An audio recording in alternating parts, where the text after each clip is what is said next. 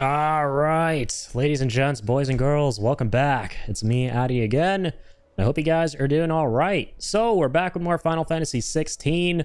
We are, for reals this time, once again, at the end of the line of this game. But, like I said last time, before we get this out of the way, we get this final quest out of the way and check out the craziness that is about to ensue, we have got to get the side quests here out of the way. We got to check these out, man.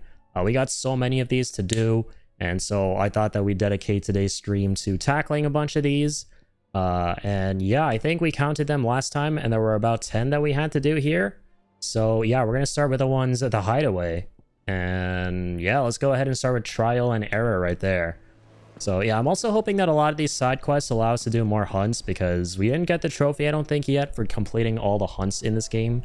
There are a couple more that we probably have to do that we probably are going to get through the side quests. So yeah, let's hope for that. And yeah, one other interesting thing that I noticed is that on the world map, we don't actually have any side quests with a plus sign on them. So I think we've actually completed all the quests potentially, assuming we don't get any more that have to do with giving us new gameplay things. So anywho's, let's go ahead and get this started. Let's go. Speak to this guy. Nazaire Cursebreaker. What quest do we get from this guy? Sid, I was wondering if you could help me. It depends what with. Let's do this. But recently freed from his bonds, is keen to join the Cursebreakers. As you know, the work we do is not easy, which is why we test every volunteer's suitability. I was hoping you could oversee this one's evaluation. I don't mind, but why this one? Because he wants to be a scout. Our ranks are filled with men and women capable of breaking chains and putting slavers to the sword. But scouting, we're few with the nose for that, which is why we still rely so heavily on Gav. And since he accompanies you on so many of your missions, I thought you might be better placed to recognize the traits in him that we should look for in those who'd fill his boots. Sounds reasonable. So you happy to oversee the boys' test then? Sure, my time is yours. My time is a lot of people's tonight. A lot of my time is a lot of people's. Truer words, Sid. That's gonna be the whole stream. Know that you'll be attending his trial, and that he is to proceed directly to Northreach in readiness. Okay. Time like the present, eh? No time like the present. I'll await you there. Sounds good, sir. Let's get started with trial and error. Northreach. I don't suppose they could have chosen somewhere closer. Hopefully we run into a lot of trials, but no errors. Okay, here we go. Head into Northreach. Let's get this party started. Nazaire might at least have mentioned where in Northreach he'd be testing this recruit. Yep. Game's mentioning it too.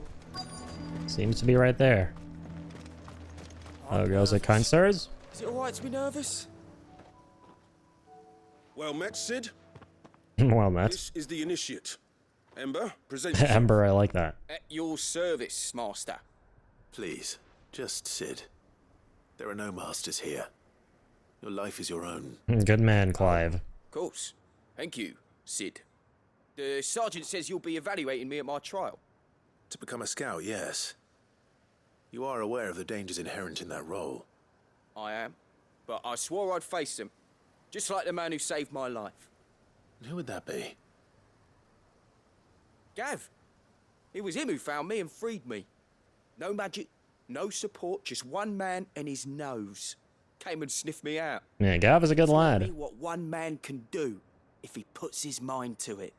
And I've been training ever since, so that one day I can be someone's saviour, just like Gav was mine. I'm sure he'd be flattered. You clearly have good intentions, Ember. And it sounds like you're under no illusions. Stick to this path and you'll make a fine Cursebreaker. So, what? Have I passed? You haven't even started. Bruh, this guy. Now listen. This is where the real fun Here begins. is an Imperial lookout, Eastwatch. The guards there record all their sightings in a logbook. You are to find it and bring it here. And bring it here, right. Anything else? Sounds simple enough. No. Sneaking into a heavily guarded Imperial outpost and stealing the logbook would be quite sufficient. You will need to assess the situation, determine a point of entry, create a distraction and effect an escape, all without being discovered and thrown into an Imperial oubliette. Oubliette. Gav isn't our That's a best first scout for because me. he can do everything. It's essential that you know your limits. Hearing that word. Know my limits, right. I won't let you down. Alright, young fledgling. Go and make us proud. It shouldn't be as dangerous as I made out. But keep a weather eye on him all the same, would you? On my way. Yeah, Alright, let's make sure he doesn't get up to any trouble. Alright, Ambrosia, let's catch up. Man runs faster than a chocobo. He's already all the way up there. Holy shit.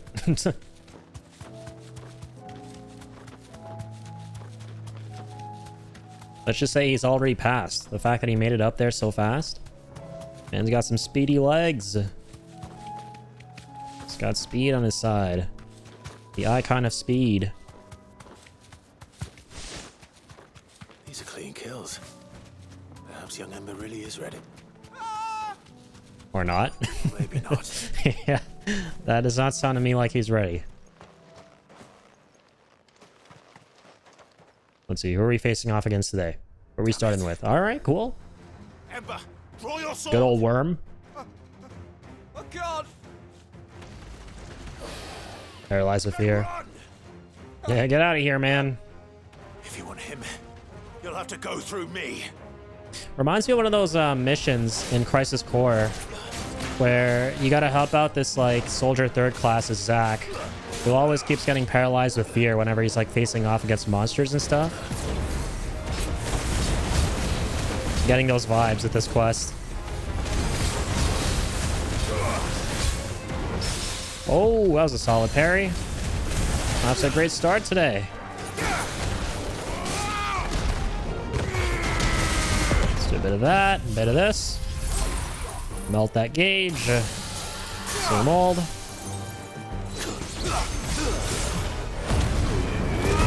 This. Bit of that. He's on Tezuka's face. That's right, last time we got Odin. He still hasn't gotten old. He'll never get old, despite being an ancient icon of darkness. Alright, could be better. I'm just getting warmed up.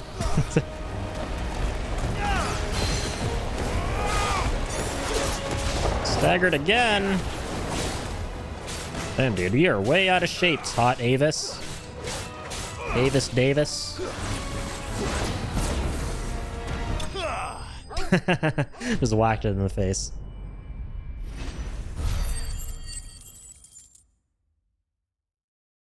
Best be taking notes, young man.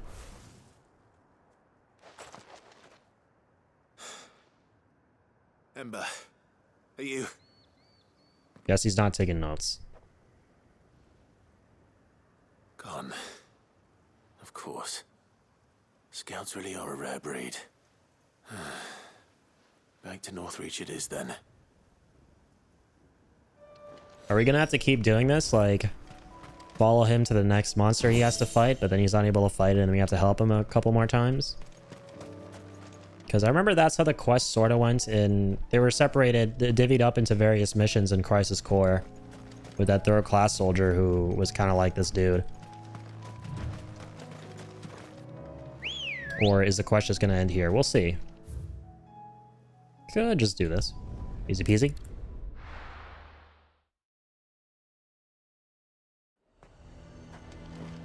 When in doubt, fast travel it out. Hello.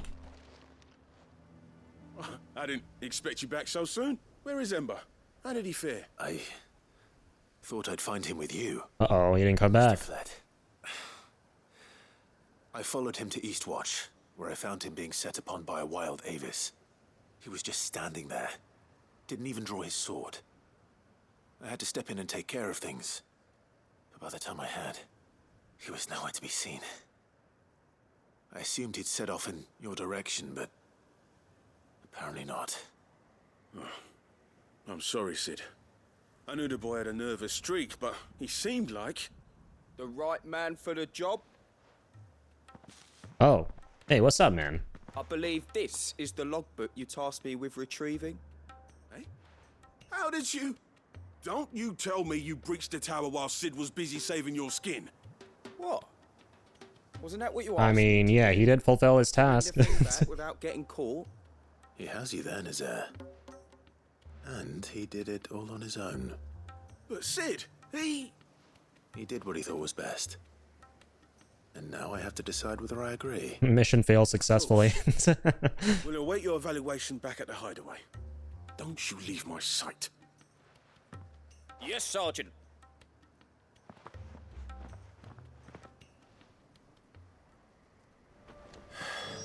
This won't be an easy decision.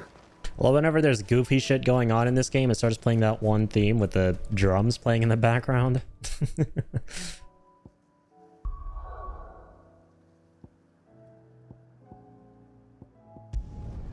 Alright, Nazaire.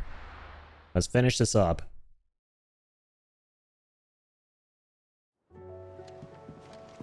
And one thing I'm definitely going to do tonight that I didn't do last time when we were taking on a whole batch of side quests at once is I'm not going to pick up a whole bunch of side quests at the same time and then start doing them, because I feel that significantly dampens my ability to enjoy the side quest.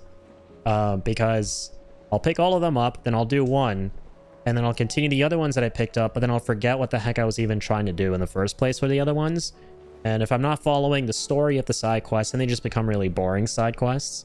So I'm going to avoid doing that again. I'm just going to like focus on one side quest at a time so I can get as invested as possible in these. You should have seen. I'll learn from my Welcome mistakes. Welcome back, Sid. Welcome back, Sid. I'm back. Trip wasn't too much of a pain in the arse, I hope. Truth be told, it was me who suggested roping you in to help with the trial. But from what I hear, things didn't go quite as planned. No, they most certainly did not. Ember lost deserves his all the nerve in praise. face of a beast of prey, Sure. but he didn't lose heart. He pressed on, and he achieved his aim. And is that not what we ask of our scouts? Indeed it is.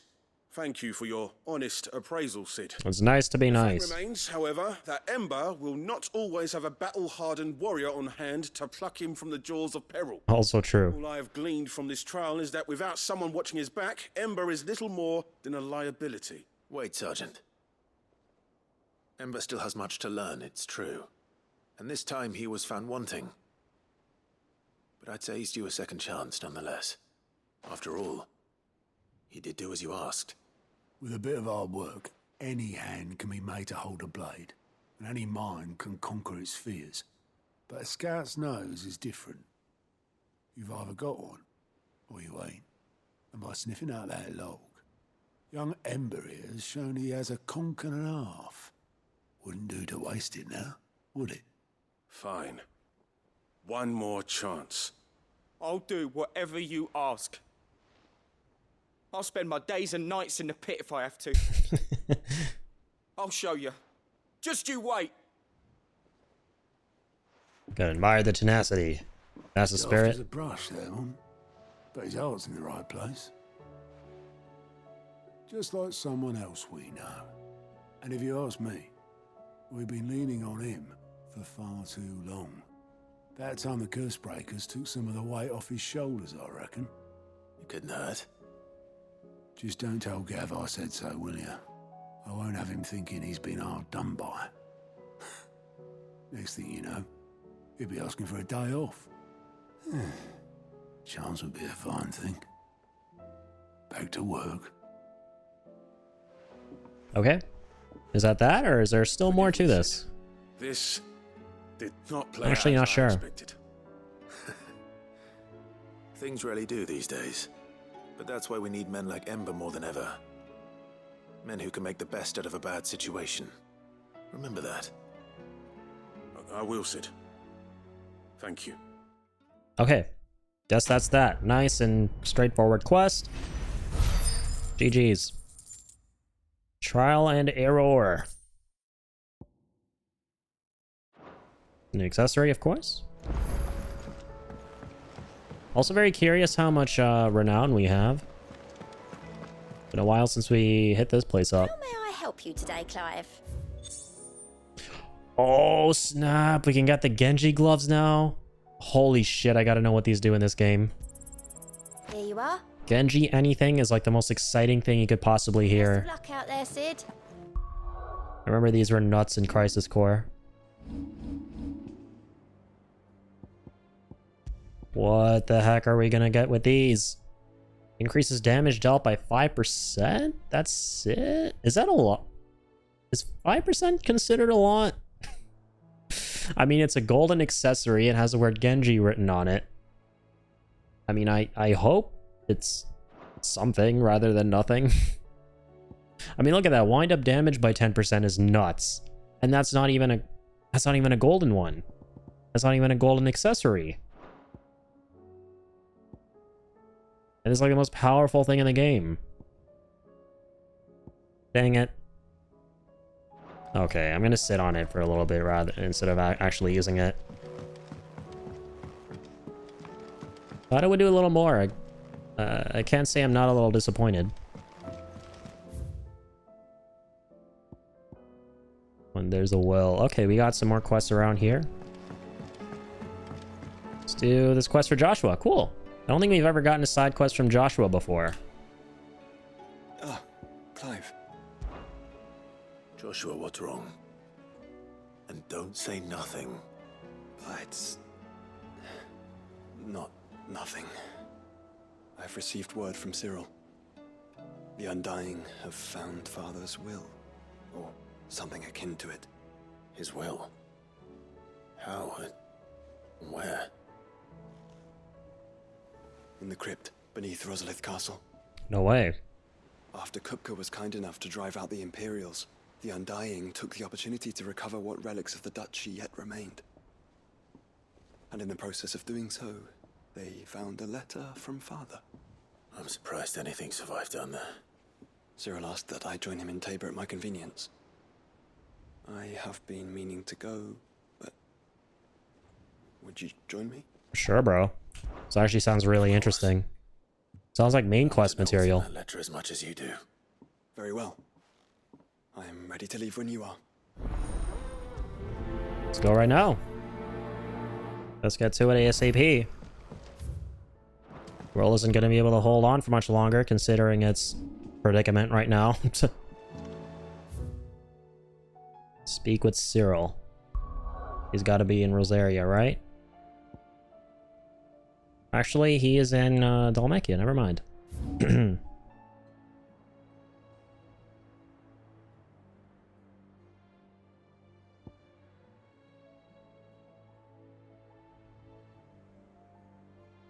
Where is he at? Oh, there he is. It's hidden underneath Duty Undying too.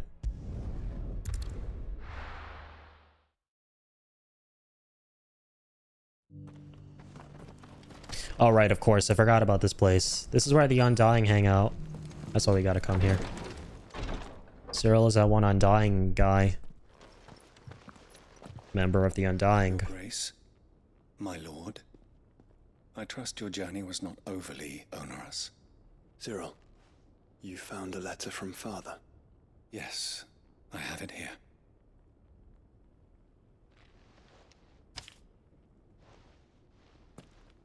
If you would do us the honor, my lord. Cool. Letter from Dad. Now you can't see his face. Oh god.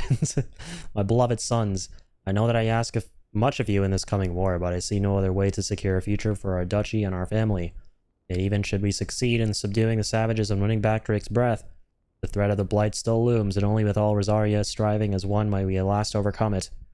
I made plans to see us through, but such are the obstacles that stand in our way. It shall likely fall to you to continue my work. I know that you have the strength, the courage, and the will to do so. This shall be an arduous inheritance, and so I offer you another, that you might be reminded of the love and the faith that I hold for both of you. An inheritance. What a lovely dad. It would seem the late Archduke penned this missive shortly before his passing. The day before we left for Phoenix Gate. What are these plans he spoke of? His plans for the duchy, your grace. Your father entrusted them to my predecessor, the former bearer of the Burning Quill, who entrusted them in turn to me. The complete emancipation of bearers is their stated aim. Sad that it never happened. Your father's dream did not end there. His Such a Grace noble also dream. spoke of building hospices to care for those stricken by the curse, and the founding of a new university to further the development of non-magical technologies. With the blight spreading ever more widely across the twins, Archduke Elwyn saw this as the only means of securing Rosaria's survival. He wished to see men and bearers treated as equals. To see centuries of common wisdom overturned. Small wonder he did not think it achievable within his lifetime. He was a good man. And he thought it achievable nonetheless. Had he not, he would never have written this message. Nor would he have entrusted his vision to his most faithful aides. Those who would have stood with you, shielded you from the machinations of the less benevolent personages at court. It's a pity only they are still with us.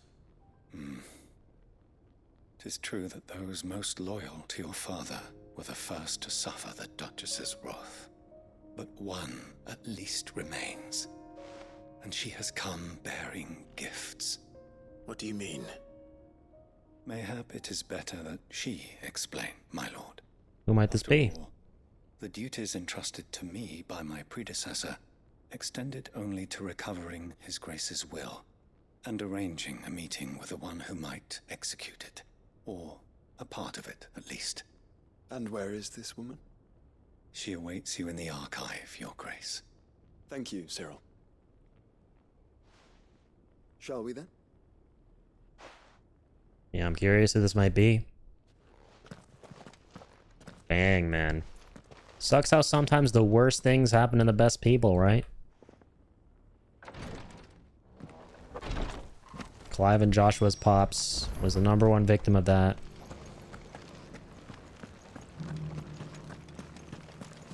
Let's see, who's this aide? You've never met him before, or her. Sorry, her.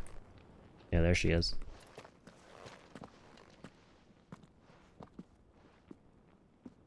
My lord, your grace.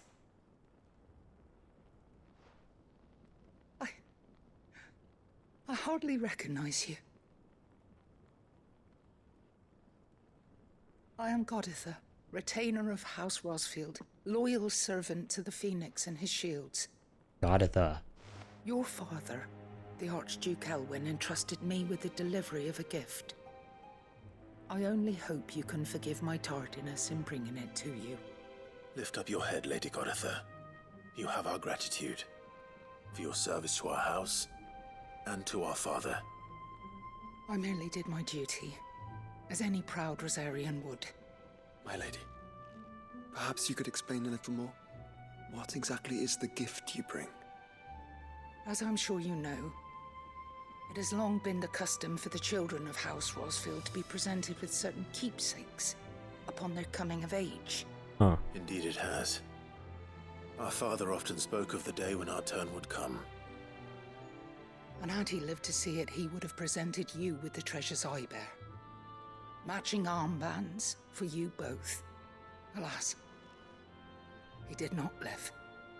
Indeed, he was taken from us even before they could be completed. Damn, that He sucks. had intended to claim the Heartstone with which each armband was to be finished himself, but it was not to be.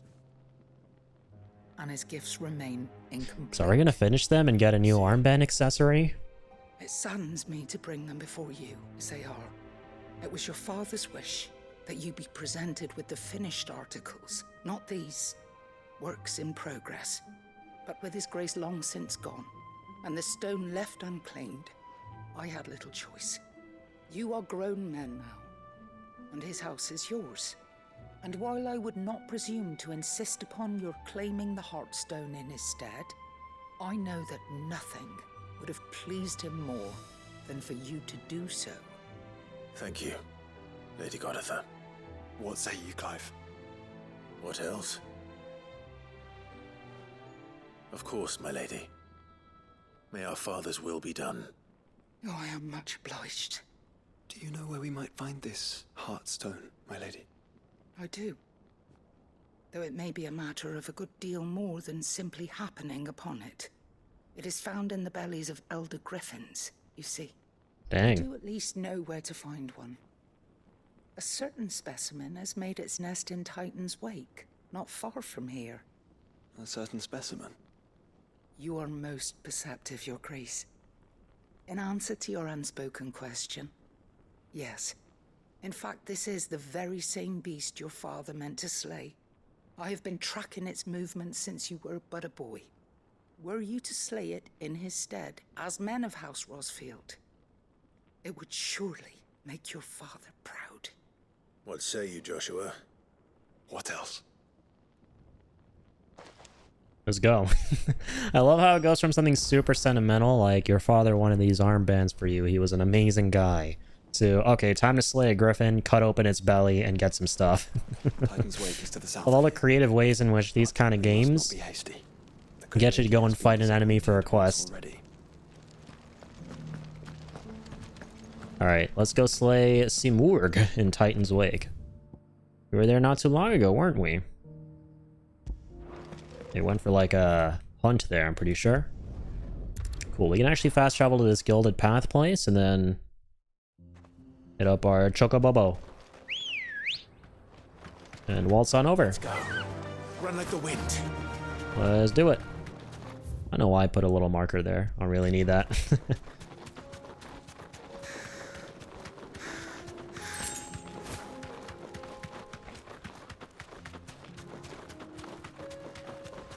Alright, Joshua. Almost there, buddy.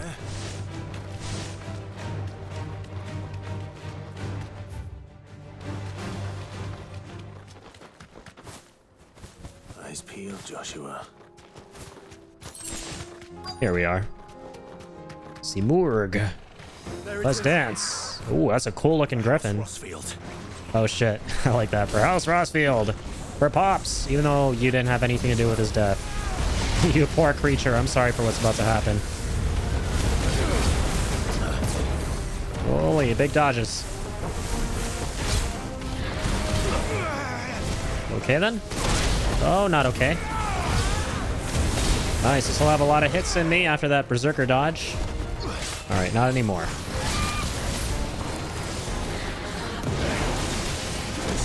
Nice. Big precision. I'm a man on a mission for the precisions. Some of those while I'm at it. Uh-oh. That tornado doesn't look fun.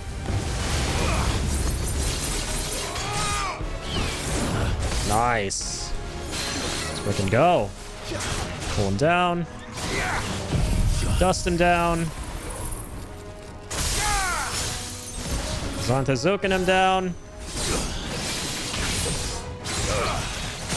Dope. Let's limit here. Looks like I'm Torgal. Let's actually spam Ravage this time around when commanding Torgal. Because I'm pretty sure we don't have that maxed out.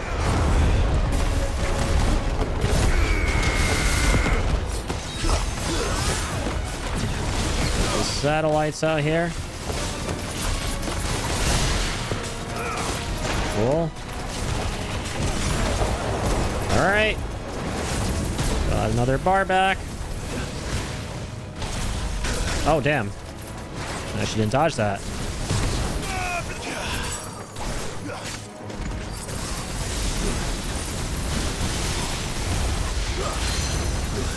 Alright. Big shots. Big pull. Big punch. Pull no punches. Heaven's Cloud. Big Heaven's Cloud. Got Zantazukin back. Back in town, baby.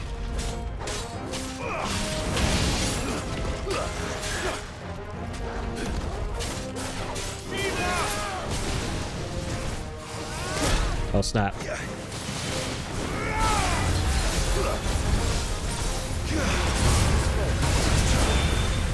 Alright, I don't know what's happening. I see nothing.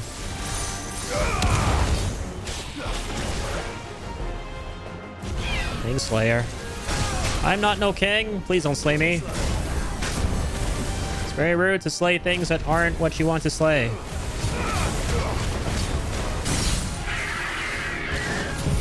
Oh shit, I forgot to limit break first.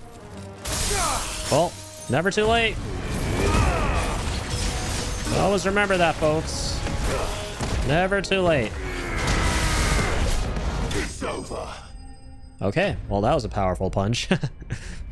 Didn't think we'd be beating him so soon there. I thought we needed at least 5 or 6 more hits. Heartstone, nice. Oh yeah, that's for the quest. Is this the Heartstone? I expect Lady Goditha will know. Only one way to find out. Well, that was fun. You know, just to spice some things up, I'm actually going to go into abilities and check out... Also, you have so many ability points. I want to check out Gugnir instead of Heaven's Cloud. Experiment with that a little bit. With the spear. I want to try out all the shit Odin has to offer because I really do enjoy his tree. Let's try that one. Followed by buying the one we don't already have. I forget what it does. We'll take that out for a spin as well. Rift Slip. Oh yeah, this one where you can recover immediately from any ability or action. That's awesome. Doesn't sound like much, but I can see it being really useful for if you want to continue extending your combos and stuff. Oh, thank the Founder you were safe. The Griffin is slain then? And the Heartstone claimed. Here you go, ma'am. Yes, this radiant luster like frozen flame. It is just as your father described it. Thank you, my lord. Your grace. Your father would be so proud. Lady Goditha, the lapidary is ready. Thank you, Cyril. I will be with him shortly. If you would excuse me, I shall have the stone cut and set forthwith. Sounds like a plan. Thank you, Lady God. Can I call you God for short because you're so awesome?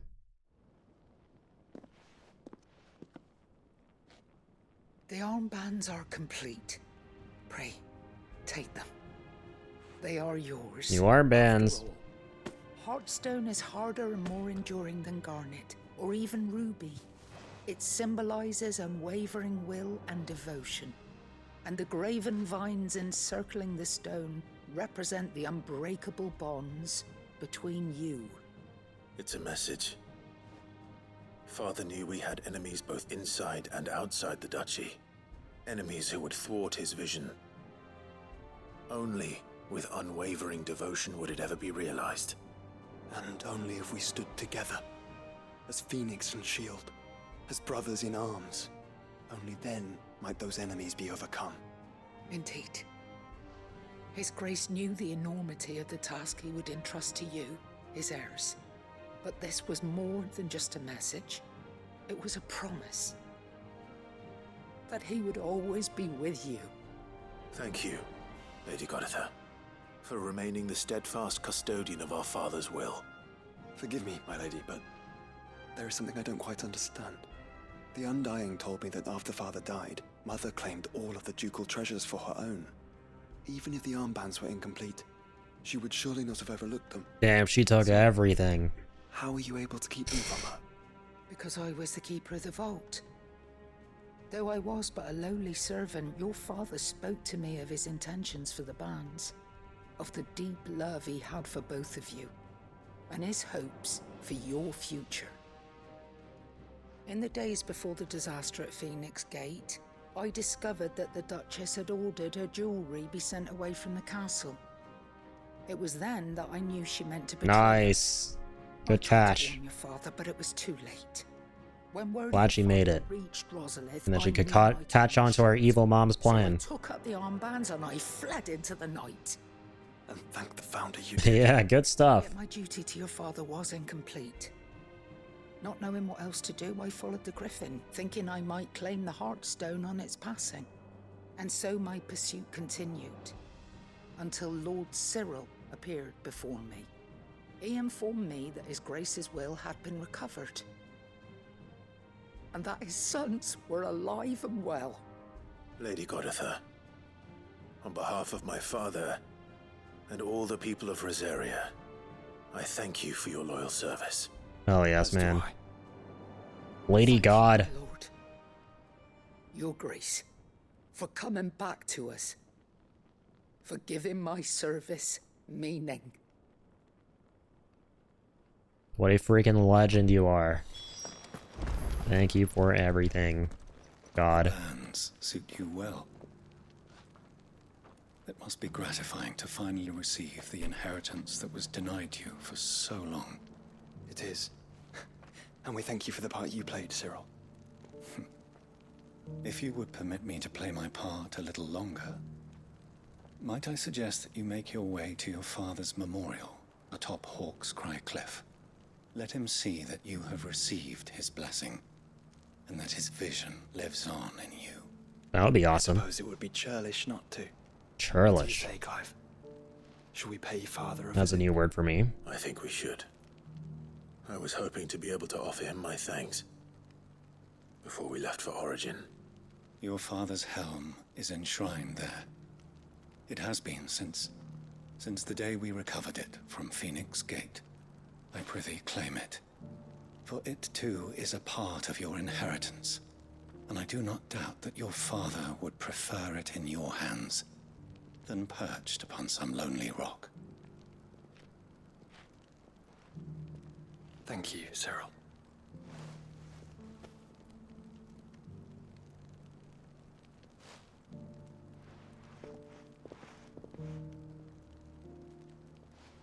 Come on, Clive. He's waiting. It's been a pretty great quest so far. Love the quests that involve the main characters. Always really fun. Sorry, that's a new quest there. Let's check out where this memorial is. I'd wager it's not in Dhalmekia, right? Yeah, it's obviously going to be in Rosaria. Hawk's Cry Cliff. Let's check this out. Alright, Ambrosia. You're coming with us too. You're part of the Familia as well. Don't forget. Ambrosia. Unwavering will and an unbreakable bond. Do you really think we're strong enough? Save the world? Of course. To have overcome Father's political enemies. Of that I'm less certain. Especially knowing what we know now. What Mother was truly capable of. But perhaps these bands would have helped. Knowing he was with us would have made all the difference. Yeah, that was beautiful. Like how before the final mission, Right there. before the be-all end-all, there's a super personal quest we can do here with which involves Joshua and Clive going together to learn more about their father and receive what he wanted to pass down, which is going to help us and, you know, help us to save the world. That's kind of amazing. Appropriate timing for this quest. It's really fitting. Father always fought for what he believed was right. Wonder what would have happened Until if that night at Phoenix Gate that I realized if we had come here without doing the quest. I had never fought for anything. I always had someone else to do the fighting for me.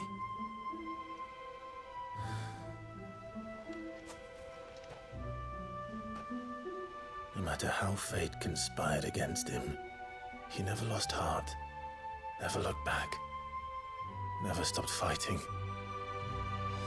To me, he was the greatest of men. And I've been trying to live up to his ideals ever since. Well, Torgal's there too. Of course, he's part of the family. He's one of the bros.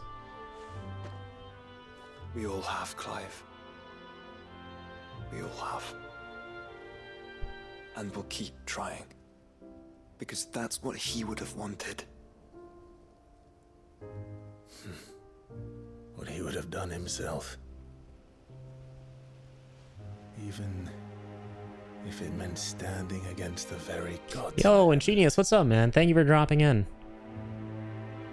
I shall be borrowing this, Father, if I may. Just doing a bunch of side quests Watch today. over us, as we follow in your footsteps.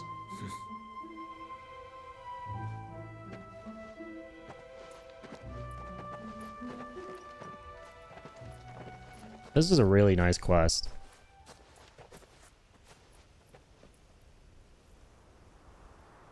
Love me some side quests. Yeah, and this is a really good one too. Oh, cool. He's seeing a vision of his dad. Man, that hits hard. So this one's a very personal one to Clive and Joshua, right? It has to do with them going to their father's grave. And meeting some people who were close to their father, who we didn't know survived the attack at Phoenix Gate, or the Phoenix Gate incident, rather. Onward then. Onward. To the end. And to a new beginning. That was epic. Yeah, probably one of my favorite quests. As soon as I saw that it was a quest that Joshua was going to give us, I knew it would be something special, and yeah, that was great. Oh, that's cool. And the helmet of Clive's dad is something we can display in his chambers. Neat. So yeah, we learned more about Clive's dad, his ideals. Pretty much the most honorable dude in the entirety of the world. He had this crazy master plan to emancipate all of the bearers, free all of them, make sure they lived like good lives, and sadly, none of that came to fruition for obvious reasons. And we ended up meeting people who were close to Clive and Joshua's dad, who told us that he had some things he wanted to pass down to us, and we got those, so aka new armbands. Oh my gosh, what? Joining hands with Joshua. Joshua has joined Clive's party and will remain with him until departing for Origin. Alright, that's kind of freaking awesome. So after doing this, every quest we do from now on is going to have Joshua involved. Yo, that's kind of sick. Number one, that allows me to expedite the process of whacking these fiends. And number two, I wonder if he's going to have some input on the quests that we do from now on. And number three, it's obviously Joshua. He's our bro. Always a good time having our bro on our side. Or by our side. But yeah, we got these armbands after slaying a griffin that had the gemstones that Clive's dad wanted to use to make the armbands for Joshua and Clive. Now that they have been...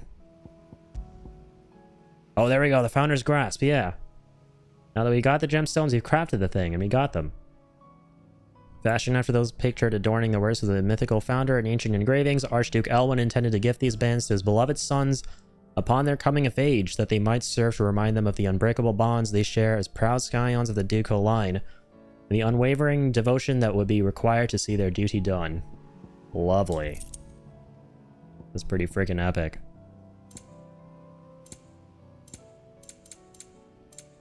Circle of Heaven 2. Alright, nothing else that's new here. That's crazy, though. Obviously, Clive's appearance doesn't change, but still. Love that we got those. Alright. Nothing to do in Rosaria? Which, I don't mind. I mean, that, I think, is a beautiful way to sort of put Rosaria to a close. The chapter that is Rosaria, the region that is Rosaria, to tie that up beautifully in this game. A quest that has us going to our dad's grave. That was here all along at Hawk's Cry Cliff. I wonder what would have happened. We'll have to see that in New Game Plus if, like, you go to that grave before you know it's Clive's dad's grave. And you have this quest if Clive says something, says some kind of voice line or something like that. That will be kind of interesting. Okay, let's head back to the hideaway. Very cool. I would argue that that quest should have had a plus sign on it, since we got these really cool armbands. Like, every time we do a plus sign quest, we get some new accessory or, you know, some new gameplay thing. Alright, what else looks interesting? So Joshua gave us a quest there, which has never happened before. Are there any other really important characters who are giving us quests out here? Because that one was epic. I really enjoyed it. Obviously, we got Gav. Uncle B. Okay, I'm liking this a lot. I'm actually noticing there are a lot of major characters out here giving us quests. which isn't something you see every day. What about Jill?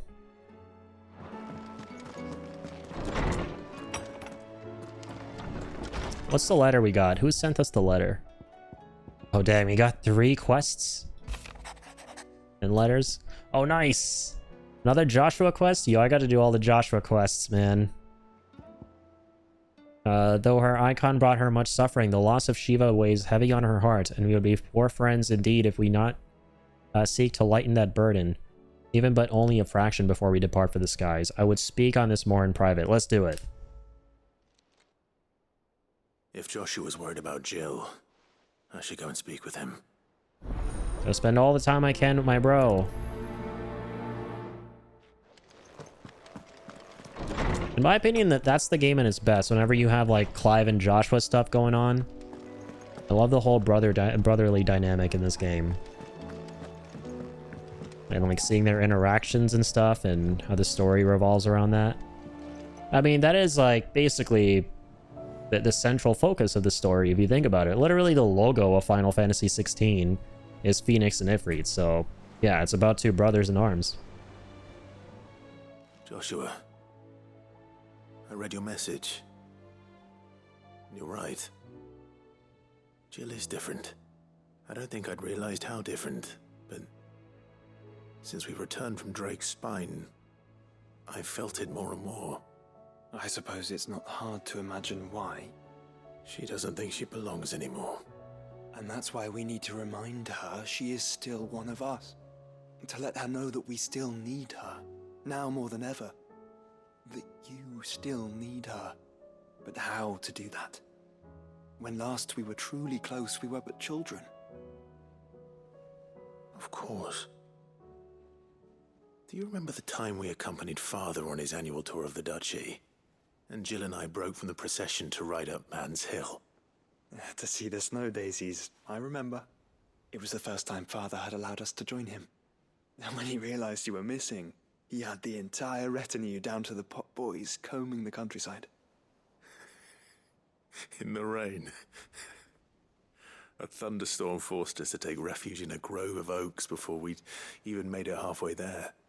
It was the Lord Commander who finally found us, and needless to say, he was none too pleased.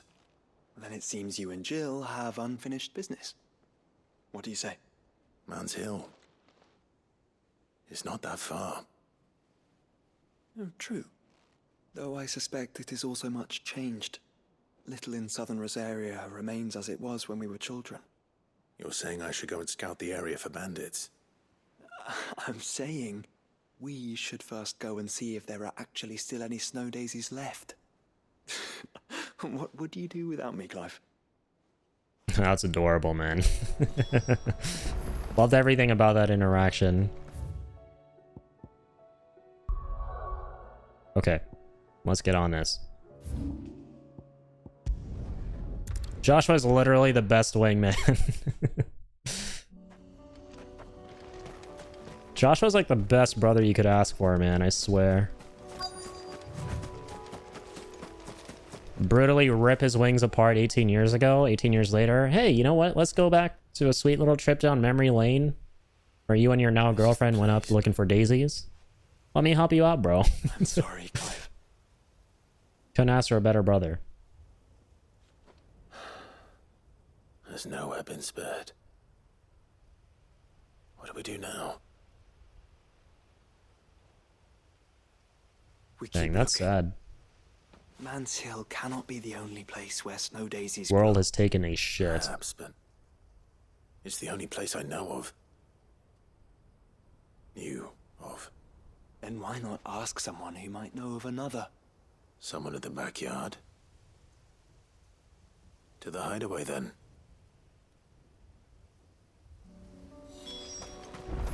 Alright. Let's go return to the hideaway. Visit the backyard, yeah. Forgot we have a little pretty place in our hideaway where we're growing a bunch of different things. Have a little garden of our own. Man, but one thing I'm kind of thinking about at the back of my mind right now while I'm doing these side quests, which man, they're very emotional, right? Like they definitely are trying to make you feel things with these side quests. One thing I'm currently thinking of is the reason why these side quests are hitting so hard right now compared to like the beginning of the game or in the middle of the game, literally any other point where you do side quests, is because something really crushing is going to happen in the ending. Like, all I'm going to say is I'm not prepared for the ending. And I think that, man, like the side quests here, doing them is going to make us feel like way sadder when we actually experience the ending of this game, if that makes sense. Because I feel like certain things are going to happen to the characters that make us go, oh my god, I'm glad we had these moments together before. You know, the be-all end-all moments.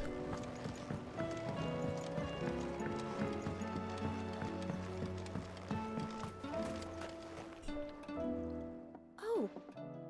What brings you down from the heavens, Sid? I need your advice. Joshua and I are looking for a place where snow daisies grow. Preferably in abundance. Snow daisies. Then you'll want somewhere not too hot and not too cold. And where the winds are strong enough to carry the seeds.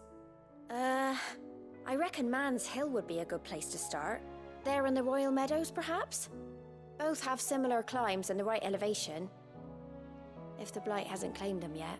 I hope it hasn't. Thank you. So wouldn't be surprised if it did, though, my god. Did you learn where we might find our flowers? The gardener here mentioned the Royal Meadows in Sambrak. Ah, the fields beyond Northreach.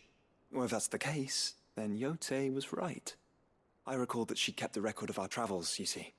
So I asked her if she'd perhaps noted anywhere that snow daisies grew, and she mentioned Oilefeist Bay. Whose shores border the meadows. Off we go then. Oilefeist Bay.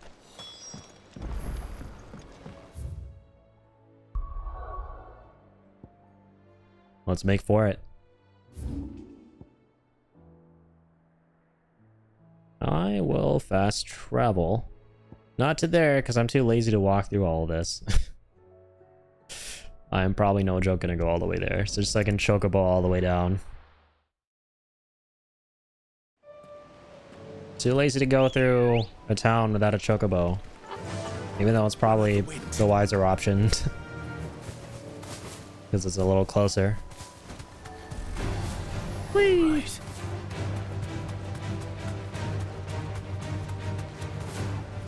Yeah, it's nice how right before the end of the line in this game with the final mission, a lot of the side quests have to do with Clive doing, you know, like taking care of things that mean a lot to him, that are very close to him, with people he cares about, like Joshua. I don't think you've ever done any quests with Joshua before in this game, side quests. And I'm glad how they're all kind of like here at the very end. And once again, I think that it is very intentional because something crazy is going to go down in the end. That is going to make us miss all of these moments we had together, the final moments we spent before the final mission with our loved ones. Okie dokes. Whatever the hell may happen, I'm preparing myself, right? But the one thing I cannot prepare myself for enough is for anything to happen to Torgal. Nothing better happen to Torgal. That's all I'm gonna say.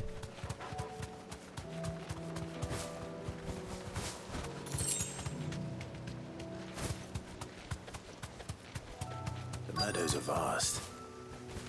Where do we even start? Yote mentioned the coastline. We can start there.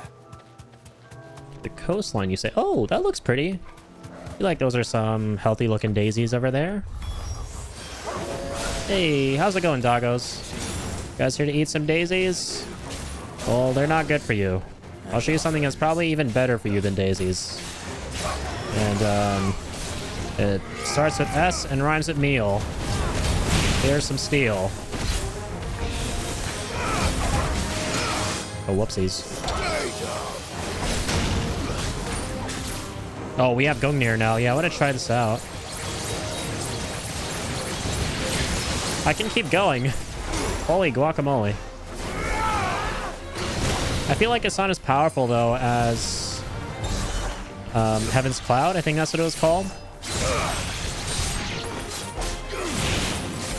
Charges up really fast, though. I can definitely appreciate that.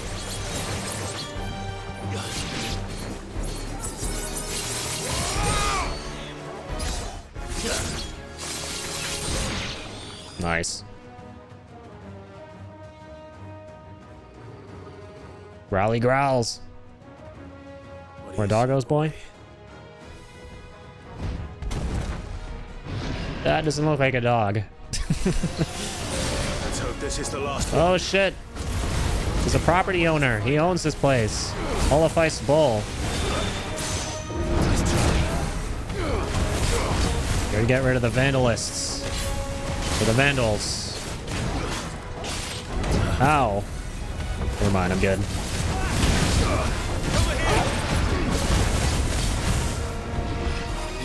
Just dodge that. Get back in there. Whee! Dug near his ass. Clive, get off that move. We gotta pull him. Oh man.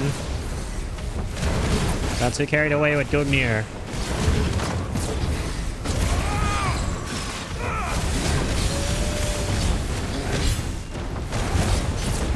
Beautiful.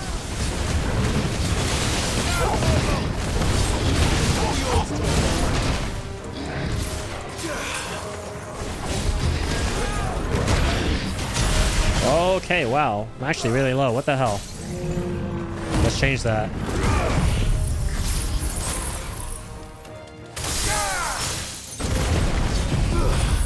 Let's give it everything we've got. Getting all my HP back too, slowly but surely. Let's charge up Zantazukin here. Let's go, let's go, let's go.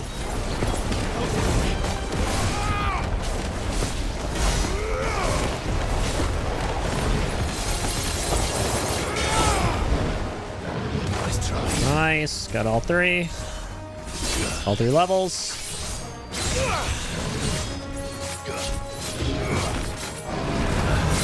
Let's go. Flash of Steel. I love the precision slashes with Odin's sword here. So fun.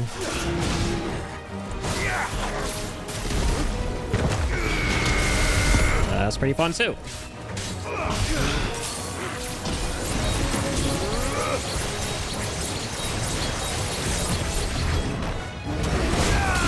Snap, I don't have the sword out. Oh, I do. Out of the way, Poochie. Yeah, I want to say I'm not as big of a fan of Gungnir as I am Heaven's Cloud. I think I might go back to Heaven's Cloud. That was harder than I expected. I like that you charge up Zantazukin a lot faster with Heaven's Cloud. Even though the trade-off is the fact that, yeah, it does charge up a lot slower than Gungnir. They're beautiful. Do you think Jill will like them? I think she'll love them. She'll love them. Oh, hell yeah, look at that. Come on, Called it. let's go. Clive and I have just been on the same wavelength this entire game, man. Like, I'll say one thing, and then Clive will repeat that same thing.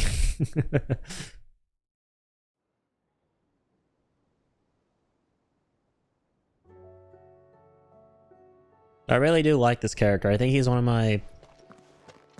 He's quickly becoming one of my favorite protagonists in Final Fantasy. Say is up to you. Well, you and the skies. We wouldn't want another thunderstorm now, would we?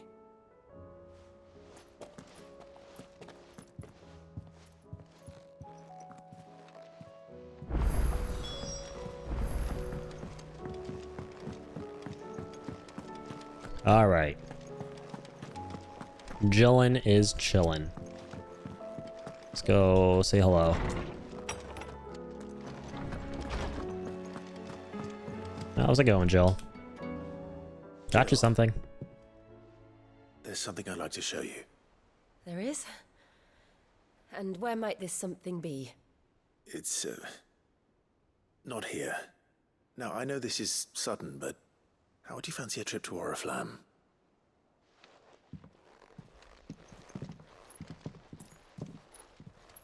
This is cute as hell. We're basically going on a date.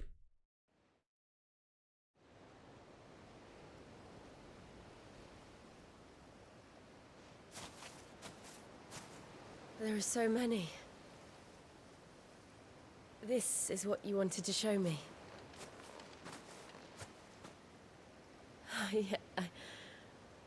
I don't know what to say. You don't need to say anything. The smile on your face is enough. That's adorable. We've been worried about you, Joshua and I. Do you remember when I took you to Man's Hill? Or tried to? How could I forget? You saw me crying and thought a change of scenery might lift my spirits. In the end, it earned me a nasty cough and a stern scolding from your mother. But I felt wonderful nonetheless. I'm sorry. I had no idea what I was getting us both into. But I couldn't bear to see you like that. Before we left, my chambermaid told me she'd overheard your mother talking about my marriage prospects with some of the noblewomen at court. They were debating whether it would be more profitable to marry me off to one of the high houses instead of saving me for the ducal line. No one thought to ask me what I wanted. I was nothing to them. A pawn at best. I felt so trapped. So lonely. I didn't know. But I wasn't alone. You were there. Your hand in mine as we ran for those oaks. And I knew then, no matter what happened, I would be all right. I'll never forget that feeling.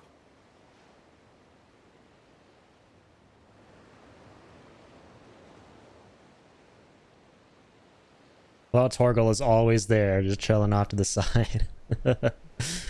That's part of the whole game. No matter what the scenario may be, he's always just there vibing. Before we broke camp, the morning after the storm, do you know what I did? No? What? I slipped away from my governess to climb the tor. And from there I saw a sea of petals, all reaching for the sun. And I realized that no matter how terrible the night, dawn would always come. Love how it's playing her theme, but a different version. That you... It's like a much more romantic version. That you would always come for me. And you have. Again and again.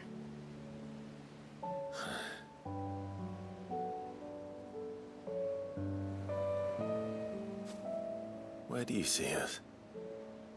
When all this is over?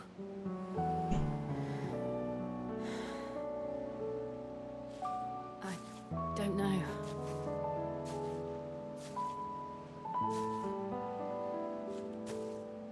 Not here, though. I think I've outgrown the twins. After everything we've been through, the realm just seems so small. I'll need some space to spread my wings. Then... that's what you'll have. And I'll stop at nothing to see that you do.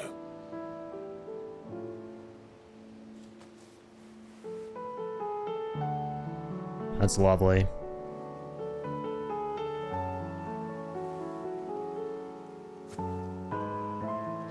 I never was much good at garlands, but it'll have to do. I'll treasure it forever. Thank you, Clive. For this, the flowers, for everything. It's exactly what I needed. You are my treasure. Oh, that's adorable.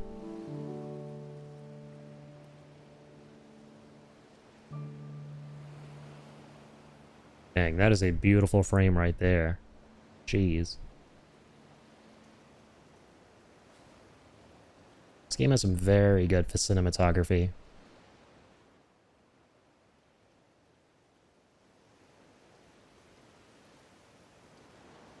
We should probably be getting back. I expect the others are wondering where we are. You're right. There's still much to do. And we'll do it together. Awesome. Man, the side quests towards the end of the game, jeez, they've never been better. Snow Daisy Garland, cool. Yet another collectible here. Shiva's Kiss. Oh, that's pretty adorable. Reduces Diamond Dust cooldown time by 7.5 seconds. I use Diamond Dust a lot. After taking my girlfriend on a date, I can reduce the cooldown on it by 7.5 seconds. Let's go. Oh, that's awesome. Now Joel's joined us too. Joining hands with Joel. Joel has joined Clive's party and will remain with him until departing for Origin. That's awesome. So now it's not just Joshua, but also Joel. Dude, that was so cool. Once again, I love the way that this game is written Joshua and, or I'm sorry, Clive and Jill's relationship. It's just so believable and once again well fleshed out, and none of it ever felt at any point like it was too cheesy or forced or like the game was just getting them together for the sake of it. It's actually been one of my, you know, one of my favorite parts of this game, like one of the romances that I've liked more than most romances in really anything.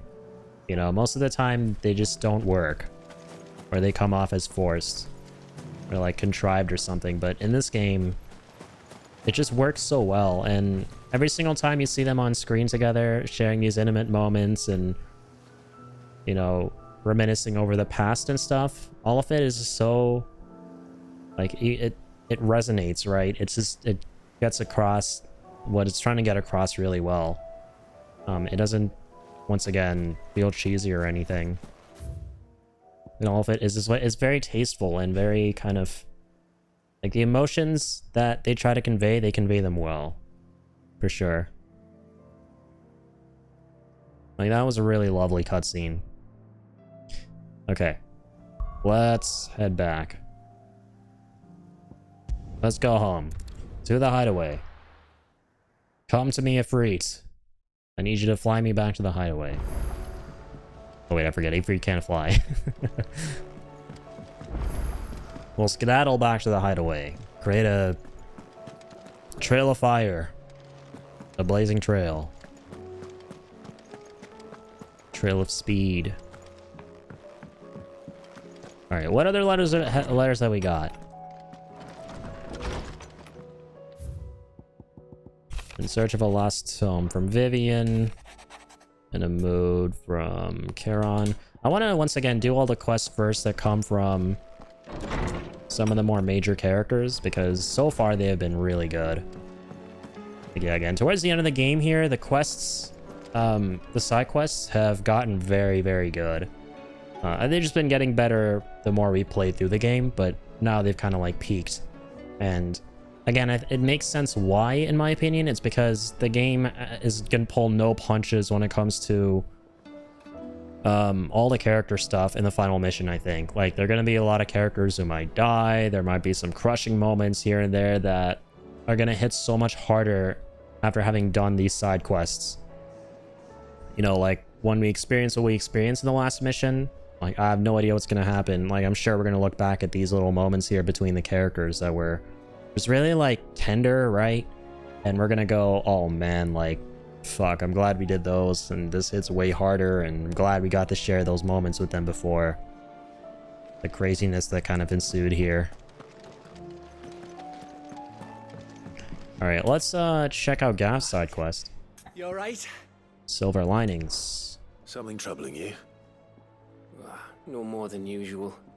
It's just... Eda's baby will be coming soon, and I wanted to make something for it. I'm sure she'd like that. Back in the north, Families would always make gifts when a bairn was on the way. Yeah, let the little tykes know they were welcome in their new homes, like. So, what's the problem? Well, the problem is that Ed is due any day now, and I don't know if I'll be ready in time. Right, Ed is a pregnant lady we saved. From Waloed. Just might be. All right then. What exactly are we making? A good luck charm. But not just any good luck charm. Not just any. No. One made from the feather of a silver chocobo. There's naught lucky in all the realm, or so we used to say back home anyway. Thing is, they're hard to come by. Had Otto and Karen check with their suppliers, but nothing. I'd try and track one down myself, only... Only the big day is fast approaching. And that's all you need, a feather. That or the bird whose arse it's attached to, aye. I was gonna start by asking around with traveling traders plying the northern borders. Well, there's no shortage of those passing through Martha's. I think I might make that my first port of call. I'll let you know if I find anything. You're a good friend, Clive. I won't forget this. Got you, Gav.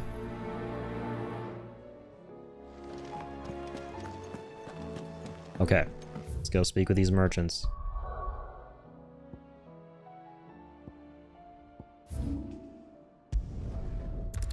Gonna get a chocobo's feather. Let's hope one of the merchants here has what Gav needs. Excuse me. I'm looking for something.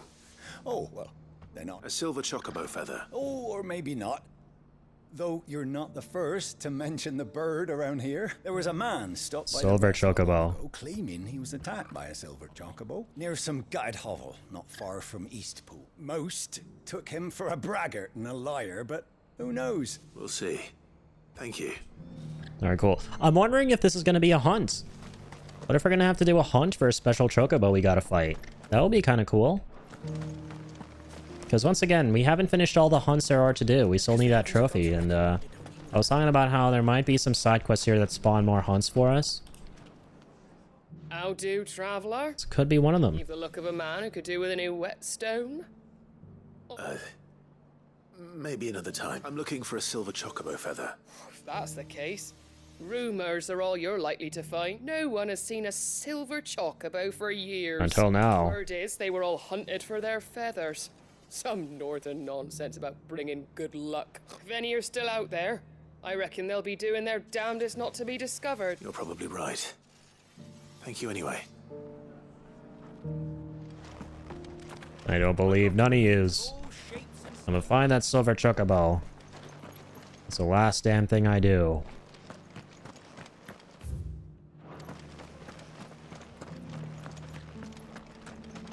That's cool though, man. We're traveling with Torgal, Jill, Joshua. Classic 4-person party. It's like old school Final Fantasy. I'll build a barricade so sturdy, even a bandit girl. Can I help you with summit? The summit. You wouldn't happen to sell silver chocobo feathers, would you? I deal in fruit, not fancies. But if it's fancies you're after, I suggest you try Rhiannon's ride. Was a silver chocobo seen there? Oh, yes. If you believe the ravings of a madman. It wouldn't be the first time. All right. Thank you, kind sir. Silver chocobo sighted in the hills near Rhiannon's ride. It sounds almost too good to be true. But since Yeah. we're here, Might be worth a look-see since we're in the area, you know. Never hurts. Speaking of chocobobos. Come on. Let's go. Ambrosia. Fly, fly. Dang it. I wish we could jump over that. I can jump over you, though. See you later.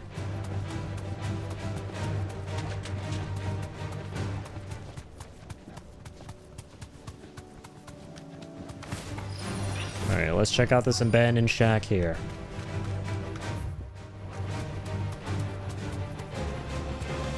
Abandoned Shackaroni Macaroni. Toshik Minotaur, that's a big boy. Pretty sure he used to be a hunt too. Did he spawn back in case you want to farm hunting materials? I wonder. Oh, there's the shack. I just noticed. They're not left by bandits for a change. How do we get there? From here. There we go.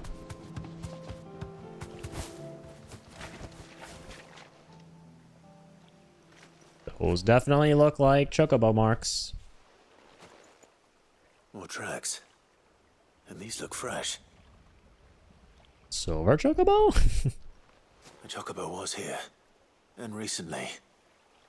Perhaps it still is. Sure hope so.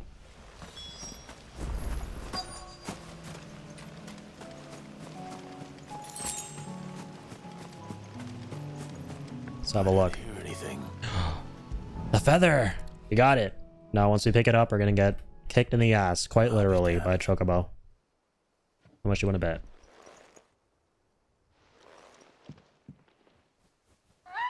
Told you.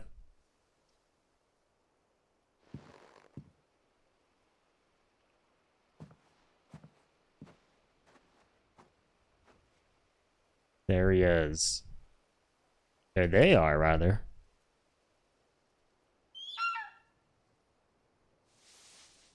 They don't look too different from Ambrosia. Regular white chocobos. I'm not going to hurt you. Just borrowing a feather for my friend. Unless Ambrosia is also considered a silver one. Why not just pluck a feather from Ambrosia, Clive? I'm sure she wouldn't mind. Let's get this back to Gav before they change their minds. Okay, wonderful. Able to do that non-violently, I'm glad. I had enough chocobo slaying in this game. Makes me very sad and mad. Let's get in this boat and travel back. Home sweet home.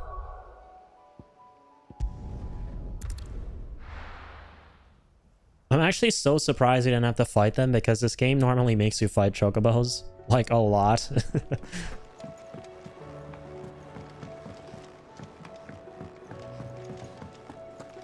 It was no trouble. Clive, you're back.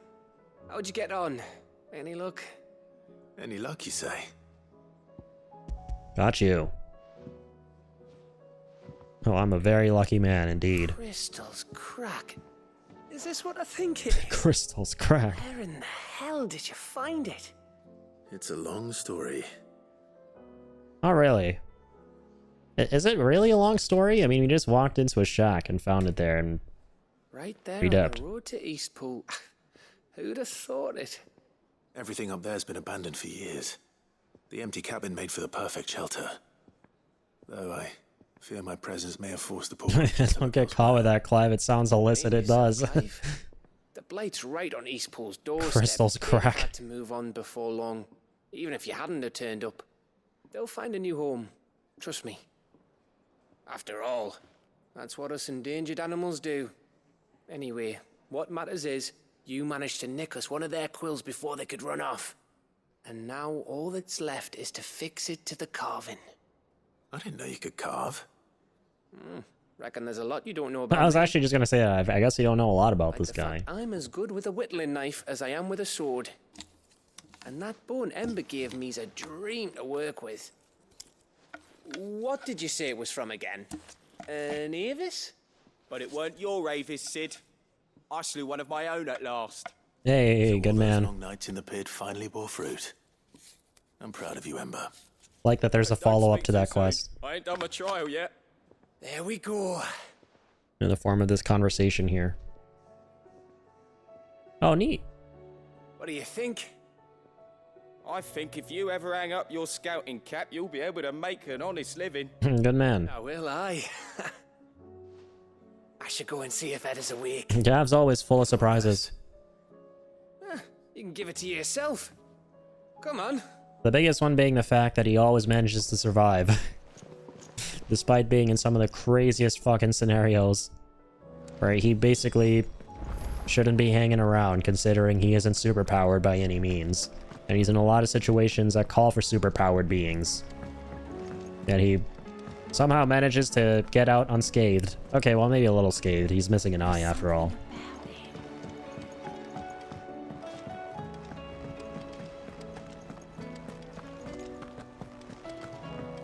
let's finish up here.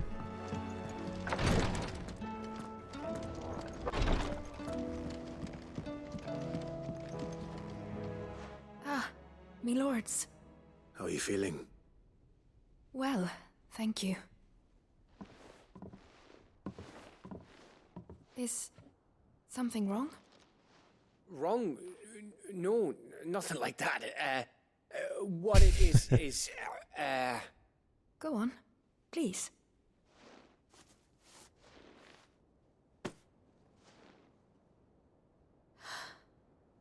It's beautiful. Did you make it? We did. Aye. It's from all of us here at the Hideaway. Your new family, like. It's a good luck charm. We may come up north when a band's on the way. I mean a baby. To let him know that they're part of the family too. Oh, I hope you like it. I don't know what to say. I thank you, my lords, for everything. If there's anything you need, just let us know. I will. Getting a lot of flirtatious vibes. Clive, fancy a swift off? I'm thirsty. I could be convinced. Gav is suspiciously awkward around her. That's kind of adorable.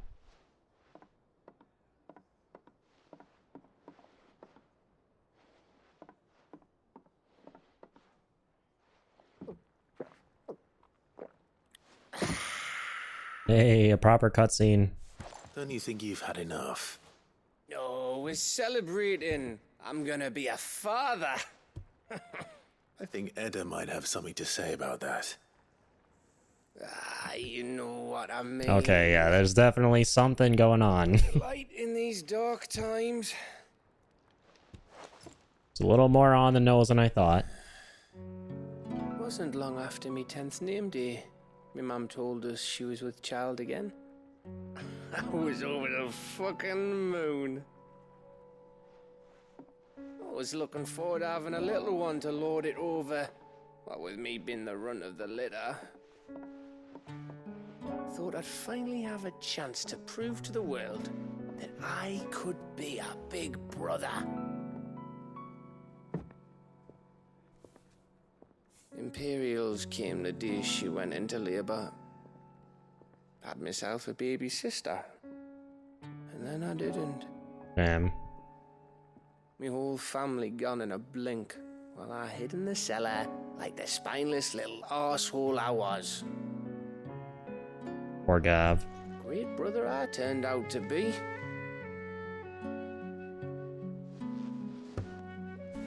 I'll never be a leader. And I'll never be a hero. I'm just a daft little dog who comes running when his master calls. I'll never be like you, or Sid, or Jill, or even Torgal. Dang. Have you finished? Maybe.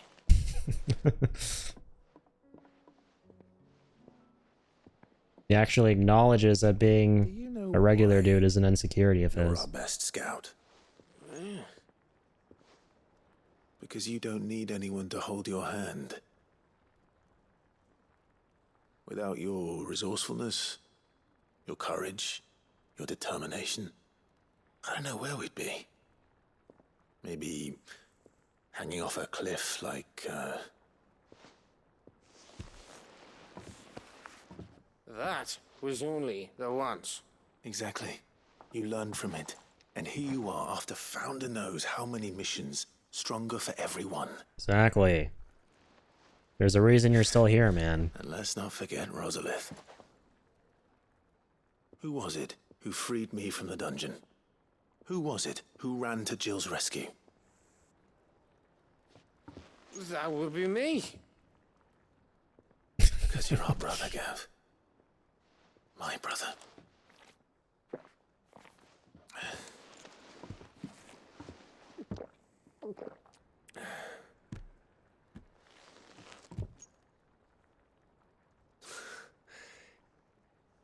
brother.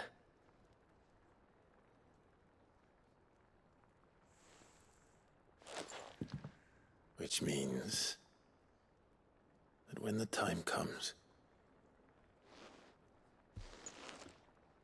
I get your room. And your sword. Next in line to be the next Sid. This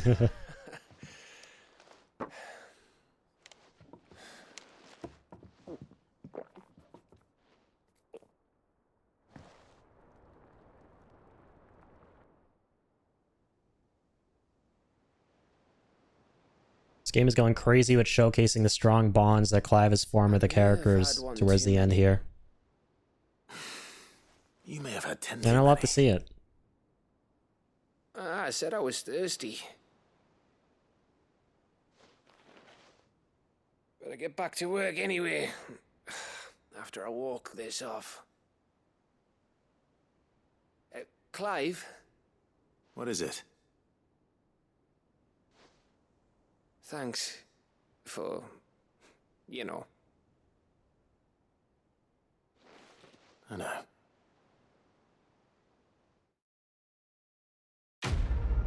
Awesome. That was cool. Right. Yet another solid example of one of those quests where we're starting it to do one thing, help out Etta, and then it turns into something totally different at the end. Go into like a lot of, you know, what's eating away at Gav here and showcasing the bond that he's forged with Clive over the course of their journey. Do you think they'll come back? Yeah, the quests do a really good job of shedding light on the characters and their relationships and developing them. Pretty epic. Especially towards the end here, with a lot of the major characters in the story. And I'm having a blast for that reason, right? Like, it's obviously going to be more enjoyable when you see the character you're playing as doing side quests that revolve around the other major characters in the story, and quests that kind of like flesh out their dynamics with one another. Alright, here we go. Now we got Uncle B here. Clive, my boy! Rutherford informs me that we owe you our thanks. Hadn't intended for you to get involved, but such are the times we live in, huh? I would have done the same for anyone else. You're far too modest, Clive. You'd make a terrible nobleman. But tell me, is the realm truly in as dire a state as Rutherford suggests? From what little I saw, you were right to be worried. I suppose I should have expected the worst. But I was rather hoping the great and good of the realm might have things a little more under control. Alas, it seems that firm leadership is in short supply these days, and without it, the people are bound to lose their way. We must move quickly. But where do we start? True, the challenges that face us are many. But in my estimation, there are two key areas to be addressed before any other. The realm's armies and her larders. As you've seen firsthand, it's every man and woman for themselves out there. Yeah, it's pretty Certain rough. Cities have banded together to try and maintain some semblance of order, yes? But such cases are few and far between. And yet, the only remedy for the chaos that faces us is unity.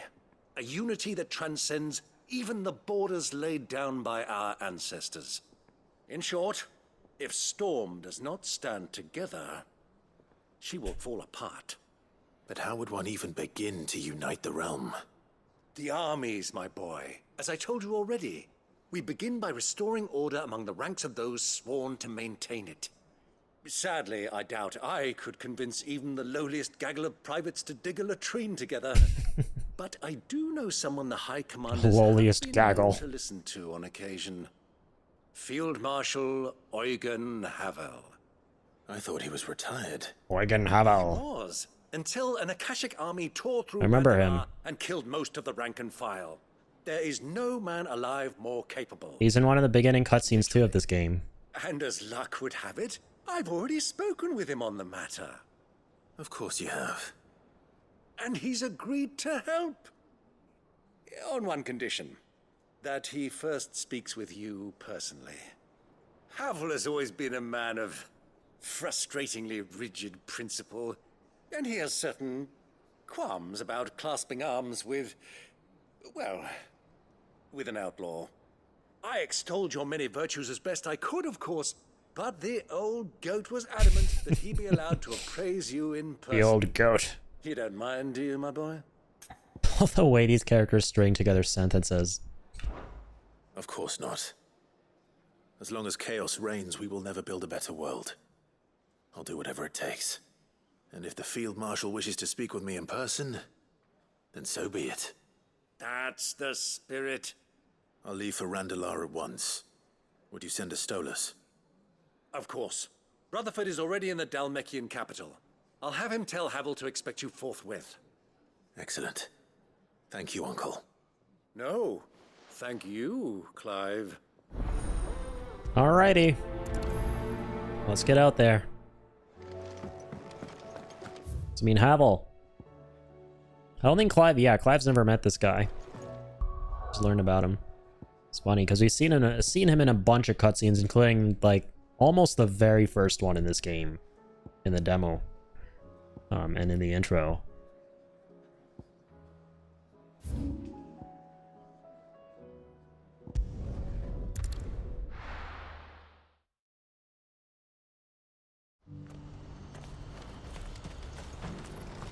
Yeah, I think in the beginning, it's so interesting looking back at the events closer to the beginning of this game, like how the characters kind of fared with one another. Like you had this guy, Havel, who was basically requesting aid from Waloed to deal with the Ironbloods. Or the Ironblood, rather, sorry.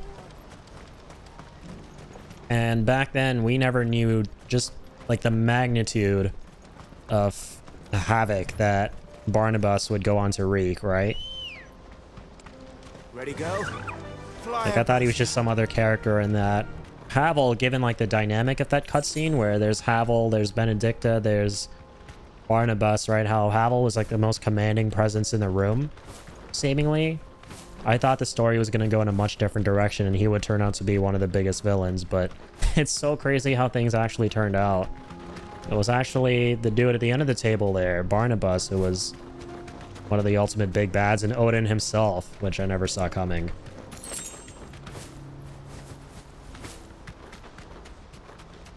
And Havel was just this one dude who was like on the same level pretty much as Uncle B. Just fodder for the dead, who Barnabas ended up commanding. It's wild how shit turns out in a Final Fantasy game, like, towards the end compared to, like, the way it started. And then you look back at things at the start in retrospect and you go, damn, that's how things were, and this is how it's pretty much going. Turncoats and cowards, the lot of you! If it's a fight you want, it's a fight you shall have! Allow me. I don't need your... Please, Field Marshal, oblige him. This won't take long. You're right. It won't. Better not. Men, finish him. Alright, buddies.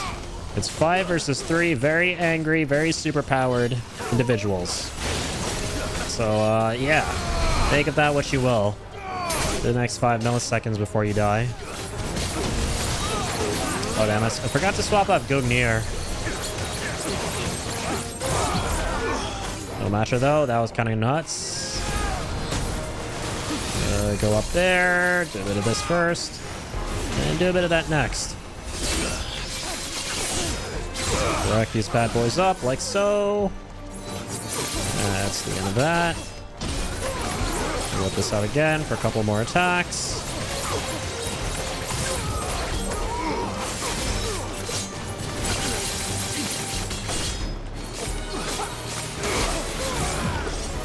That's pretty good. This is pretty good too.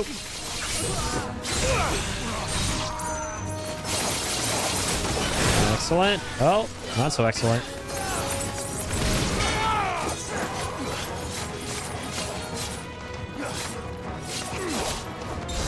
Oh, yes.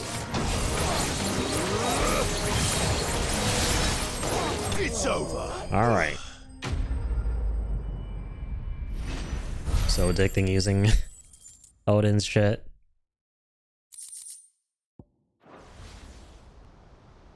A little longer than I'd have liked. Yeah, same, because we were using Odin's sword. Takes a little bit to charge up Zantazuken for not a lot of damage, but when you charge that up, that's when things happen fast, Clive. Field Marshal Havel, I presume. Are either of you injured? No, my lord. You arrived just as our escort turned on us. Fucking traitors. I'd heard reports of soldiers in the outlying regions abandoning the oaths they swore. But I hadn't thought the corruption had reached so close to the heart of the Republic. I mean, I can't blame him. The world's going to shit. It's a fucking disgrace. Your interfering old bastard of an uncle tried to warn me, of course. My lord Marquis. Or is Sid the Outlaw more to your liking? Call me what you want. It doesn't change who I am. Or the urgency of the message I bring. My uncle has a plan to right the realm, and he needs your help to see it through. Before I agree to anything, I'd have you answer one question. Shoot. What do you stand to gain from all this? I won't deny that I might benefit from further chaos. But I seek a new beginning for all of us. And while the choices I've made may not always have been the right ones, I know I made them for the right reasons. For so long, so many of us have been told how we could live, how we could die, when it should have been our decision all along. Now we have a chance to put things right.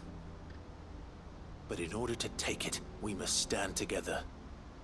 Even if it be beside those with whom we don't see eye to eye. Wise. Clive is a Certainly freaking not the wordsmith. words I expected from an outlaw. But perhaps your uncle was right. You are no ordinary outlaw. I'll never hear the end of this. All right. I'll start by ordering my most trusted guard to bring the Dhalmekian fringes under control. Next, I'll make contact with my counterparts in the Imperial Army and see if I can't convince them to try and restore order in their own territory. Thank you, Field Marshal. But they are not the only ones we will need to convince. What do you mean? I don't doubt that I can bully some sense into a few generals. But those they answer to require a different kind of persuasion. And when it comes to honeyed words, well, we will need an envoy. One who can court even the most stubborn of statesmen. You, perhaps. I'm the right man for the job. But I'm no diplomat either. Don't sell yourself too short, I man. have other problems to attend to. What we need is a skilled arbitrator. And I may know just the person. Is that so? Literally you, Clive. And would he happen to be an outlaw too? Of a different kind, perhaps. Well, beggars can't be choosers. I suppose we'll all have to find a little of the outlaw in ourselves if we're to make it through this. Very well. Send your man to me right away. I shall. Dude, I gotta say, I totally envy Clive's ability just to be able to come up with such a well-worded answer in response to any question on the spot that he's faced with. In Port Isolde. And I will see that my associate joins you there. Very good, my lord.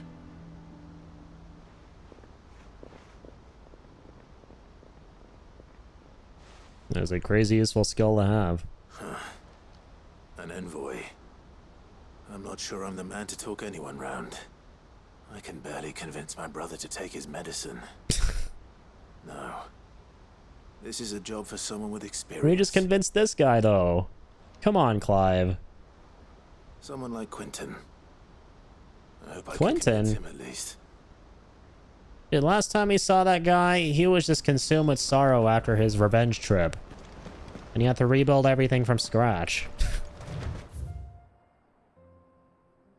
Why do we gotta hit up Quentin for this? Alright, whatever, so be it.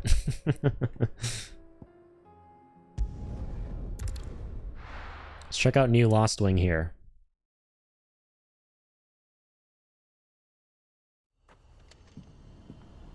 Okay, I guess we spawned an old Lost Wing. Creepy deepy.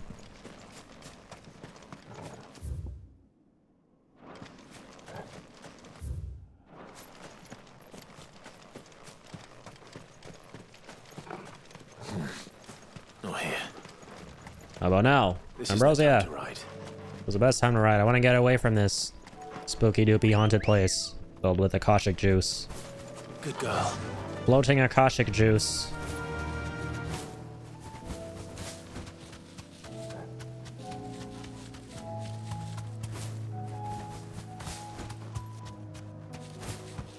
Here we go. I love how they literally set up Lost Wing right next to an Akashic hidey hole.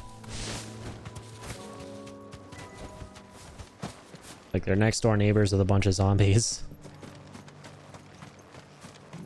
Quentin, my man, I feel like you should just set this place up a little further downtown, don't you think? Quentin, I have a proposal for you. Do you now? Something tells me you'll be asking more of me than a cask of Gotand gold. Go on then. Propose.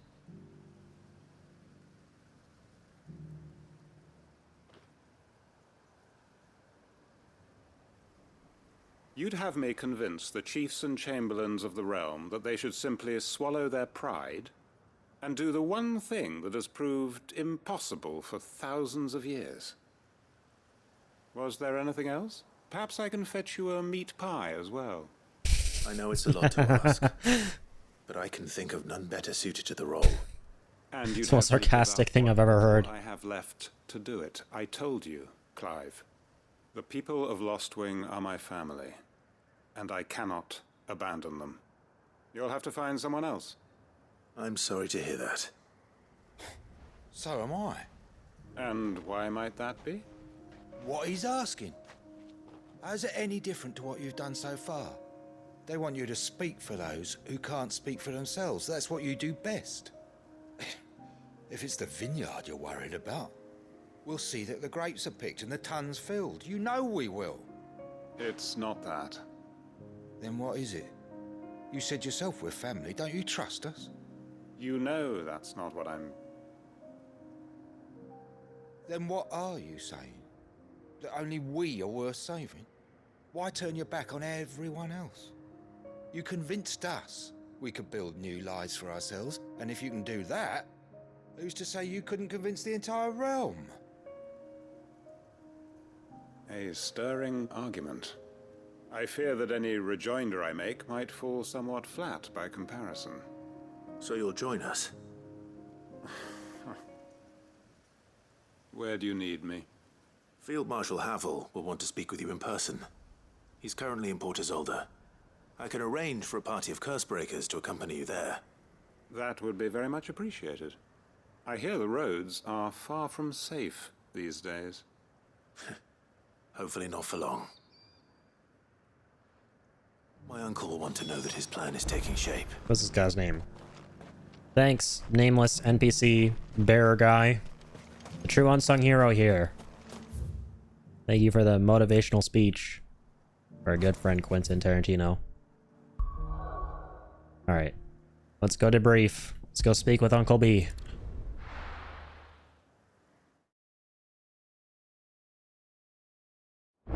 There's always someone in this game who comes along when the characters are at their lowest to give them this inspiring speech, right? Uncle, I bring good news. The Field Marshal has agreed to your plan. Ha! Of course he has. I didn't doubt you for a moment, dear boy. Rutherford is accompanying him back to your manor in Port Isolde as we speak. They will await your return there. As will one other. One other? Who, exactly?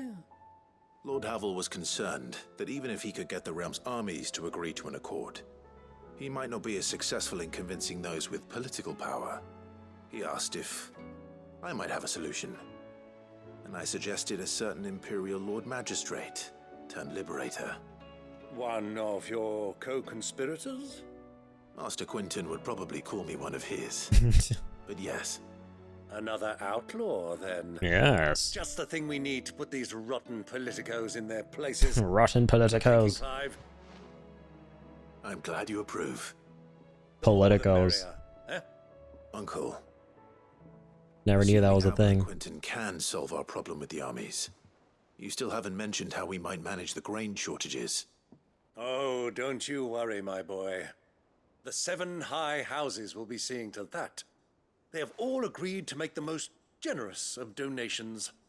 Oh, of course, it did take a little persuasion, but luckily I had some unexpected help. From who? Why, you, my boy.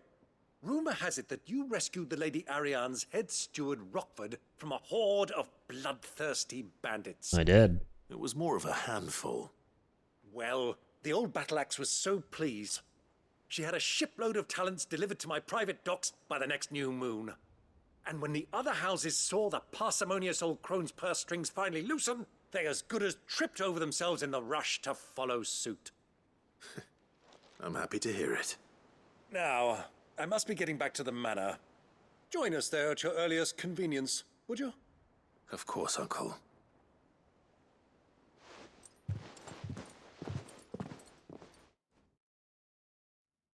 Heading to the manor, I suppose. Cool.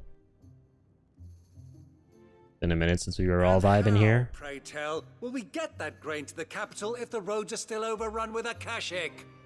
You'll find another bloody road. I only have so many men, and I'm not about to send them headlong into an ether flood.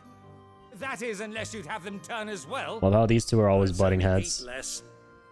Says the man with a belly bigger than a band of curls. My soldiers actually need their rations. Without any food to keep them going, they'll be dead even before you've sent them on your fool's errand. If I may, gentlemen, perhaps I might suggest an alternative approach. Though supply routes are indeed disrupted, there is no shortage of ships. Indeed, they bob away in every bay from here to Randalar, awaiting a safe haven. Allow them to make port and fill their bellies full of grain. And once those who crowd the cities are fed, ferry the displaced back to the countryside to work the fallow fields. Good idea. But I'm sure that you wish to continue your discussion. Forgive the interruption. I love this dude's Such sass. friends as yourselves need no help from the likes of me. Rutherford spoke fondly of the great bond between you. Us? Friends? I can't stand the man. Clive, I'm beginning to question the quality of the company you keep. What kind of company are you expecting him to keep? The man's a criminal. This is hilarious. Criminal? How dare you? You are not fit to breathe the same air as this fine, upstanding young gentleman. That's right. Upstanding? He calls himself Sid the Bloody Outlaw! Even Sid was upstanding. Screw you. Onto the breach. Oh, we're gonna be here all night. The following morning. You might as well write that. Shall we begin again? What we seek here is not to create a new nation, nor to claim the thrones of those that already exist. We wish simply to bring stability to the realm that mankind might weather the current storm. And to do that, we must convince those in power, the generals, the statesmen, the nobles, that our cause is just. There will be disagreements, yes, and I imagine some resistance, much resistance. But we cannot let that deter us. If we show them the path, show them that we walk it ourselves, then I am confident they will follow. The fate of the world lies in my nephew's hands, but the well-being of her people lies in ours. And we must not squander the chance that Clive has given us. Uncle Byron, Now, with that settled, let's move on to the signing of the Accord. For what great moment in history hasn't been accompanied by a little ceremony?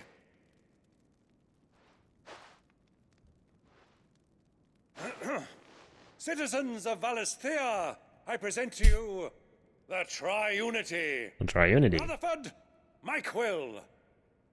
Let's go. Uniting the people. Oh, oops. Well, my boy, the stage is set. That it is. This is the role you were born for. Now I ask only that you trust in the talents of your supporting cast. We shall play our parts to the best of our abilities, that you might have the opportunity That's cool. to shine. Using theater as an analogy. The realm needs its Sir Crandall. And there is no better Crandall than you, Clive. I want you to keep this signed accord as proof of our faith in you. I will. Thank you, Uncle. Dang. That was awesome. Like the ending there to the storyline between Clive and his uncle. Created a triunity. Signed by representatives from Rosaria, Dalmacia, and Senbrek, this mutual accord sets the stage for a new age in Storm, if not officially, then at least in spirit. Here it is. A better tomorrow, legally. Legalized better tomorrow. Love to see it.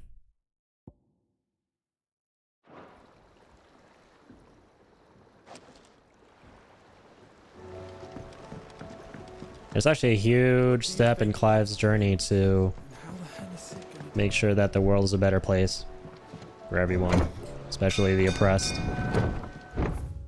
Alright, what other things have we got here? A couple things. Right, because now we're not just rebels fighting against the system, basically, we're making our ideals, the ideals of the rebels, the system. There's something by our uncle signing, creating that accord.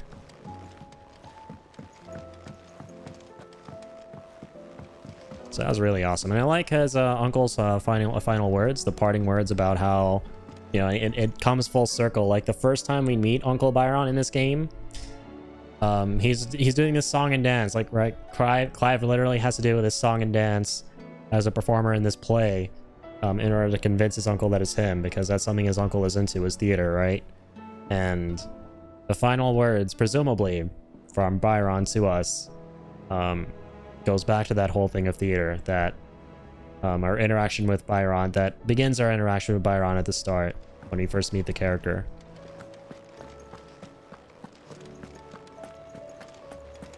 I thought that was a really cool callback.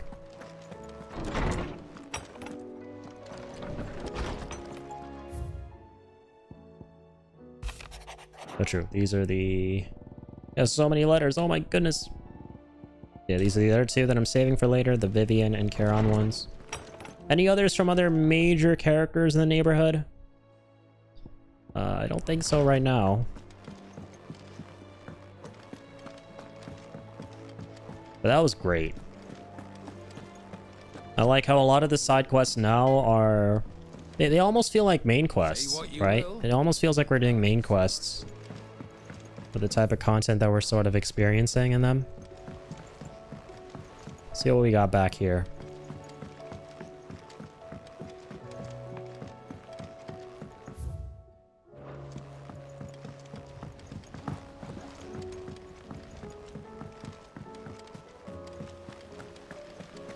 What do you think happened to Miss Well, the kids are hanging out here again. Cool. Forgot about that. You have a quest for mid? No, we don't. The heck is over there?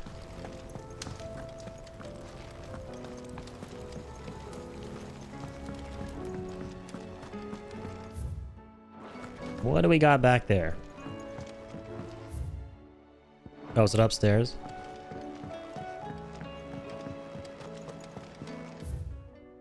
Oh yeah, I think so. Have I ever been up here? I don't think I've ever been up here. What the heck? I will not let them be forgotten. Herman the Cursebreaker. Who is this again? I forget. Sid, may I have a moment? Of course. It is an honor to finally speak with you. My name is Herman. I've been with the Cursebreakers for some time now. He sounds like he's from Waloed. I wish to be deployed to Ash. Yeah. Any assignment will Has do. that accent that's similar to The lands across the Narrow are too dangerous. Barnabas. I will not send good men and women to risk their lives needlessly. Why would you want to go back? Yeah, he's from I there. need to retrieve something.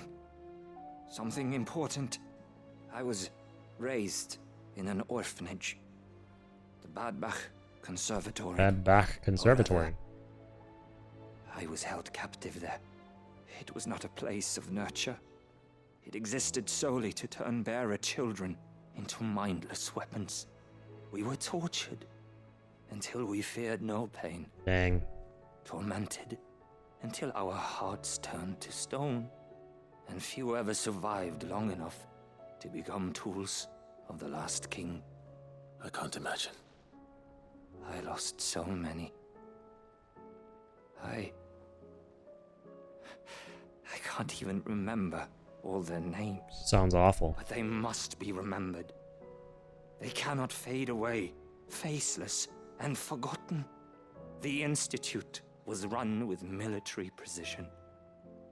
Every child measured, every name recorded, every death logged with meticulous care. Sid, allow me to travel to Ash and recover the registry so that my brothers and sisters might live on. I'll go with you. Yeah, I'll go instead. Even better. Good friend, Herman. But the fact remains that Ash is simply too dangerous. These are the big boys, the dominants. Even should it cost me my life. Too dangerous for you, Herman. But not for me. I'll go to Bad Bach and find the registry. You will? I won't let you risk your life. I don't know how to thank you. Man, that's so wholesome. The way you said you will. Find this orphanage. Vida Grace. Hidden in a forest. So optimistic. Overlooking the plains. You couldn't believe it. All right. I'll see what I can find there. May the mothers guide you. I like this dude. I'll help him out in any way I can. Let's go.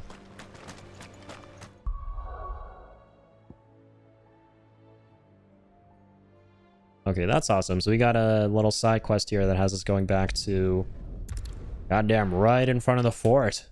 Holy. Bad Bach Conservatory. So after the side over there, wow. Never realized there was something there next to the final spot we had to go to here. Ready, go?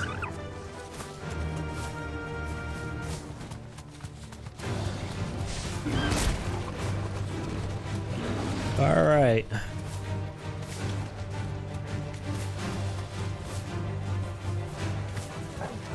Time to fight. Nope. No fighting today, Clive. Not if we can avoid it.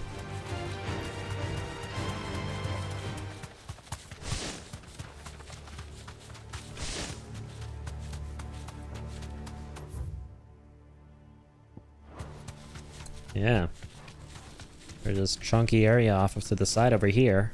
That'll do, girl. Very interesting. This must be the orphanage. Yeah, we barely explored. Still here.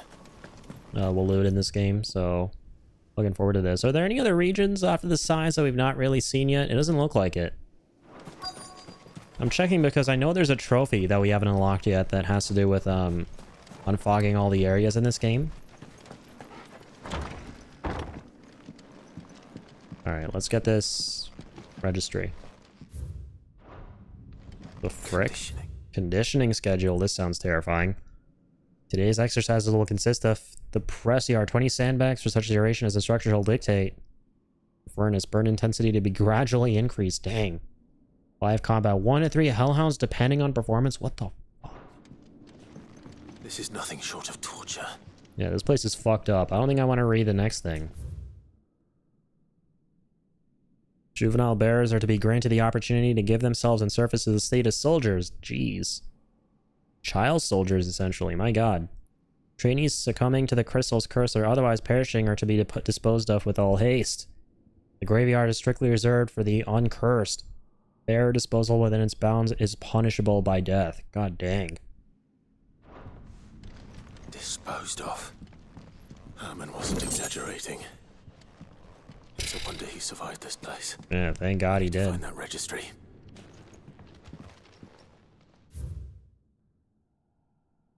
I'm not reading all of that. This reads like a suicide note. Yep, that's exactly why I didn't want to read that. There's only one way to find out. There's certain things I'd rather not read and rather not know. This place is kind of terrifying. Search for a forked white tree. Okay. Where might that be? The forked white tree. A forked white tree. There it is. This must be the place.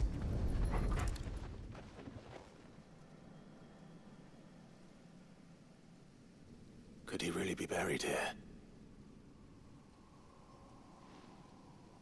There's something hidden among the roots. Let's see.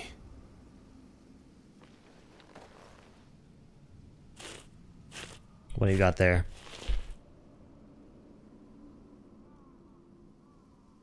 This must be the registry. Registry of bearer losses. Hans 10 years old, lithification, G's. Alfred 9, Franz 12, Paulina 10. Oh my god.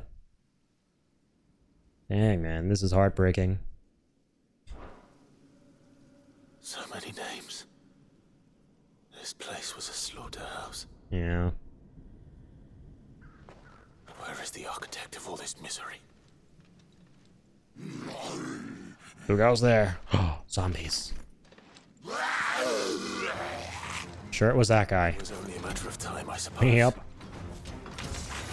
Karma's a bitch. This place is cursed. Karma caught up to him. That's all these terrible, awful, no good, very bad folks. Do terrible, awful, no good, very bad things to the poor children. Ow! Stop burning me. Let me burn you.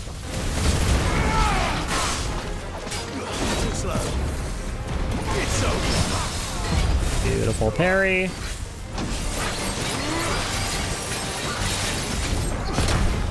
Wowza. Pull him down. Ice him up.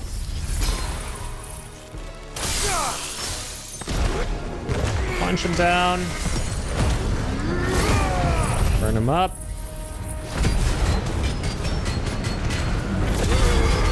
Been a minute since we fought these heavy enemies. Let's give him some wind. Got Gungnir here. Cool, cool, cool, cool. Okay. A lot of Santazuken.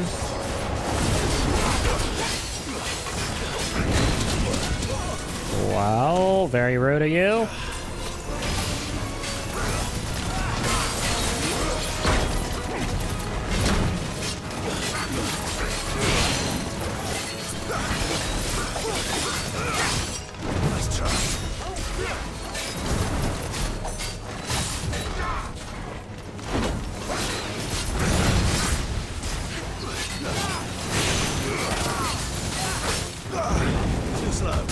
Nice, alright. Let's go near his ass.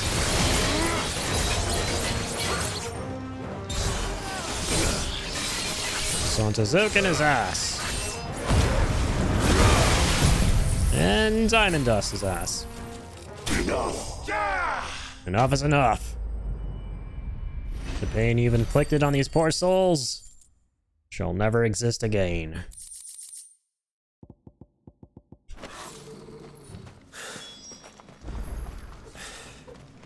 I'm done here. Let's get the registry back to Herman. Yeah. Can see why you'd want to hold on to that. Alright, one thing I keep forgetting to do is swap off Gungnir. You do like Heaven's Cloud here. Let's actually take... Oh, true, we haven't upgraded Arm of Darkness yet. We really do like using this, don't we? So, what does the upgrade do? Oh my gosh, it increases Zantezuken's max level to 5? No way. Okay, I can't wait to see what that's like. 3 is already pretty devastating. Right, 3 is already pretty fucking crazy. What's his ult like again? I forget. The ult fills the gauge too? Oh my god, I forgot about that. Dang. The second blade and unleash a flurry of attacks. Each hit landed significantly fills the Zantezuken gauge. Wow. Might just swap off Flames of Rebirth. For that, just go full Odin.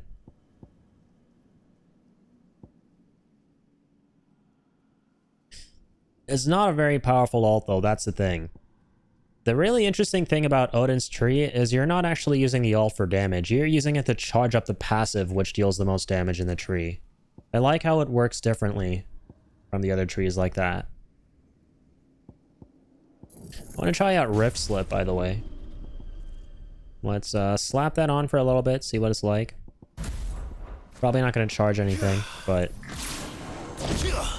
it's like an animation reset.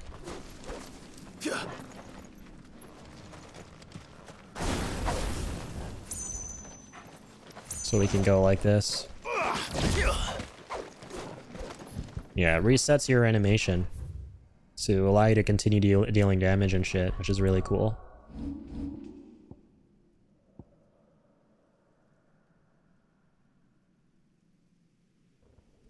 And the enemy is kind of slowed down when you do it, huh?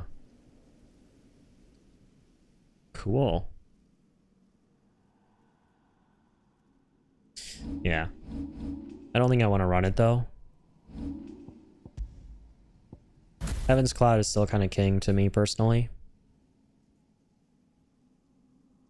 Seems to fill Zantezuken a lot. So I think I'll hold on to that.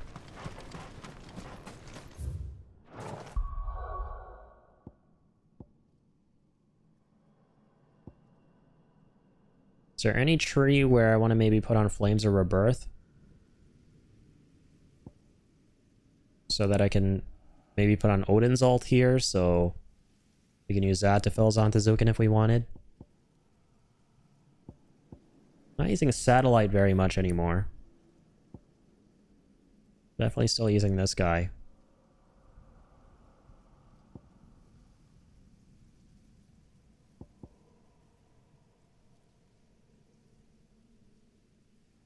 One thing I'm going to do...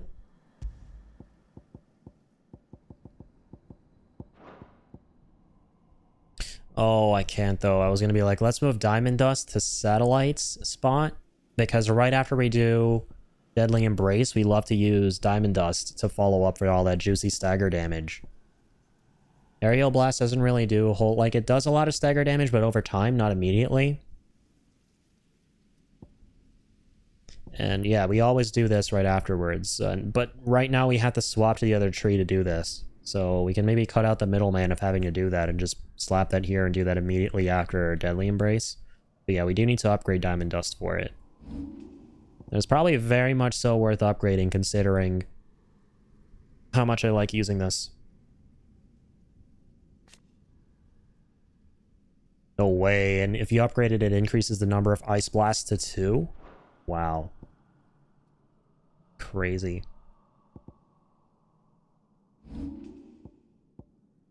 I no longer really use Satellite a whole bunch. I'm thinking maybe I'll refund it. This used to be a really cool ability, though, once upon a time.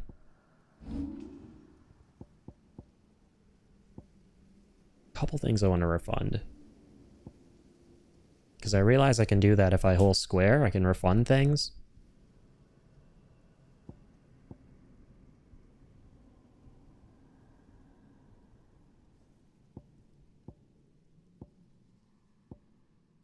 Blind Justice.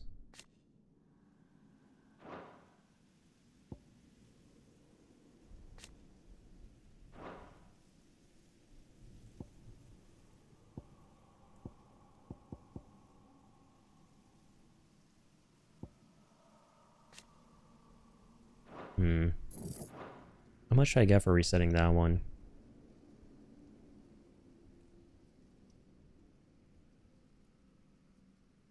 Earth and Fury.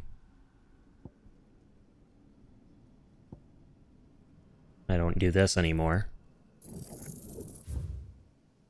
1895 will be refunded. Alright, yeah.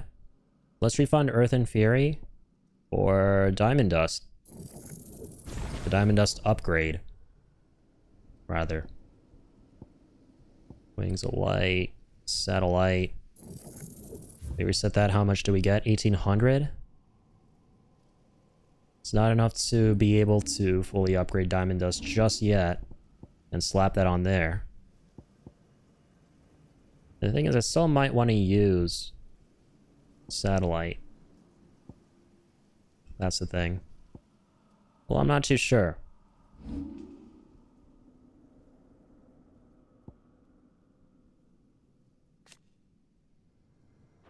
The ignition's actually really good.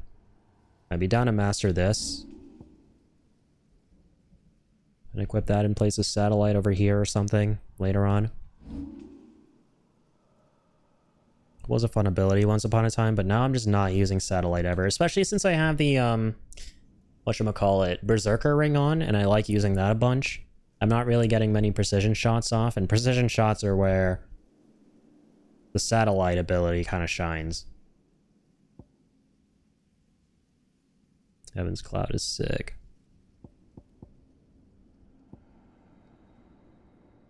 Alright, I guess we'll keep playing for now. No need to refund more things. Just keep getting ability points naturally. And I do think there's a trophy for unlocking all the and upgrading all the abilities in the game too. Unlocking and upgrading. So, yeah, eventually we're just gonna have to get all of them anyway. Oh, sure. Let's go back to the hideaway.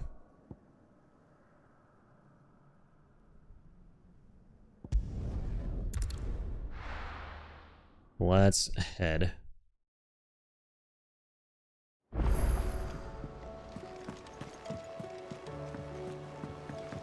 Give this poor soul the registry.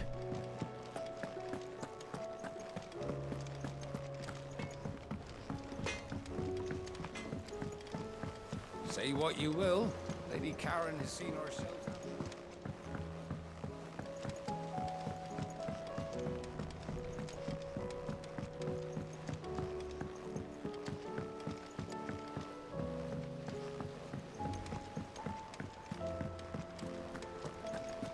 What do you think happened to Miss Midadol? Miss Midadol. Oh, they're talking about something that happened to Miss Midadol. I suppose that's going to be part of their quest to be continued. I think I'll pick that one up right after this. After turning this in, rather. I hear that you traveled to Ash. Sid, did you by any chance recover the names of my fallen friends? I did. Yes. I got you.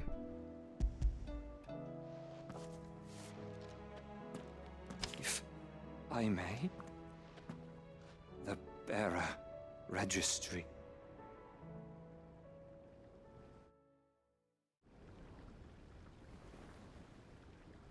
The director was a brutal man. He got no worse than he deserved. The registry was all I found beneath the tree. There was no sign of a body. Nor any record of what happened to the children after the orphanage closed.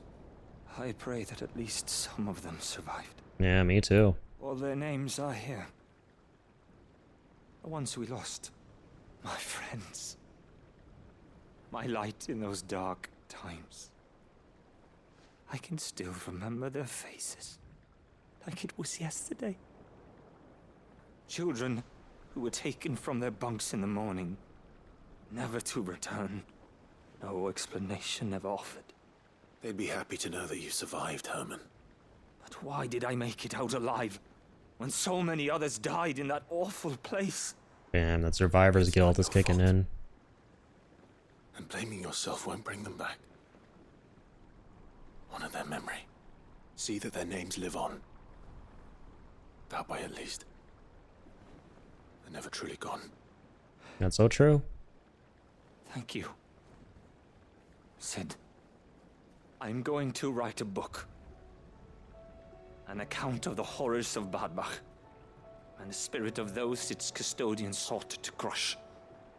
all of Valisthea will know of our suffering. And in the name of those I lost, I will not let it happen again. Neither will I.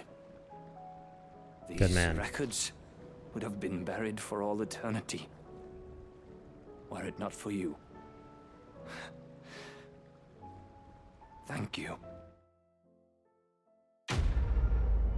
You are very welcome, my friend. Go and be well. And good luck on the book. Hey. Big level gain.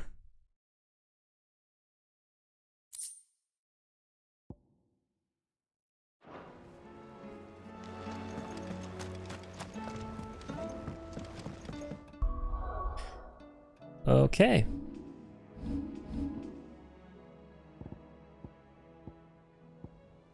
Curious what our stats are like now after leveling up. I want to look at this in more detail.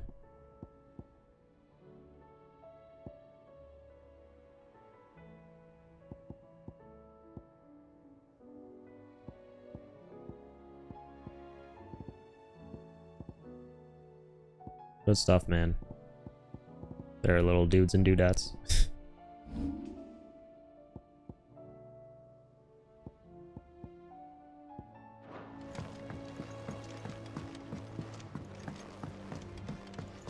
Has Midadol mentioned a new project? What do you think happened to Miss Midadol? Alright, new quest.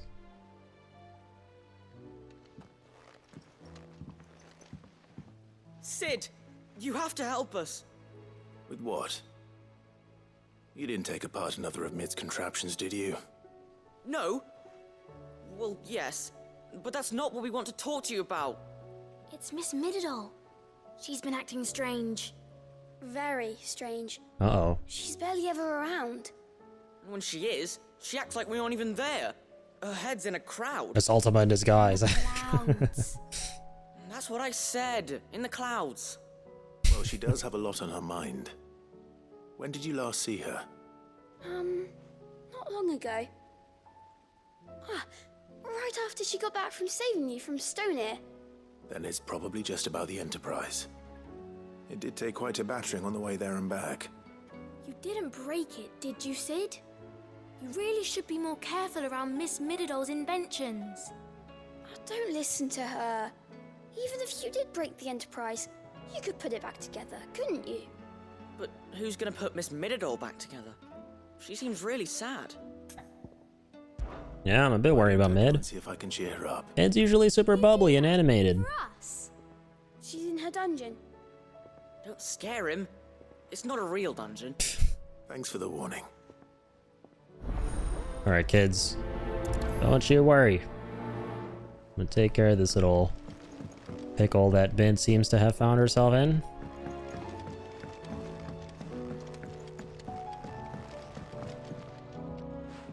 How it goes at Midadaddle. If you have a... That's it! I knew it! The answer was right here under my arse all along! What the flip? If this doesn't steer to the skies, nothing will! To the skies? You aren't trying to give the Enterprise wings, are you? Oh, hell yeah. He's trying to build What else would I be doing? an airship? The children seem to think you're avoiding them. They're worried about you. Is this really so important that you need to shut yourself away from everyone? The Enterprise is already the fastest ship in the realm, and that's with the sea beneath her. But what if she weren't bound to the waves? What if she weren't bound to anything at all? It's not fair. The gods get the skies all to themselves, so I'm gonna do something about it. That's the spirit. The Fallen had their chance, but they relied too much on magic. And see where that got them? But not me. I've discovered how to do it without. Well, almost. First, I need to make a prototype. And is that a one-woman job? Are you volunteering? I'll have you know the Enterprise is my baby. But if a godfather's Baby. offering to lend a hand, I'd be happy to take it. First, I'll need oil, and not just some old drippings from Miss Molly's spits in the Tub and Crown. Refined stuff, like they make in Ordil. Then I'll need some bone, or shell. Light, strong, preferably no longer attached to the beast it belongs to. If it's beast bones you're after, I'm sure the curse breakers will know where you might find some. Always something to They'll hunt. know where you might find some. You're the one who offered to help, remember? Very true. I should speak with one of the curse breakers before I set off for Old Hill. See if I can't find this bone while I'm there as well. Yeah, sounds like a plan. And this sounds exciting. We're trying to get the Enterprise to fly. Were you gonna get airships? I hope so. And or an airship singular? You got to. It's a Final Fantasy game. I mean, it's just keeping the tradition of airships alive in Final Fantasy. All right, Sid. Come to buy us around, have you? Only if you earn it. Mid needs a piece of light but durable bone for her next project. You've encountered your share of beasts on your travels across the realm. Any ideas? Most bones are the same. Whack 'em hard enough and they'll break. If it's durability you're looking for, shell will serve you better. You know what an adamantus is? I do. Adamantus. And I know to give them a wide berth. Will any old adamantus do? Well, with shells, the older the harder. There's a rumour of an ancient adamantus down in Karava, near Bidza, or what's left of the village anyway. But don't expect to make quick work of the bastard. There's a reason it's lived as long as it has. I'll keep that in mind. Thank you. Okay. Thank you, kind sir. Thank you for the intel. Let's go defeat that beast. The Desert Tor. Remember those are enemies in Tactics as well? The Tor enemies? They're quite powerful. Had a lot of physical damage. If I remember that right.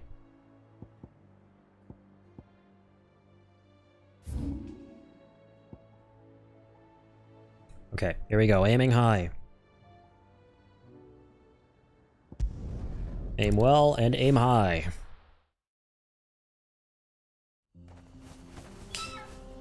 Okay. Fields of Karava. Here we go.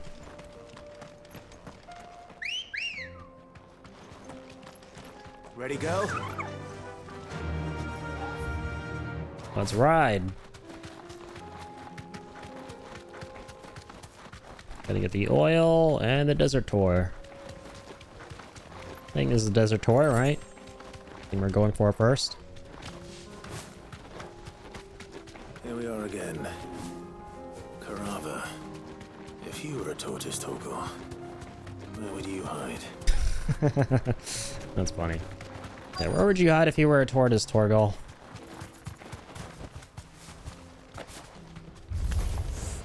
Looks like we found him. Oh, true. Okay, that's the Desert Tor. Sorry, I'm thinking of a different enemy in Tactics. Didn't realize it was a big fat turtle we fought before. Literal turtle. Ow, that hurt.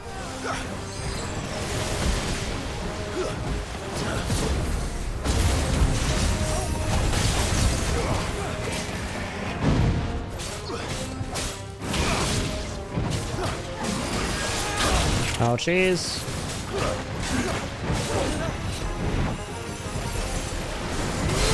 Okay, cool. I'm and dust it. And chill out. Nice. There's a second one too, of course. Forgot we upgraded the diamond dust ability. Feels good, man. There we go. Big Heaven's Cloud. 30k.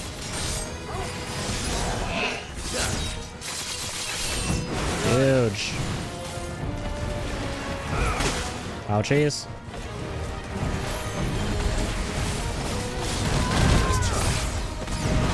Nice, nice, nice.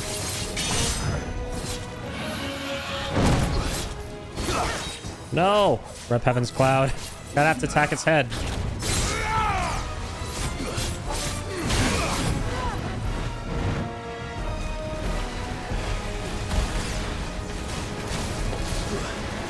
Don't let up, folks. Keep at him.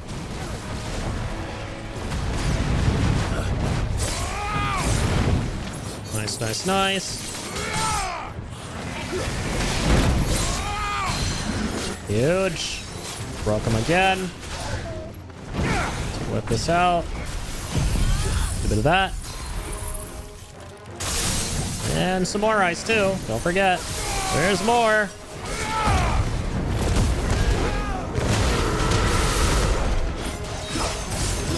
Nice. On to Zukin 5. Come on, let's go. Oh, man, I wanted to test this out in that fight. Whatever, we still have it banked up. Almost have it maxed at 5. Awesome. If Mid needs another, she can come and get it herself. Also, one thing I definitely want to change up here. Small little thing. I'm actually going to move this guy to there. Flames of Rebirth goes there. And also make Satellite go here. And swap their positions so that, yeah, when I have my blade out, Odin's blade, I can still make good use of my satellites for some extra damage. So yeah, we'll still hold on to this for sure.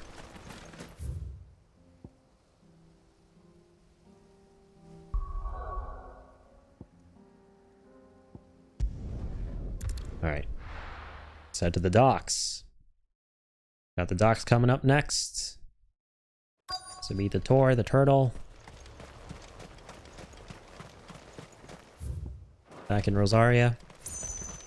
And now we gotta get some oil. In this little region here.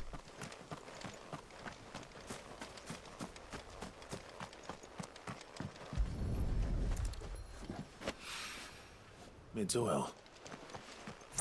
After what happened here, it's a miracle there was any left at all. For real.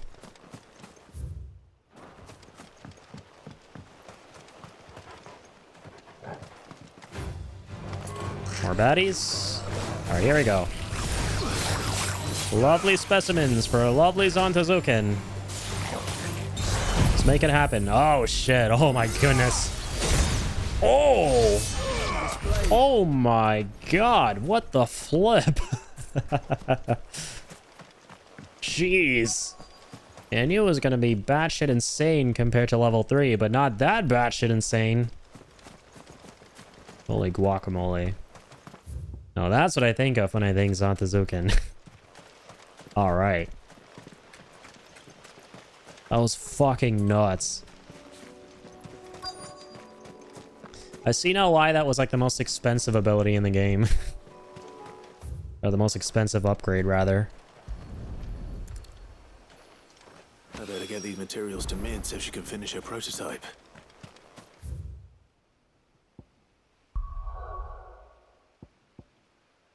Alright, let's head back to Mid here.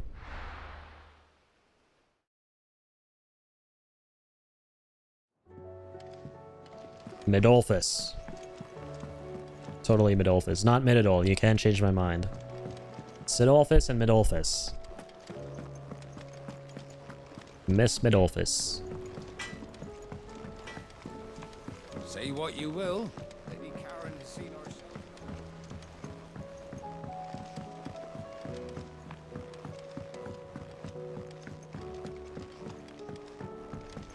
Got all the goodies.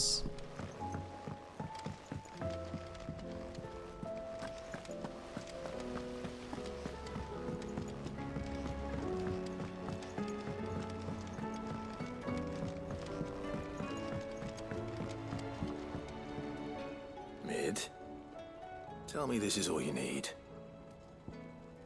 Actually, don't tell me this is all you need. Tell me there's more. Because I gotta use Zantazuken like a million more times on level 5. That was too fun. Save the world or something.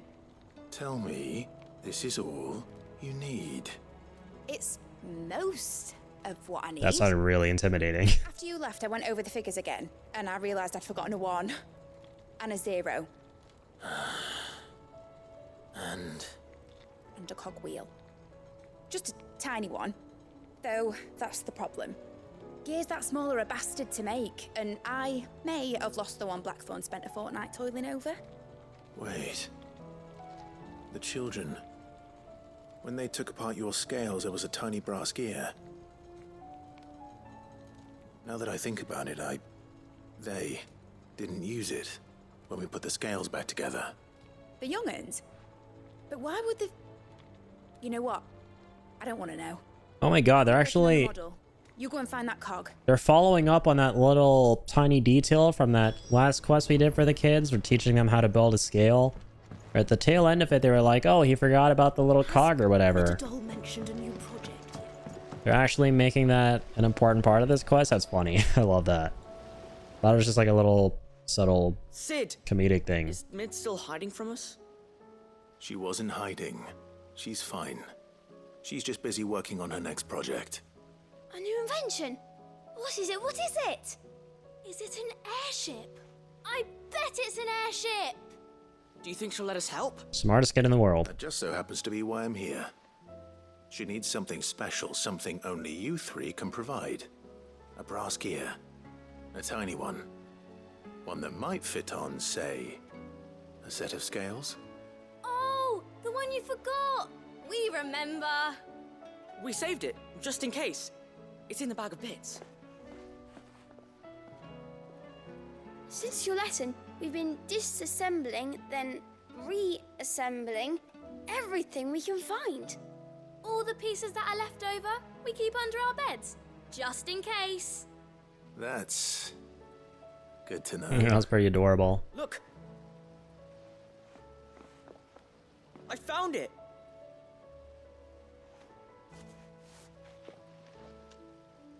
Is that all? Just the gear? We have more parts if Mid needs them. That's all for now. But I'll let Mid know about your hoard. Just in case. Thanks, Sid. You got it. There we go. Brass cogwheel. We got this. And now we get this. Well, did they have it? Indeed. They did. And they kept it somewhere nice and safe.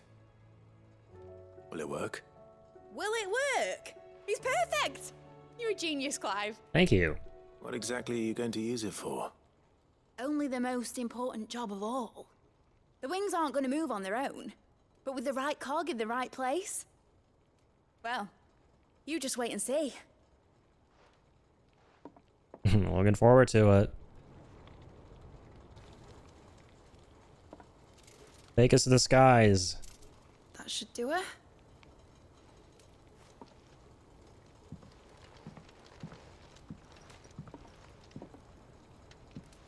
Here goes nothing.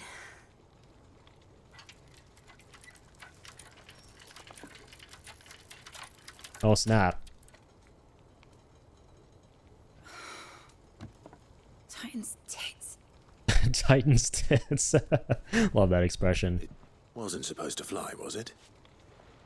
Of course it was supposed to fly. Clive, you dork. Wouldn't be much of an airship if it didn't. Honestly, these bloody engines are driving me mad. I was so sure this would be the day she soared. The mithril engine was made to make dreams come true. But maybe this is one dream the world's better off without. No. Show Oh, folk man. how to take flying. It won't be long till they're raining death down on each other. No way. We're not actually getting an airship. Homes, children, their mums and their dads. Like I lost mine. I'm sorry. So am I, Clive. So am I. Sorry that I have to choose. Do I follow my head, or do I follow my heart?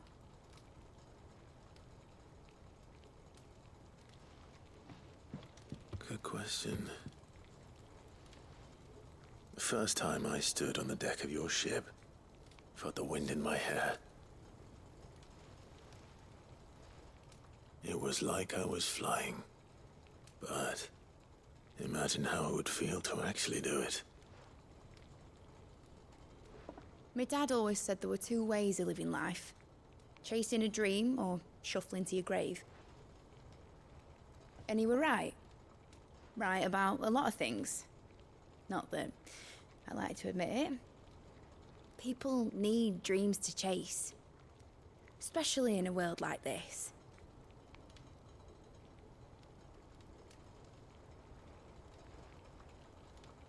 Right. When this is over, I'm gonna take all my mithril engines to Zemeckis and sling them over the edge. I won't have my dream end up turning into someone else's nightmare. Dang. All that hard work. All that hard work will not be used for war, Jamie. But it ain't like it'll be gone. This is bittersweet. Tell me, Clive, have you ever been on a treasure hunt? Not since Joshua and I were boys. Why do you ask? Because I'm gonna bury the engine schematics and leave behind a little riddle telling people where to find them. A really hard one, so that only the most dedicated dreamers will ever be able to work it out. That's kind of wholesome. Ooh, I can picture it now. Some daft general squinting at the words with a gormless expression on his mug. Like that one, yeah. Bro. Really, Clive's expression. Right.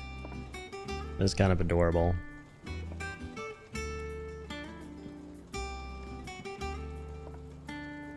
Love the dynamic Clive has with Jill, right? Or I'm sorry, Mid.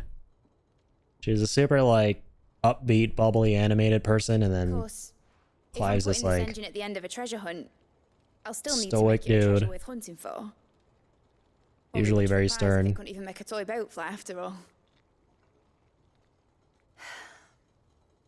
My dad always said, dream big. But it ain't the size of a dream that's important, is it, Clive? Only that it's a good one. And I reckon I've got a fair few good uns left in me. I'm sure you do.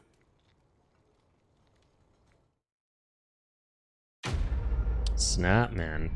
That took a turn at the end. That took a pretty drastic turn, so she's not actually going to build or work towards building an airship after all. But her justification for it is actually really sound, and I liked that. Right? She acknowledges how she doesn't want to end up building a death machine, essentially. Or something that can inspire people to build death machines that fly in the sky and wreak havoc on things. Explaining why you shouldn't build airships for once in Final Fantasy, or why there shouldn't be airships. Very interesting turn of events. I like that a little bit there about how it's her dream. Yeah, she wants to take to the skies, but she realizes that it could turn out to be nightmares for others, right? Others might take that dream and turn it into a nightmare. And she doesn't want that to happen. Very cool. Kind of bummed out, obviously, we're not going to the skies, but I suppose that's the point. It's a little bit bittersweet. We're doing the right thing. Even though it may not feel like it's an awesome thing. It kind of sucks that we're not going to the skies. We can't fly through the skies. No skyship in this game, or airship in this game. Alright, so, couple letters now, and one quest over here. Called Nobody's Tool from Doris. Alright, we're gonna take care of these, but not before we take a little break here. Just gonna take a quick break. And we'll be right back to this. We're making good progress, man. And there have been some solid quests tonight. Again, I love how a lot of the quests that we have been doing throughout Final Fantasy 16 on this stream have mostly had to do with... Oh, yo, Ingenious, thank you, man, for the hydrate. I appreciate that. Yet another reason, gotta fill this glass up, but... Yeah, I like how a lot of the quests have been... a lot of like personal kind of quests, right, for Clive that have to do with his like personal relationships with the characters around him and some of the important characters who mean a lot to him, and developing those. And all of them have been presented really well and really beautifully, and I like how they've fleshed out the characters more, and the approach they've taken to most of these side quests. They feel like they're almost like main quests, I want to say, and they've been really fun so far. Even that quest with Mid that I didn't realize was going to go in that direction, right? We just started talking to a bunch of kids there. And then they're like, oh, you know, Mid's trying to do something. And we find out she's building an airship. But then we find out that, okay, she's not building an airship. But at the end of the day, it's kind of all right, because the way this game writes the characters' motivations and justifications for certain things, it makes sense and it's really cool. And yeah, it's been great so far. So yeah, we're gonna continue more of these. Can't wait to see what else there is to do. We got 2 or 3 letters there, 1 here, and so that makes 4. No, actually there are 2 letters, so 3 here in the hideaway still. 1, 2, 2 in Dalmekia. So that's 5 total. That's still Dalmekia. 6. So we got 6 quests left. All right. We'll be back after the break and we will continue those. Thanks for being here, guys. Really do appreciate it.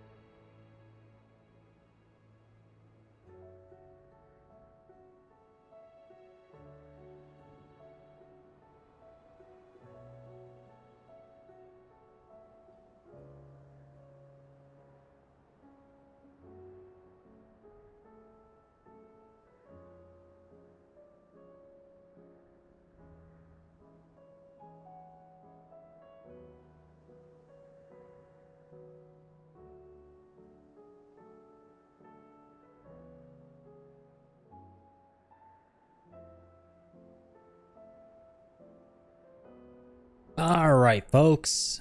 Sorry for the wait. I hath returned. Let's continue. Okay. So, 3 more quests to go in the hideaway. Do you have a moment? Let's get this done. It's my old master. Seems there's no escaping her. She found some way to send me a letter. And something else. Records from a Waluda prison. Seems they were keeping a lot of bearers there. How did she come by such a thing? Finding bearers always was her strong point. And it seems the cells of Balmung Dark are full of them. Foreign captives, the masterless. Bearers no one would miss. And even better for her, bearers with no one to look after them. When ether started lapping at the walls, the jailers fled. Leaving the bearers to be liberated by whoever happened to come along next. Sid, I'd like to believe that I've earned your trust by now. And while I'm well aware that you've forbidden Cursebreakers from traveling to Waloed, I can't let those bearers die in their cells. I'd rather risk shipwreck on the Shadow Coast than leave them to starve. Alright. Let's go rescue him. The Enterprise if we're going to navigate the Narrow. Does that mean... I'm making an exception, but we travel together. And we stay no longer than we have to. Ash is an inhospitable place at the best of times. We save as many as we can, and we leave. Thank you, Sid. There was a name in the prison register. A name from my past. Chadwick. Another of my former master's protégés. A gifted soldier, and the closest thing I had to family. The thought of him held captive in that place. He must be very important to you. He was. Is. Then we find him. The entrance to the prison lies in the shadow of Ravenwit Walls, just beyond the portcullis. We should head there as quickly as we can. I only pray there are still bearers alive to save. As do I, Doris. Alrighty. Let's get to it. Back to Ash we go. I'm glad there are quite a few quests that still have us going back there. Just to make the most of that new area in this game. Like, even though we found it relatively close to the end, there's still a lot of stuff to be done here. Okay. Vaguely remember going off to the side here. The longer she's out in the open, the more likely she is to be found by a Kashyyyk. I need to hurry. It's cool how there's a quest to do in this place. Came here once. At the gates. Off to the side. Time to fight. And no quarrel with you, Akashic fodder. Okay, so this is crazy. Are we gonna get, like, so many, like, 5 people to fight with us here? So Clive, Joshua, Jill, Torgal, and I forget her name, who's fighting alongside us here for this quest. I mean, it's not crazy though. We've gotten like even more characters in the past who fought at the same time in the story. Like the one time we were all trying to flee to the ship. There were no guards, I take it. None manning the gates, no. It's a different story. Yo, what's up, Traxon? Been lurking for a while, been quiet because of Street Fighter 6. No worries. Most likely guards left Appreciate you being here. If Chadwick was being held here, I worry that he may already be. Don't give up hope just yet, but let's move quickly. Let me check the ground floor. The ether stick is there. Then I'll search the upper level. Good luck, Sid. Stay safe. Place is shaped like a coliseum. Interesting. Just how bad are the floods inside the walls? Bad enough to turn a bearer? I hope not. We're risking a lot just being here. Yep. We've been made, Clive. We've risked our shadowy presence, that's for sure. Alright, let's whip out Armor Darkness. Let's go to town. Okay, you can chill out, Clive. I'm pretty sure they're dead. Oh. A little clue. Balmung Dark, writ of designation. The Kingdom of Waloed hereby designates this facility a prison for the detainment of bearers both foreign and domestic. Gotcha. That's the cliff notes. So this place was no ordinary prison. And I doubt they'll have taken the creature with them when they fled.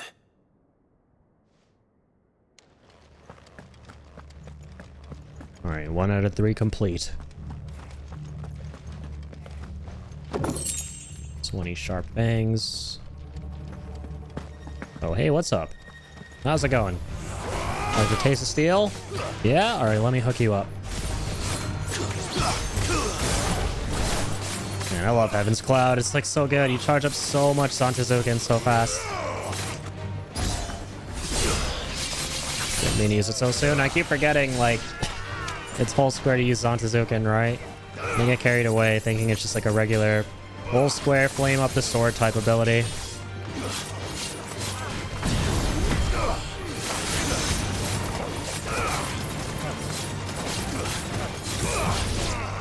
Okay.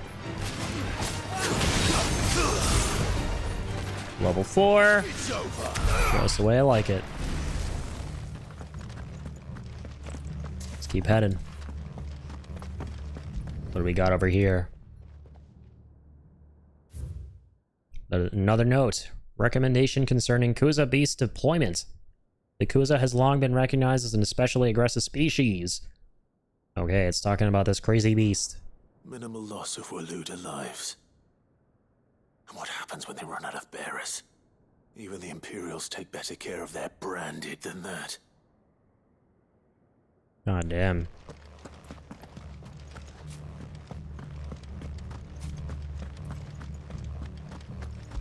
There's terrible hospitality here.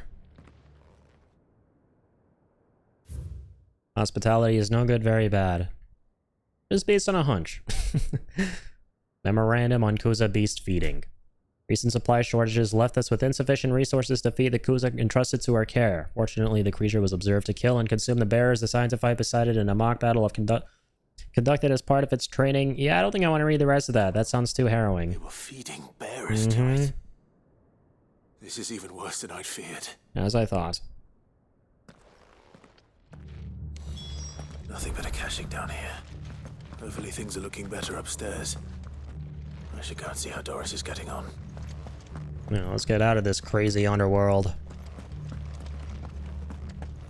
Things are too cursed. I guess I can go through those doors, right? Yeah. Gotta book it back down this way, I suppose.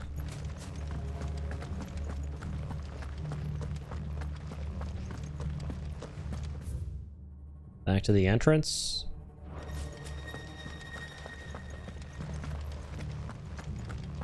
I don't see a spot with a staircase.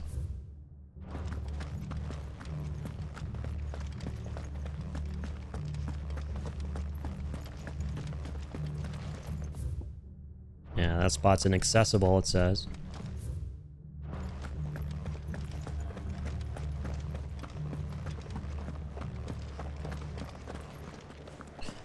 No, I don't think you have to leave this place to go to the second floor.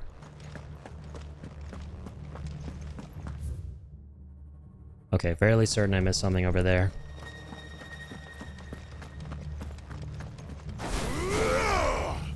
Stash through. Speed this up. Oh yeah, there we go.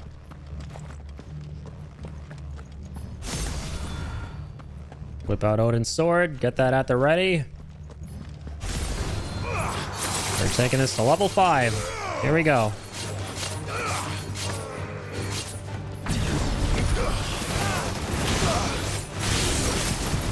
Fantastic. It's been charged. Alright. Let's play with the rest of our set. Keep that level 5 Zantezuken banked. Oh, that guy's still alive? I didn't even realize. Sorry, buddy. Don't want you to feel left out. Okay, cool. There's a chest here. I was like, what is the point of this?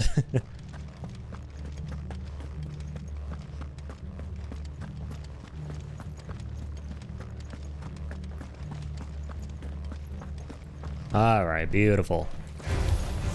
Got a whole room of bad folks around here. So let me deal with that little pickle that we find ourselves in. Easy peasy. And that move is so fucking badass.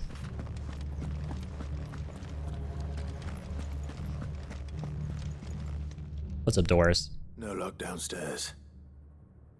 But I did find out that this place was more than just a prison. Something far more sinister was happening here. I know. I've been reading some of these documents and... it can't be true, can it? Bearers die every day in service of their masters, but this is so much worse. Pitting bearers against a wild beast armed with nothing but their wits? And all in order to bring about more death. And not just those who could fight, but the elderly, children even. And those who wouldn't or couldn't were disposed of. Whatever that means. I'm afraid it means they were fed to the monstrosity they kept here. Yep. Then we're too late. And I was a fool to bring you here. Don't say that. Did you find anything else? A key. But it doesn't fit any of the locks on this floor. Perhaps it will fit one of the doors downstairs. There's a corridor I haven't searched yet. Finish up here, then come and find me when you're ready. All right. I'll be there in a moment. Thank you, Doris. Be well. See you in a jiffy. Yeah, I think we gotta go to the other side now. Yeah, right there. Oof. Let's speed up this walk back. Since we can't sprint here. I'm gonna do my lunge. Next best thing there is.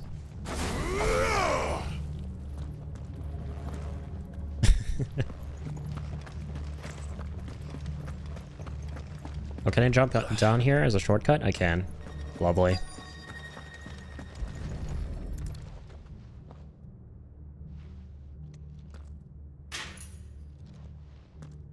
Let's see what we can find down here. Yeah, let's. Destination nearby. What do we got here in the East Wing?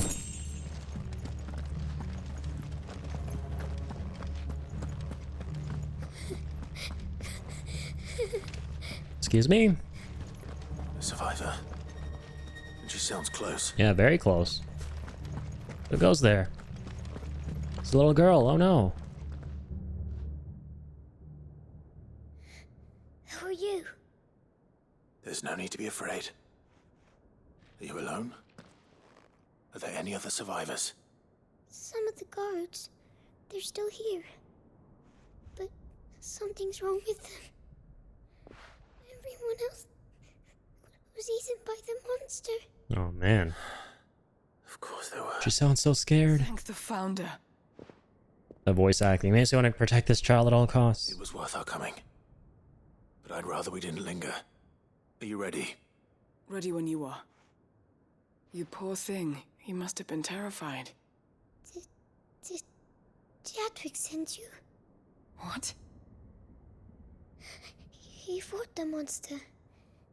Distracted it so I could run away. He must have sent you. He promised to free the others too. Where is he? He opened your cell, didn't he? He wouldn't be here otherwise. Chadwick. Uh-oh.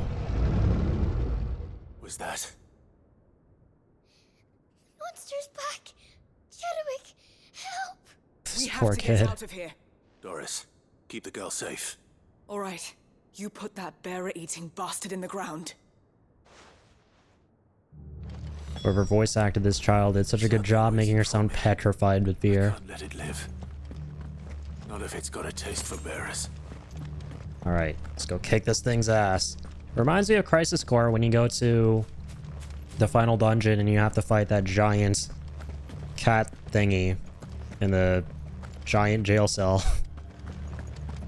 It takes quite the process to get there.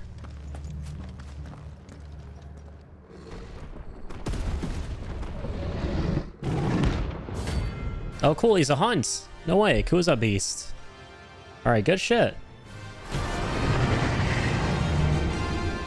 Yeah, because you still need to get the trophy for completing all the hunts. Probably the biggest cat we faced. Oh my lord.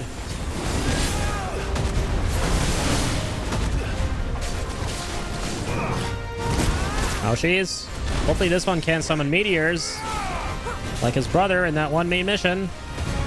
That was really not nice of your brother. Hopefully he can prove to be a teensy tiny bit nicer than him. Okay, he can summon comets. Comets are still a thing. Alright, Odin, come to me. We got work to do.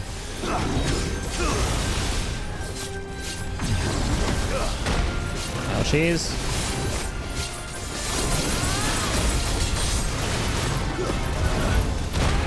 Nice precision shot, I would hope. Bang it. Oh, double bang it.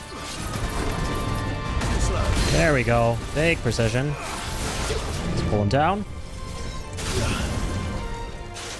Dust him up. Don't feel shy, Clive. Give him all the dust. The diamondy dust.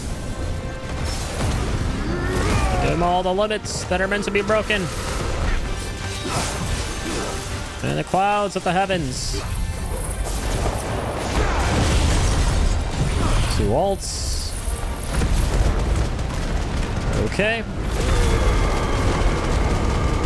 Spam Ravage. Armor Darkness again. And Zontazuken in town. 47k, I'll take that.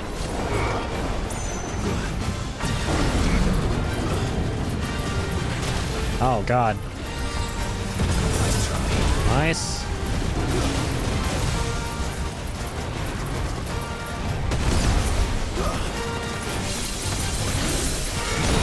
Oh, snap. Alright, Zontazuken is charged.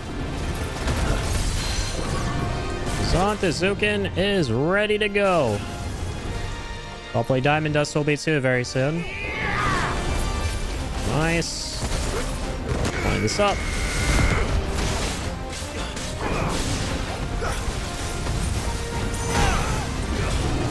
Uh-oh.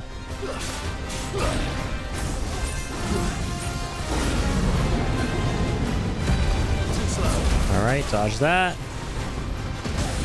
Dodge through that. Cold snap it. Diamond dust it. Lovely. Even more ice. We're not done yet, buddy. Oh, far from it.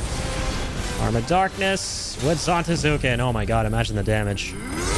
Is it gonna actually buff Zontazuken? Oh my god, it did. It took it straight to 50k. My god.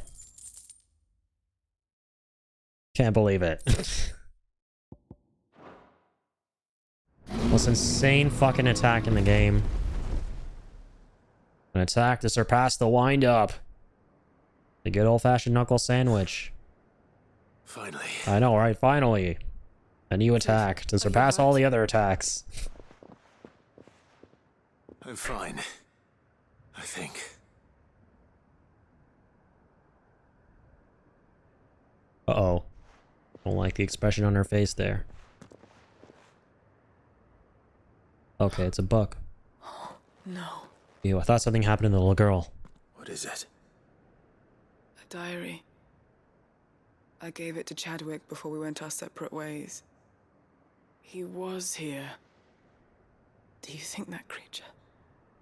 I'm sure he fought bravely to the last. The girl is safe thanks to him. Chadwick. You fool. Come on. We have to get her back to the hideaway. We don't want his sacrifice to have been in vain. No. Of course not. Poor Chadwick. I'll see that she's looked after from now on. It's the least I can do. Nice. I feel so bad for that little girl. She made me feel so bad for her, man. The voice acting was so good. Really pulled at my heartstrings. I really Want to make sure she's okay.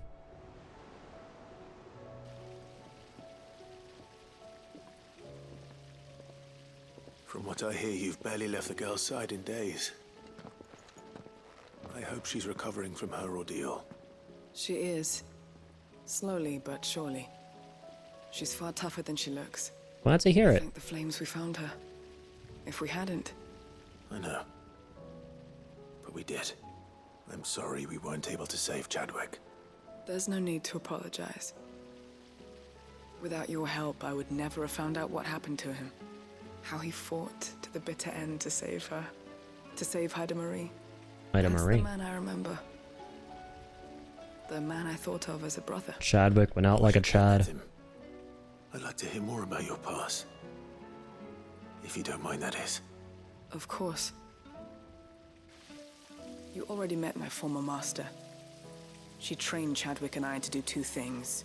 Kill and obey. Oh, right. I remember that Supposed to be quest. sold to the highest bidder when the time came.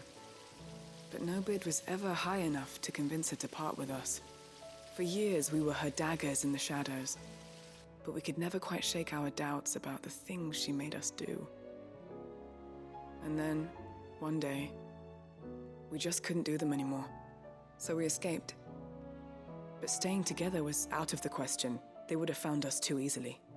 After so many years of training, the pull to serve was always strong.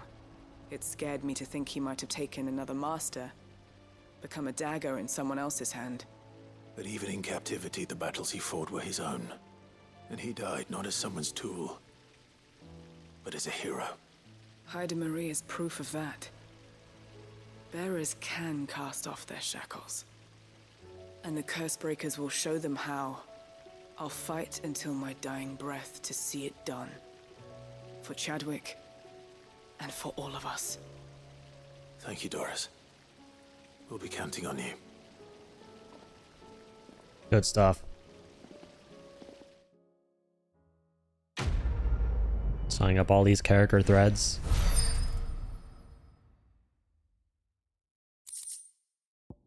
Got some stuff, nice. I might equip that accessory that reduces the diamond dust cooldown. Because it already recharges pretty fast, I noticed in that fight, and it's something that is hella handy. That we use all the time, so... I was like, what the heck's going on with Clive? I just realized we're starting to sprint. Okay, so... let's see. Wind up damage by 10, of course, that's huge. Flames of Rebirth, cooldown time. I feel like maybe I'm going to lose... This might be blasphemous, but I feel like maybe I'm going to lose the Berserker Ring in favor of Shiva's Kiss. Because I kind of miss precision shotting. I'm not going to lie. Even though it looks super cool and cinematic when you dodge the Berserker's Ring on and you go absolutely apeshit on enemies, I miss precision shotting, and I think it's worth swapping it for Diamond Dust cooldown. Initially, I wanted to swap out Breath of Fire, which reduces Flames of Rebirth cooldown for Shiva's Kiss, but that's also really handy to have on. Because that's another ult that I really like to use and would really like to reduce the cooldown on. Oh, sick. We have a lot of points now. We can actually buy Dancing Steel, which I really want to do. Odin's ult. Maybe in place of Satellite, yeah.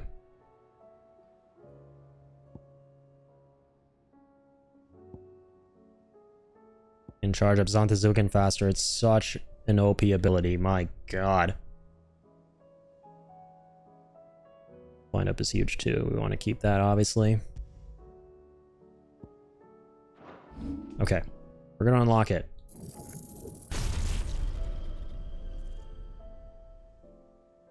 This looks so crazy. Let's take this out for a spin, shall we? Heaven's Cloud and Dancing Steel. How much does it charge this? Hold on. How much does it charge Zantazuken up? Let me look at the gauge in the middle of the attack.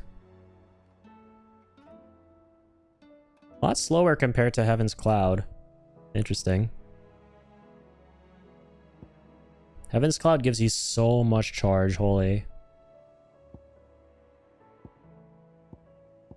Okay. Happy with what I have for now.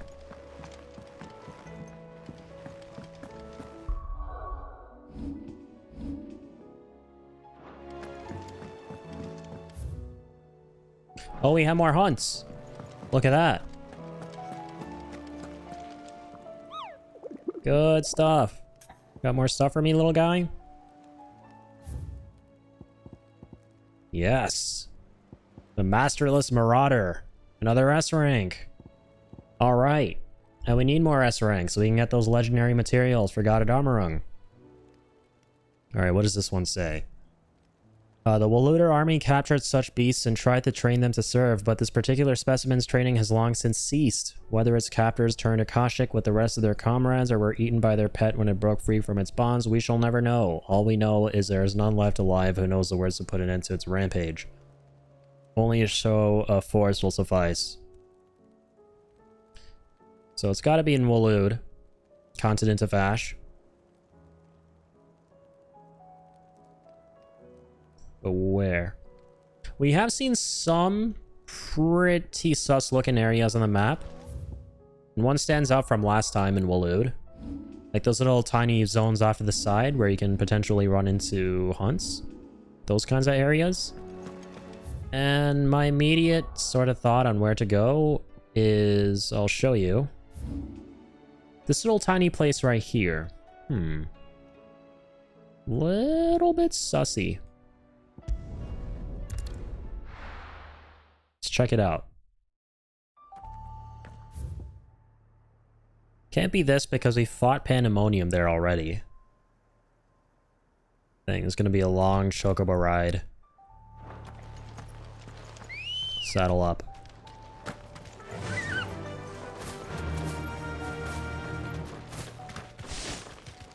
Saddly daddly up, Clive. Let's head out.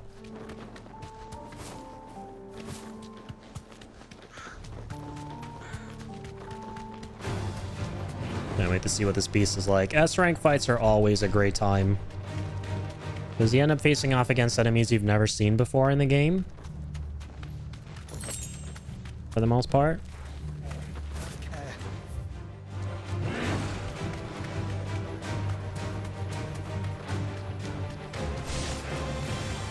This is mostly Orcish territory.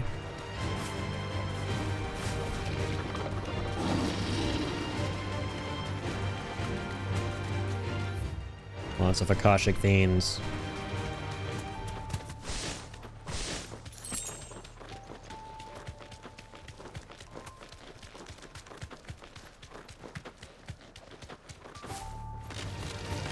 Let's ride through here.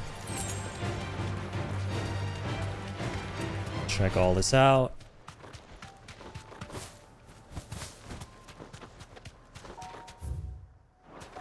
The Angry Gap.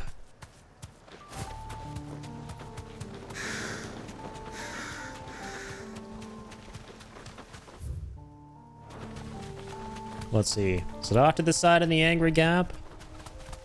Let's find out. Sorry, Ambrosia.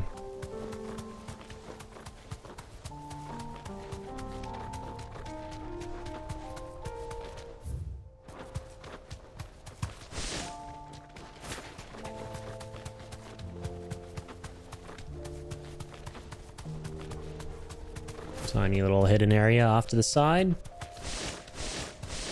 Hopefully this proves fruitful. Ooh, we can climb? No way. Or a shimmy, rather. Oh, man, really? It's a chronolith? I mean, sure, that's cool, I guess. A Shiva one. Cool, I suppose. At least we know it's here. Masamune? Whoa, what the flip? Excuse me?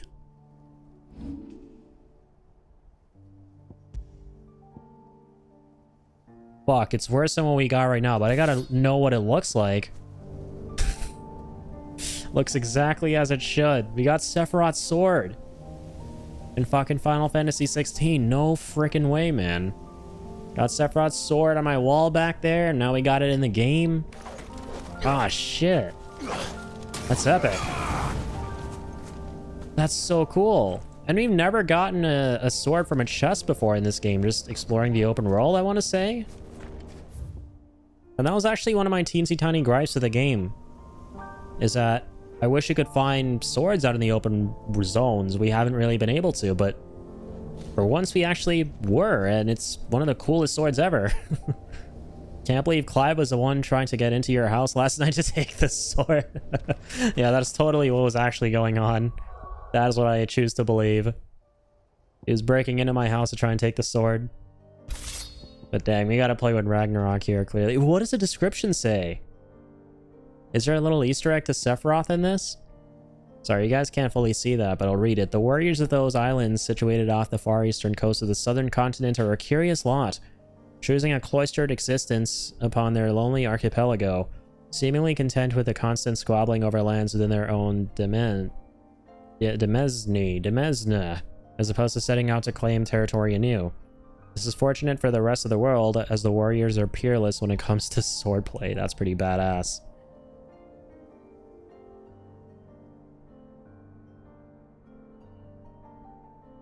I never read the description for Ragnarok either. Ancient Ashen legend purports that one day the Age of Dominance will draw to a close in an epic clash of icons that sets the land ablaze, cleansing it of foulness and allowing for its rebirth.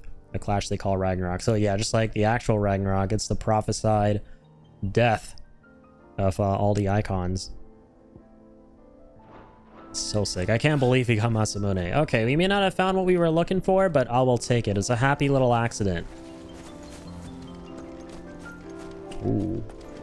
Forgot those beautiful piano notes that play the prelude there. Okay, damn. But, our big bad is actually not here. Where might he be? Drats. There are like so many little paths off to the sides that are worth checking out. I just don't know which one to look at. Maybe Garnick? I don't know. We did a quest in Garnick, though. Is there a fast travel spot nearby here that we can unlock before we head out? I hope there is, so you don't have to, if we wanted to go through the Angry Gap, spawn here every time. Let's go. Fly, Ambrosia. Did I miss something around here? No holding. Seems this place has been flooded twice over. Yeah, seems like.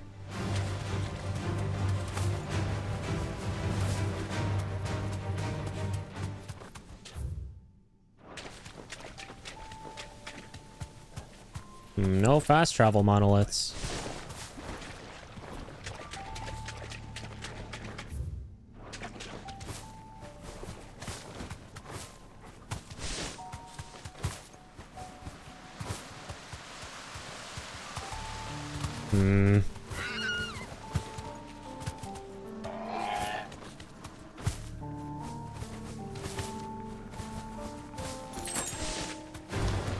This won't be. Yeah, hang on. Real quick, I'm gonna go back to the hideaway.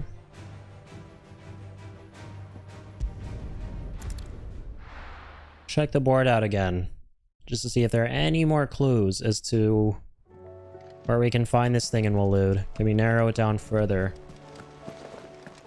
Somehow I doubt it, but we'll see. I think I got just about everything there is to from this.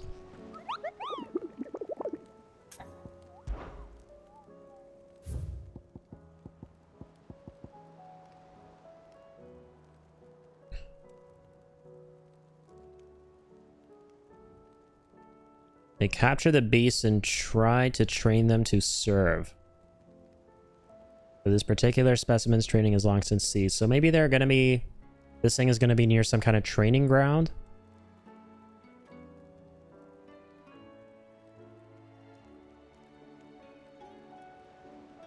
Yeah, I don't know. The Looter army captured this thing. It's gonna be near some barracks or something. That's what I'd assume.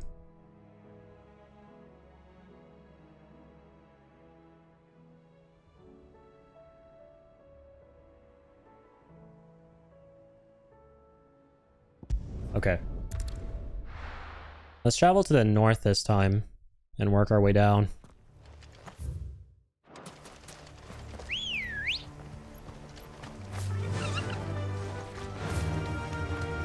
Oh, I think that's it. I think we found our big boy. I hope. Yeah. Be safe. Look at that. Lovely. Another behemoth.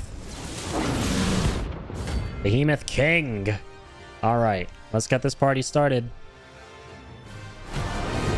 It's a fucking dope looking behemoth. 4 horsemen. I like the sound of that move. All right, we got dancing steel this time. Let's go. Holy. What is happening? That's happening. That was kind of sick. So that's the ult for Odin's tree. Obviously not going to do a lot of damage. It's meant for charging up Zantazuken, which is going to deal a lot of damage. But it sure does a good job of it.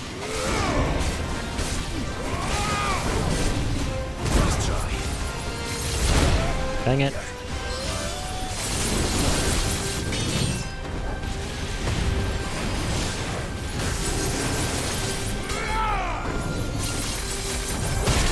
Huge.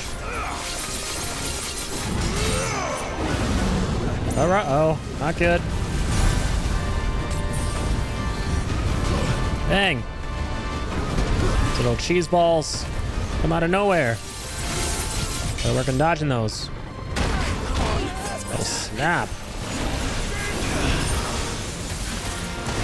It is not letting up. Dang it, I missed. No.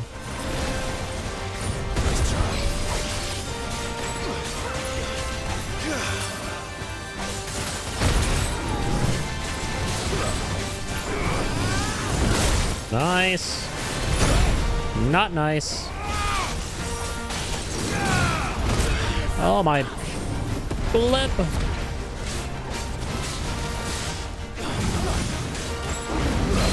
Cool. Very cool. Let's freeze him up. Right after this, it'll pull down.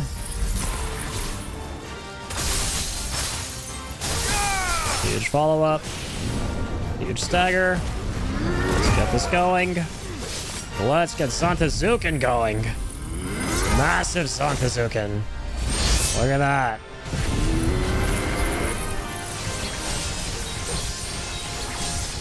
All right. Charge up the next one. Do a bit of this. Bit of that. Use all the abilities.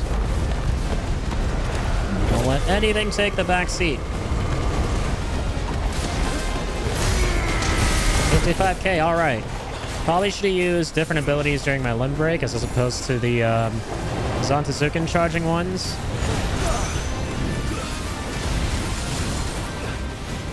All Gucci, however. Dang. Try my best to dodge that. It's no avail. Zantazuken's back. Back in town. Okay, then let's go. Oh shit, oh shit. Snap. No, Clive, don't try that again, man. Nice try. Nice try. Okay.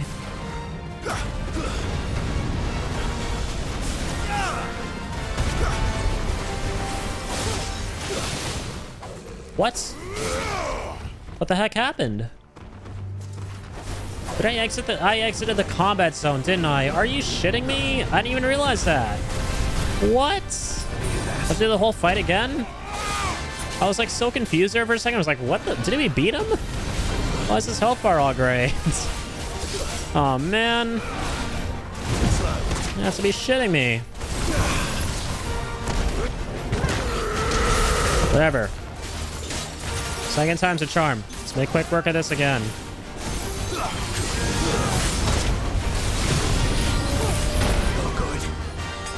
Oh my god.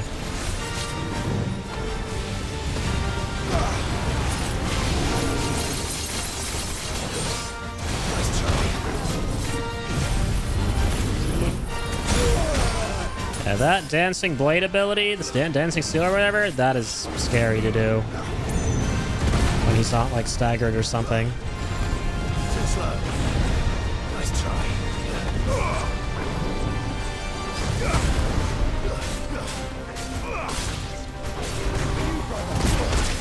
Damn it. Thanks, Joshua. Appreciate you, buddy.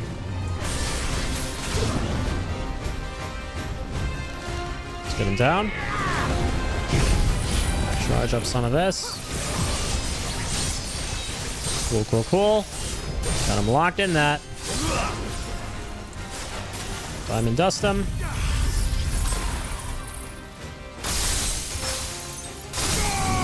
Nice. All right, here we go. Giving in my all. Start with some of that. Go with some of that. Go with some of this. Some of this. So on Suzukin. Let's top it off with that. Huge. 86k, that's what I'm talking about. So we just gotta use our right abilities and limit break for him.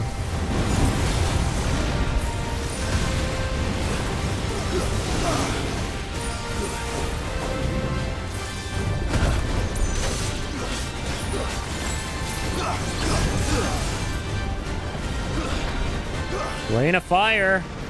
I don't like the sound of this, man. Oh my goodness.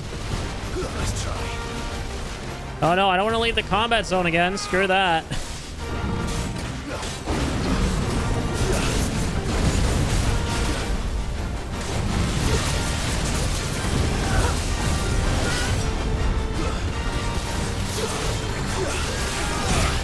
Oh no.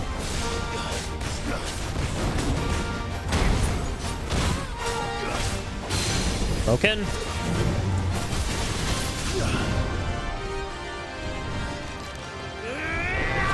Time to charge up Santazook. Let's go.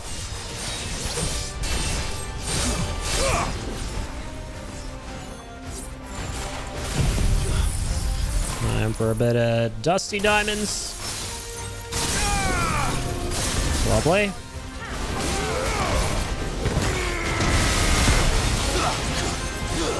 Go for a bit of that.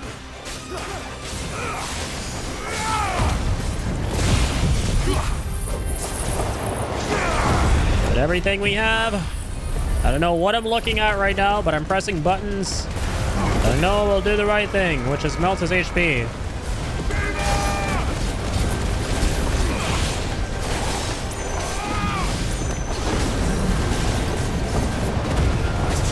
Oh snap. Oh snap. No, you don't. What you trying there, buddy? Don't try it. Oh my god. I almost died. Let's not be back in that scenario again.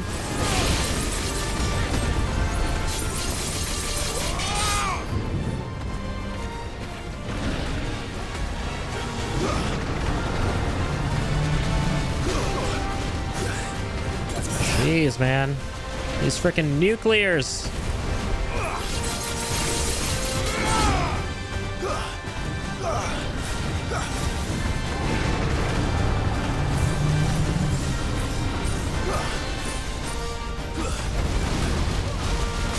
Oh my gosh! How do I get out of this? Please! Show me mercy!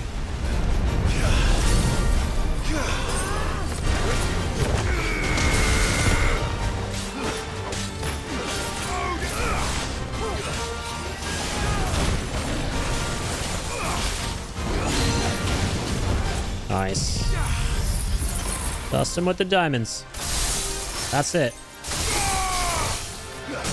Got him. Go for the ults. Or not.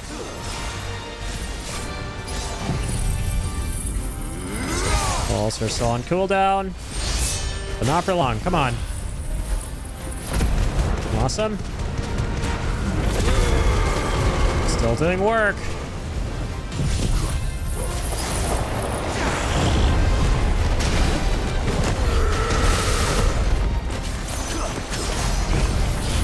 Nice. 83k. Some more Zantizuken charge, please. Don't mind if I do.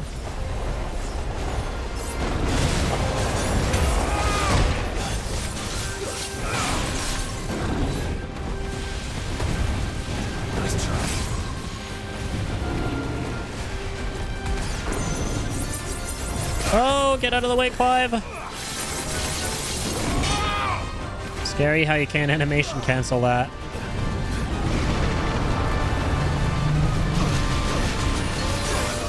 What's that? I'm limit breaking. But screw this. I'm not dying today. I'm running towards him in limit break mode. So as to not die.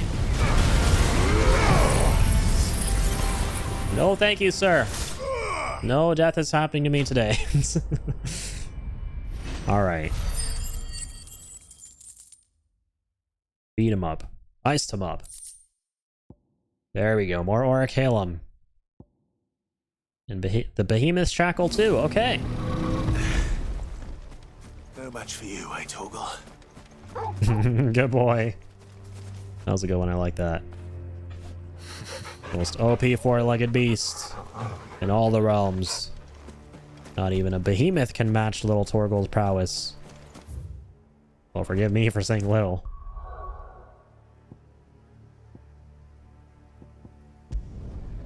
That was awesome. And we still don't have the trophy, I don't think, for getting all the hunts. Which means there's still more. My god. So many hunts in this game. We'll have to see it. Okay, can we please finally craft Goddard Amarung, man? So what do I owe the honor? I gotta know. What do you want? I don't think we can. Ah, damn, we're still short of one dark steel.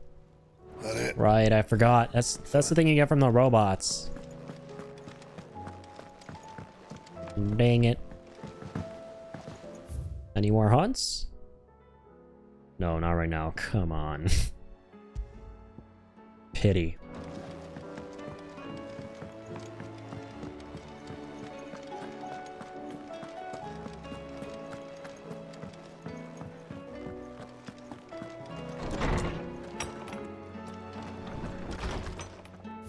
Okay. Let's do these two quests here. One from Vivian. She's got a request. Wish to enlist your aid in reclaiming that text. Some kind of text here. There exists ancient text deemed so injurious to modern thought that mere possession is deemed a crime. Ooh. It is called From a Distance. Alright. Something tells me... Let's do this. Let's go get that little tome for you. Vivian. Vivian.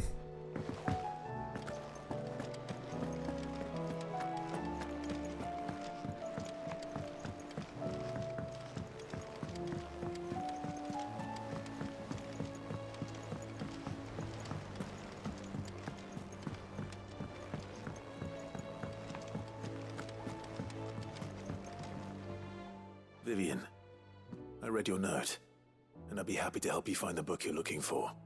Thank you, Clive. But tracking it down will not be easy. Are you sure? Please. Sure, then sure. You have always granted me your wisdom and insight whenever I asked. It's only right that I return the favor. Or at least attempt to. You are too kind. Alas, what I ask of you is rather more trying than delivering the odd lecture. I spoke with Harpocrates to see if he had any inkling as to where another copy might be found, but perhaps it is best that you hear the details from him. If you say so. Forgive me, Clive, for asking this of you. But this book, it set me on the path to becoming who I am today. Its importance cannot be overstated. All right. Sounds like a very important book. For a very important lady. So I'll do what I can.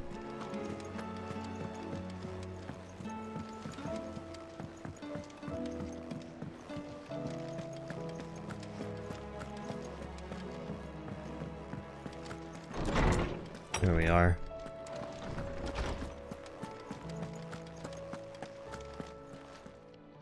Ah, Clive, my boy. What a pleasure it is to see you. Harpocrates. There's something I need to ask you. I've been charged with locating a book called From a Distance.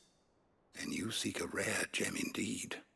One whose name I had not thought to hear from your lips. You've been talking to Vivian. Right as always. But she didn't seem keen to tell me very much. I take it she didn't like what you had to say. And yet I gather it did naught to dissuade her.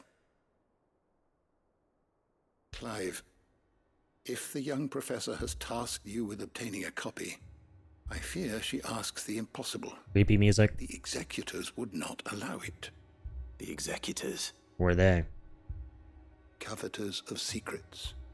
A clandestine organization committed to the collection and intenebration of forbidden texts and technologies. One such text being the tome Vivian seeks, chronicling as it does the true history of the enslavement of bearers. Oh shit. A tale which could overturn the established order were it ever to become widely known. Or, so rumor has it. I've never actually read the thing, or even set eyes on it for that matter. How is it that I haven't heard of this organization? Why, secrecy is the executor's watchword. They lurk in the shadows, emerging only to seize that which must be seized, be it books, inventions, or people, before disappearing again, leaving nary a trace. Sound like the Men in Black. Explain why Vivian's copy was snatched from her grasp not long after she found it. By the hand of the executors, yes. But what drives them? Self-interest or ideology? Fine question. Sadly, all that is known of the executors can be recounted in a single breath. You may just as soon ask me of their origins, numbers, or the identities of their leaders. Any answer I give would be pure speculation. Then my hunt was doomed from the first. What was Vivian expecting? That I'd pluck it from thin air? Not from thin air, no. From ash. Rumors of the executors are rife among the scholars of Storm, but rather less so across the strait. I have a friend. Well, I had a friend in the village of Garnick, a collector of rare tomes, upon which subject we would oft correspond. Alas, I have heard naught from him since the skies fell dark. And no doubt he too has turned. Damn. But though he did not mention it by name, it is possible that a surviving copy of From a Distance yet rests upon one of his many shelves, quietly awaiting discovery.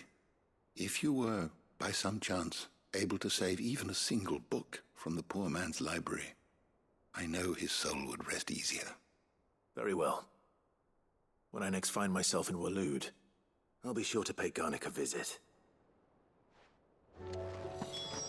Yep, that dude being alive would sure be ideal. It's actually a really interesting quest. I want to know more about these executors. Sounds so mysterious and creepy.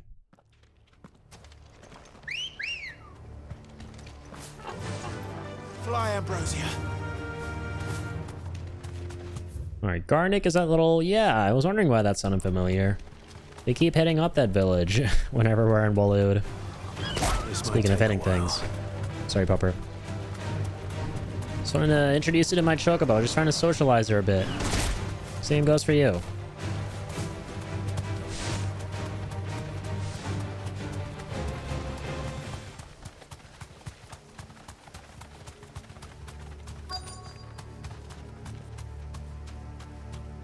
entire village looks abandoned. Now, It usually isn't. which house would a bookworm live in? Hold on. First things first, you must get the shiny shiny. Nice.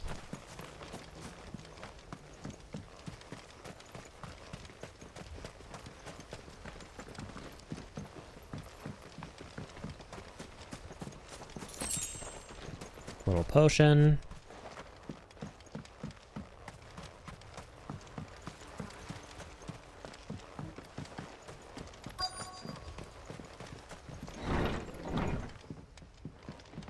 Finally, we can actually head inside one of these homes.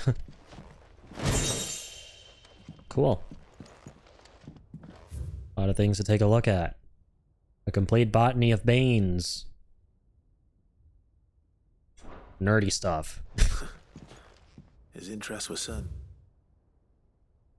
The folklorist's fabulary. The Mughal. No way. There's a whole entry about Mughals in this world. And why they exist in this world. Let's actually read a bit of this. No spirit or sprite appears more often in Valistian folktales than the humble Mughal.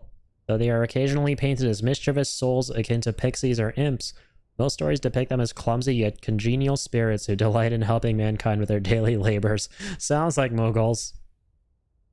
They are said to have sweet tooths, leading to the common superstition that one must not leave cakes or other sweetmeats uncovered overnight, lest not remain but crumbs come morning. This is so adorable. In appearance, they are described as being covered head to toe in soft white fur, excepting the small dark wings by which they are somehow able to take flight, and the brightly colored pom-poms that protrude from the tops of their heads. And yet, there is one detail regarding the Mughal that most find more remarkable than even the orb that tops in its brow. The fact that the creatures actually exist. They do. I've got one back home. Proof. Preposterous, I hear you cry. Everyone knows that Mughals are stuff of legend. I quite agree, but every legend has its basis in truth. And in the case of the Mughal, the fact may be not so dissimilar to the fiction. Ancient bestiaries list the white mole whose feet do not touch the ground among the beasts of the realm, and the illustration besides the name. Why, it is none other than the Mughal. Of course, it is true that the creatures are not known to still survive in the twins of the modern day. Perhaps their miniature wings carry them to other climes. Perhaps they were hunted to extinction, or perhaps, just perhaps, they do still live among us, hidden far away from human view. Reminds me of the world of Final Fantasy VII, right? How Mughals, for the most part, have been driven to extinction. Really, the only time you see a Mughal in that game is in the minigame in the Golden Saucer. The Mog House minigame, and that's kind of about it. That was cool. Glad we read that. Royal Intelligencer Training Report. In the wake of the tragic fire at Cairnorvin in 873 AV and the subsequent something. Okay. This is a Royal Army logbook. Did he take this from the local barracks? Chapter 16, just like this game, The Fall of the Bearers.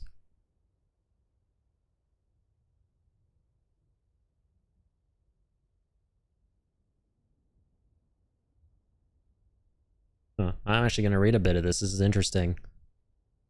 It's about the bearers. The emergence of the first magic adepts was widely heralded as a gift from the gods. Indeed, the title with which those with the gift came to be commonly known is most likely a contraction of bearer of the heavenly blessing, the wording used by the tribunes of the time. Those born with the blessing were allotted as living crystals and granted high office and plentiful reward for their status as chosen ones. Over the years, the reverence for their kind would become a full-fledged religion by the bearers themselves, or led by the bearers themselves, a development that would prove fateful. The diverse nations of the time were unanimous of their disapproval of the founding of the church, while the authorities had for years welcomed bearers into positions of power in their own structures of state. They were mistrusting of an organization led by bearers, or bearers. Yeah, so they once had a lot of power and were respected. Efforts were immediately made to chasten the church and its followers, banning members from holding office, evicting adherents from their homes, and breaking up meeting by force. The church responded by forming a volunteer army to resist the persecution. Yeah, so this is the beginning of how they were persecuted. Yet it continued, creating a cycle of ever-increasing bloodshed and rancor. Damn. Battle between those born with the blessing and those without. Yeah, so what began with beatings and street clashes would eventually spill into an all-out war that consumed the greater part of the twins for nigh a generation and decimated the population of men and bears both. The deluge of blood that stained the land crimson and left an even more lasting mark upon the minds of the Valistian people. After the bears' last resistance was crushed, the nations of Valistia came together to sign the Continental Accord that initiated the system of slavery that persists across the realm to this day. Geez. Its well-known phrase, bears are other than human, has its roots in the bitter war of the years before, being the unblessed's only excuse for their calamitous refusal to allow the blessed to decide their own destinies. Okay, that was really fascinating. This is it. But if what it says is true, I need to get this back to the hideaway. Yeah, shit. That's like one of the most interesting things we read. So the bears are once revered, right? And then there was an all-out war between magic users and non-magic. And the bears were essentially crushed, and then the non-magic users signed an accord after persecuting them that they'd be slaves. We've been watching you. The executors. From a distance, so to speak. Subtle. I know who you are. Then we need not waste time on introductions. Hand me the book. Leave it in our care and return to your life. Your care? Do you mean to burn it or bury it? That is not my decision to make. But by one means or another, its contents shall be removed from the common record. Then I'll have to politely refuse. I won't let you erase our history. Yeah, he's trying to manipulate history. We find ourselves at an impasse. Very well. The book can just as easily be pried from your dead. You'll try, buddy. He just turns around and walks away. He's like, my little scoundrels here can take that book from your hands. Those generic, basic-looking bitches in their dirty rags. They're totally gonna kick your ass. Is what he thinks.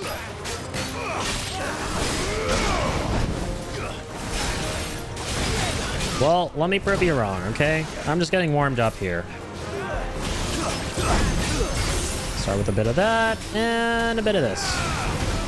Not. Sorry, that was the wrong move. Totally did it on purpose. That's what I meant to do. Have a good night.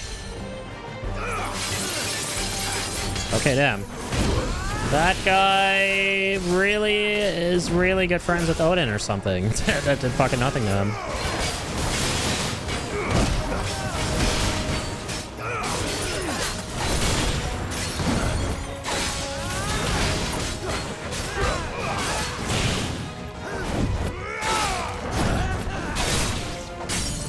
Okay.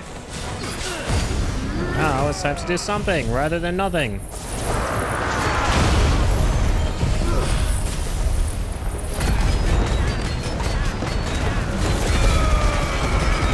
Alrighty.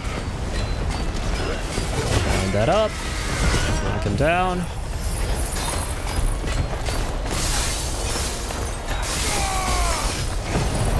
Bit of this too while we're at it.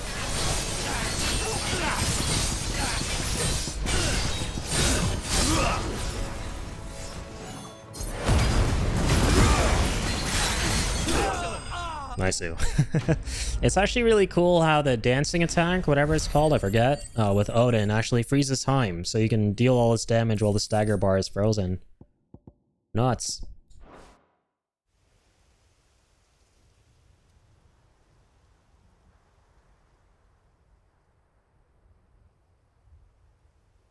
Impressive. But we have other means. We shall claim the book yet. Why do you want it so badly anyway? It lays out in no uncertain terms the vanity and avarice of mankind. It tells the shameful history of the persecution and oppression of a gifted few by a giftless many. Would you say that this interpretation was correct? I don't know. You don't know. Your sword may be sharp, but your wits are dull. So let me answer for you. There is no correct interpretation of history. That a series of events took place may be proved beyond a doubt. But there can be no single, immutable explanation as to why they came to pass. It is a question of numbers and of belief. If enough people believe that a set of events occurred for a reason, that belief becomes... Yeah, this is getting all philosophical on us. Trying to control the truth. We are trying to protect people from themselves, from knowledge that would bring them naught but pain. That is all. You may keep the book, for now. The world is small. We shall meet again.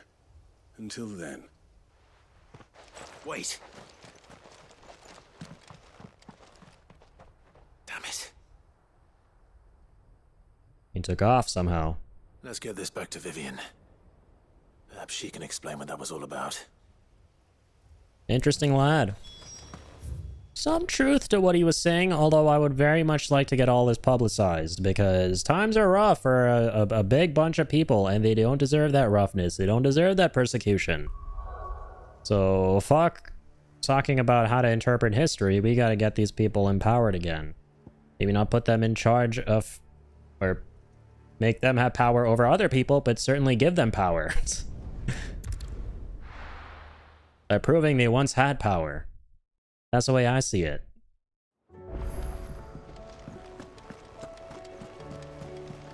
That dude was kind of a psycho, I'm not gonna lie.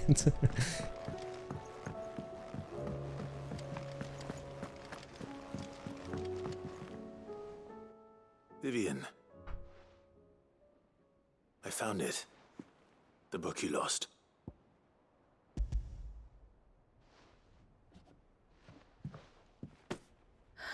You found it. Thank you, Clive. Got you.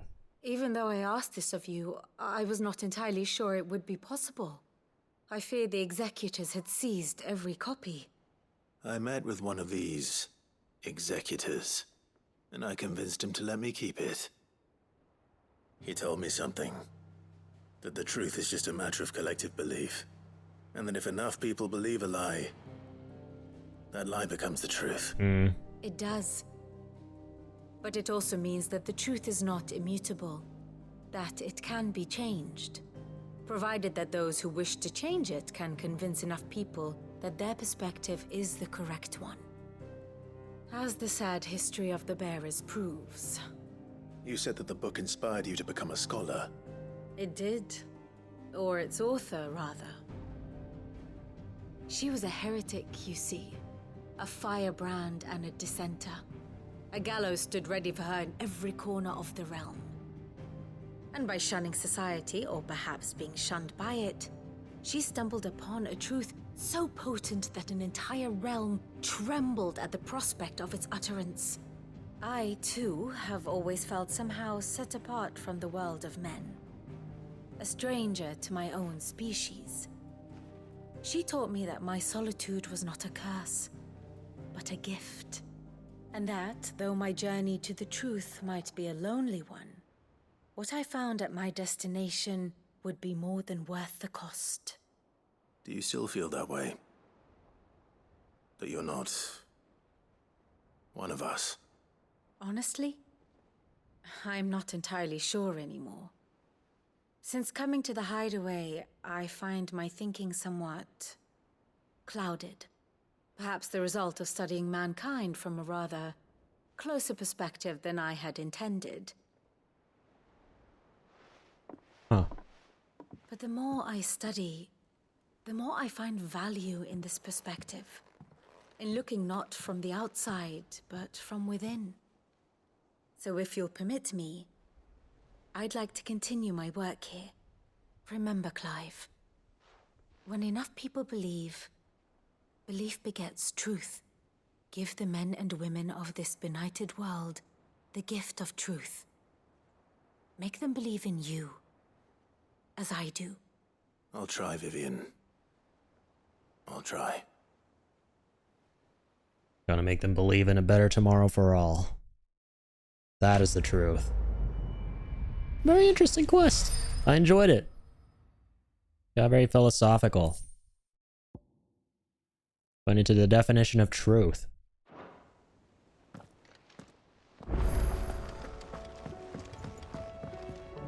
New quest available nearby. That's so. Oh, we got a new hunt. Yeah, that was really fascinating. I did not, and we weren't supposed to, right? Realize before doing this quest that the bearers are once people of power. Which you would naturally kind of assume they should have been, right? Because naturally, if you got like a world where there are magic users and non-magic users, the magic users being these people who can essentially conjure these abilities that make the non-magic users tremble, right? The non-magic users are obviously going to fear and maybe even respect the magic users, right? So you naturally assume something like, okay, maybe the magic users were the ones in power, right? But then this game establishes that no, they're actually slaves to the people who don't use magic. But then it turns out that what you would have assumed initially was correct, that once upon a time, a very long time ago, this was the case, that they were actually the ones in power, and then it flipped. Persecution began, and from there, the rest was history. That was really fascinating. The Wailing Banshee, okay. An A rank hunt. This one is in Garnick yet again in Waloed. No wait, we were just there. Does it have something to do with what we just did? Probably not. Just a little beastie who settled in after we took the book.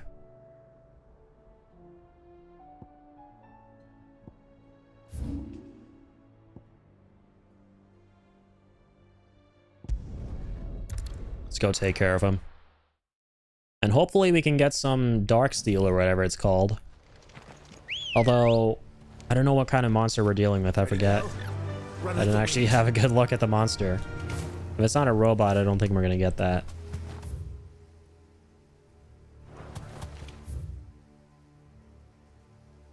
There we go.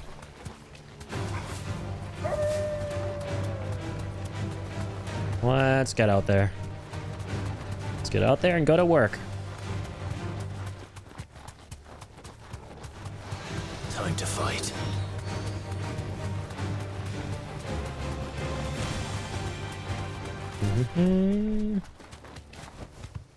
That'll do, girl. Finally, we get to do a hunt here. Oh, Gizamaluk. Yet another one of Garuda's ladies. How goes it? You know, you got a very long thorn protruding through your chest. Or heart, rather. Might want to get that checked.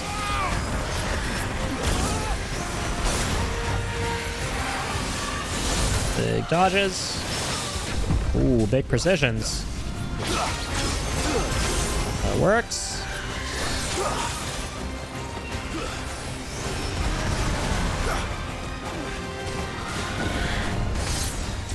Fantastic. Ouchies. She's having none of that. She shut that shit down.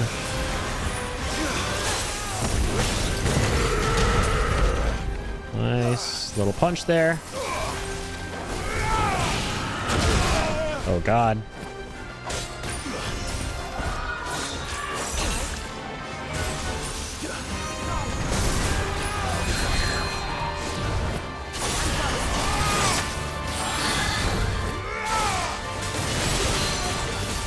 Okay. Pull her down.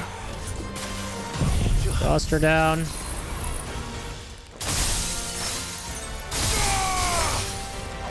Dang, still not staggered. That's so. Let's change that. Up in the script. Or not. Oh, I am. Alright. So these ults to boot.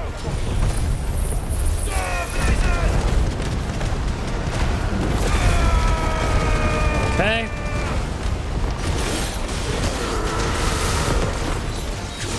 This too. Don't mind if I do. Oh yeah. Get Zansuken back in town.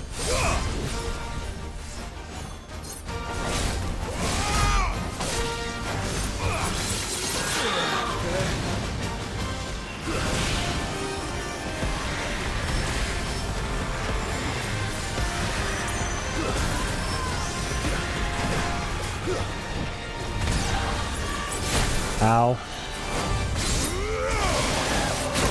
Rude.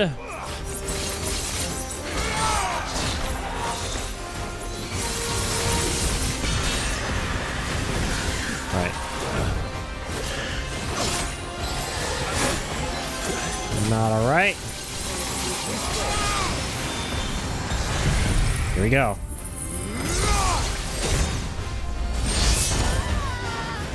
Do some of that. Oh no, Jill's not having a good time.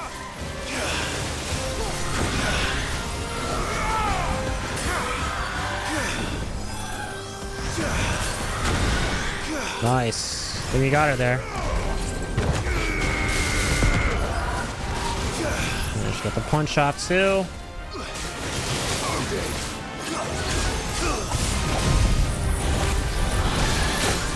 Damn it. I was too slow with that.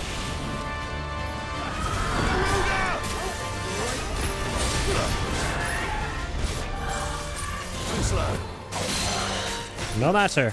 Got her again. And again. And again. Right on. Not going anywhere. Not just yet. We're not done. Oh, yes. You got the stagger. Perfect. Okay. So let me break it.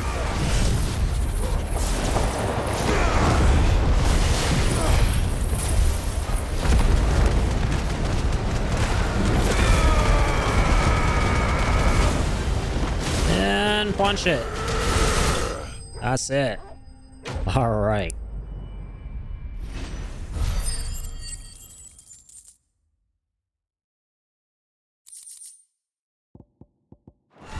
Nothing too crazy ingredients-wise.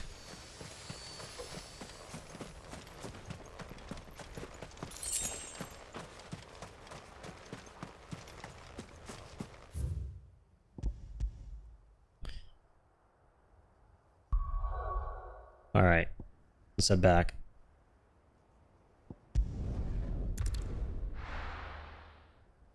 I think there's just one letter to take care of.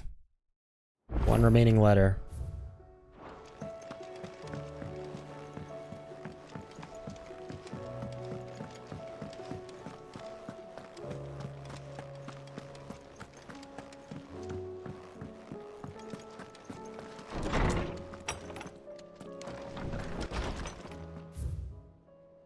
Making amends. Oh, wait. That's a new one. This one we've seen before. Oh, okay. A new one from Harpocrates. Alright. Master Clive, I'm aware there are matters of much greater import which demand your attention, but should you find yourself a moment, I bid you visit me in the shelves that I might seek or ask a single favor concerning His Highness Prince Dion. Alright, something to do with Dion here. It's usually me making demands of Harpocrates. Yeah. I wonder what this is about. I don't think you've ever gotten a quest from Harpocrates before.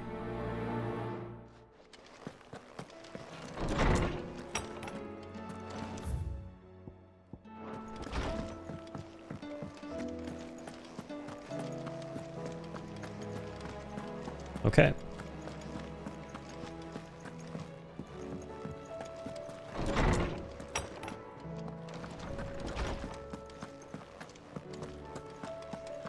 What is up?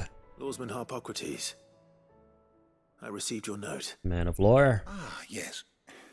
I expect you're wondering what this is all about. You spoke of making amends with Dion, but I can't imagine what for. Then I should begin by telling you that I was once his tutor. Huh. This was some years ago, of course. Interesting. Before I joined Sid in his hideaway. At that time, no way. I was counted among the foremost scholars of Oriflamme, and was accordingly invited to the palace to supervise the young prince's education, all to ensure that the future emperor had a firm grounding in, well, everything an emperor should. History, religion, commerce, government. Damn, I'm sure he was a fucking awesome prof. Our time together was cut short when Dion left to join the Dragoons. His studies no longer being deemed necessary. I had not expected to meet with him again, least of all here. Have you spoken with him? No, I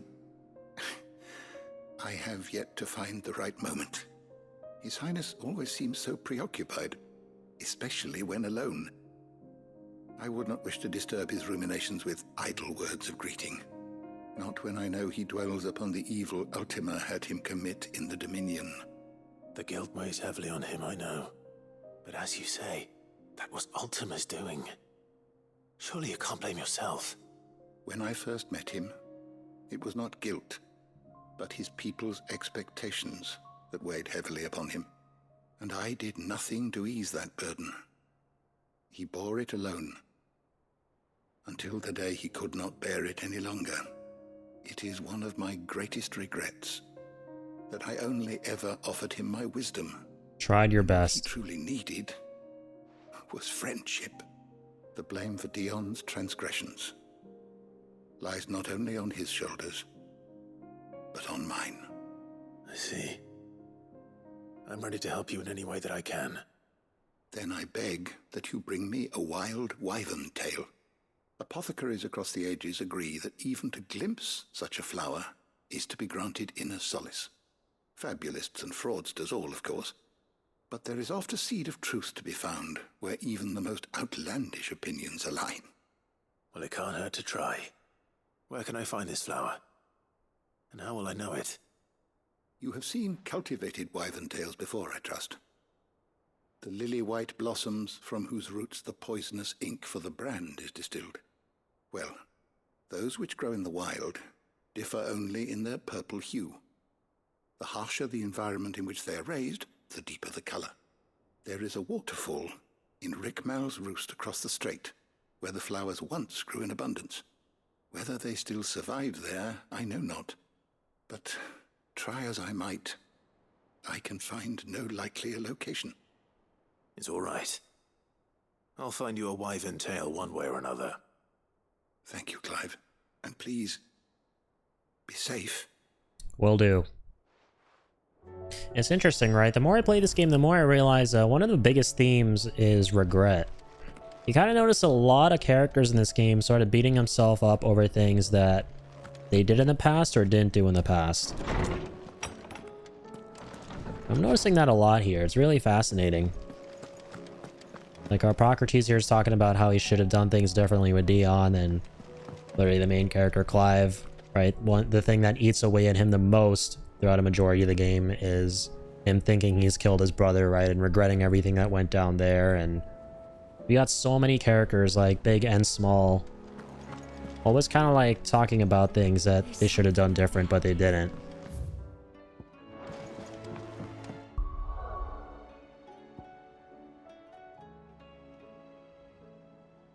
So yeah, we gotta go to Rickmal's Roost,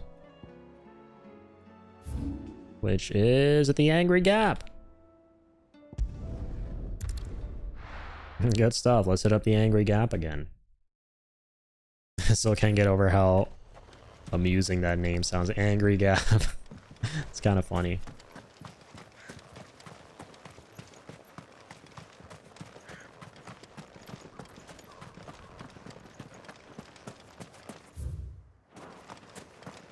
This is no time to ride.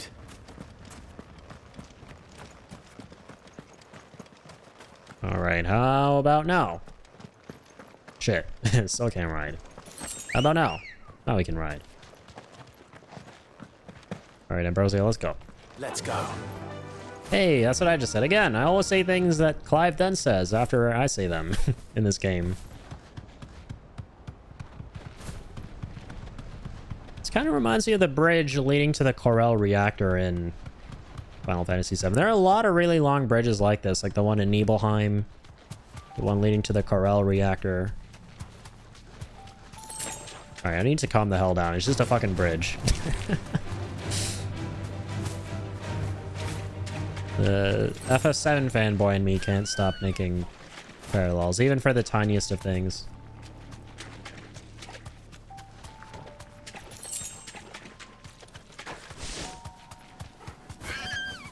Oopsies.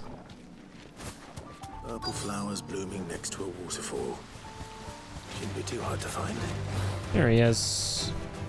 Thanks, Gal. Let's fight.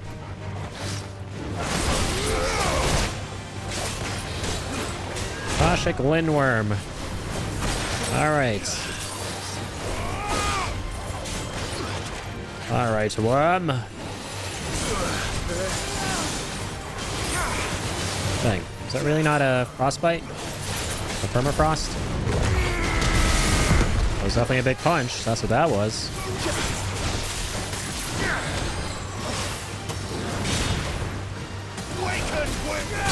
Using the wrong abilities. There we go. That's better.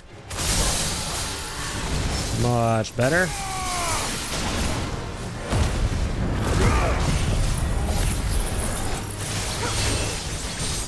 I don't need to use this. My bad. I thought I was on Aerial Blast. Oh, I flubbed this so hard. Not freaking bad. I wasted that limit break.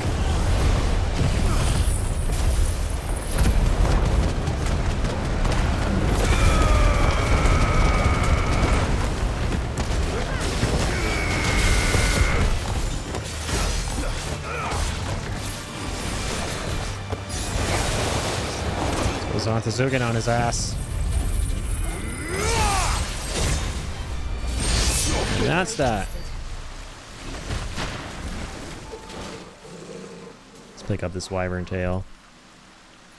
Actually, let me try a better face cam position here. Just experiment a little. Get myself to the left. I find it a little bit awkward being on the right. Sort of move down here. Right underneath my gauge for Zantazuken. See if that's a little better.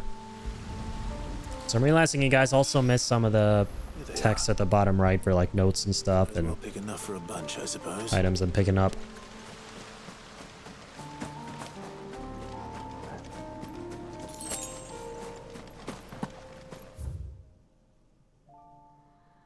Okay. So we beat the wyvern, we got the tail.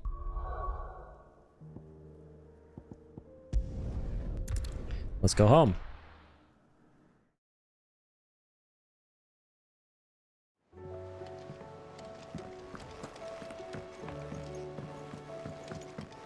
Deliver the goods.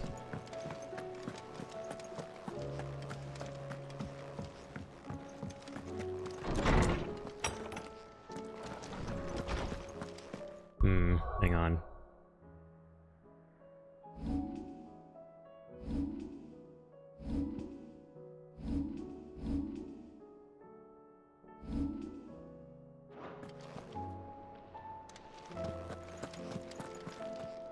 Kinda don't like this actually because I cover Clive in the gameplay a little bit. Dang. Alright, no, back to the right it is. We're going back. Sorry. I don't want to cover the character at all at any point. That's the thing. There we go.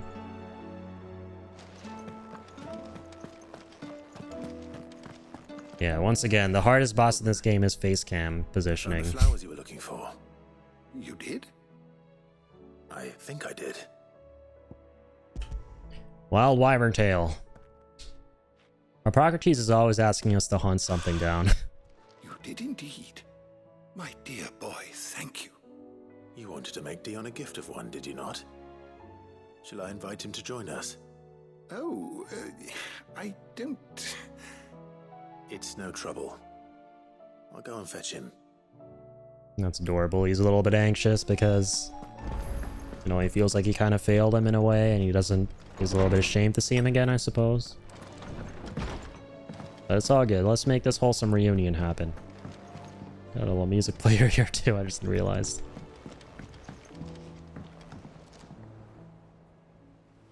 Your Highness, would you do me the honor of accompanying me? No. It is time, then. No. He thinks we're going on our crazy suicide mission. He'd like to give you. Master Hippocrates. No. I dare not show my face before him. Not after everything I have done. I have taken countless innocent lives. And ruined countless more. All because I was weak. I have sworn to atone for my crimes or die in the attempt. But were I to meet with him again, and see in his eyes what I have become, I fear that my resolve might falter. Then that is all the more reason to do it. Test your resolve. Prove to yourself, and to him, how strong it truly is. Clive's a true stoic. You are right. I must, at the very least, offer him my gratitude. Very well, then. Take me to him. Follow me.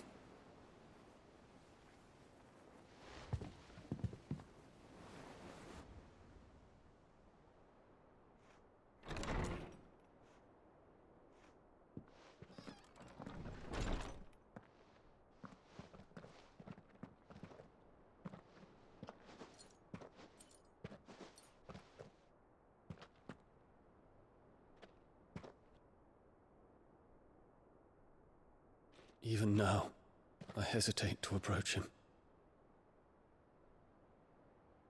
What must he think of me? You'd be surprised. He's proud of you, son. Always has been.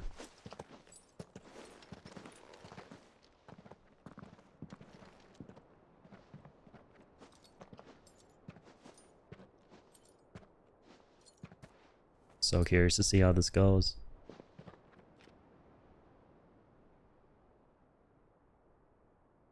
Master Harpocrates, pray, accept my apologies for leaving your tutelage before my studies were complete.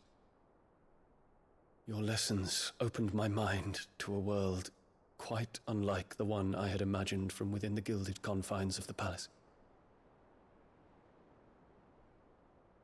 And I shall be forever grateful for the efforts you made to enlighten me. Lift up your head, Your Highness. The deeds of youth require no apology. That's so true. That you took the time to visit me says much about the man you have become. Now, there is something I would like to show you.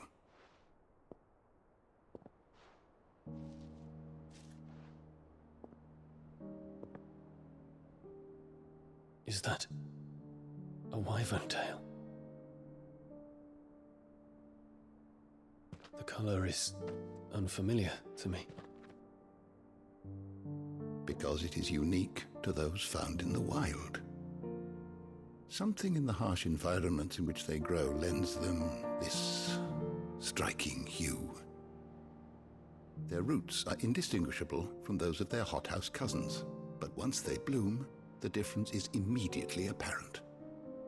In this flower, I see you, Your Highness.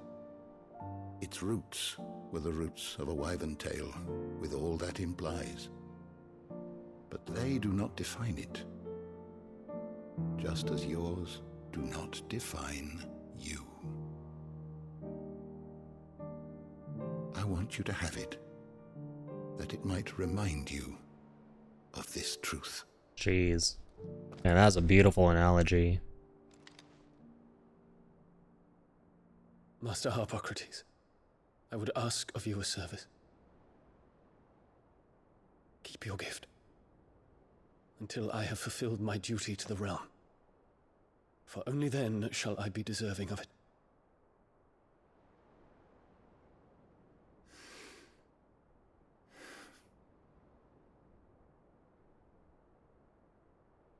As you wish, Your Highness. Man. I shall await your return. And it's hard seeing Harpocrates sad like that.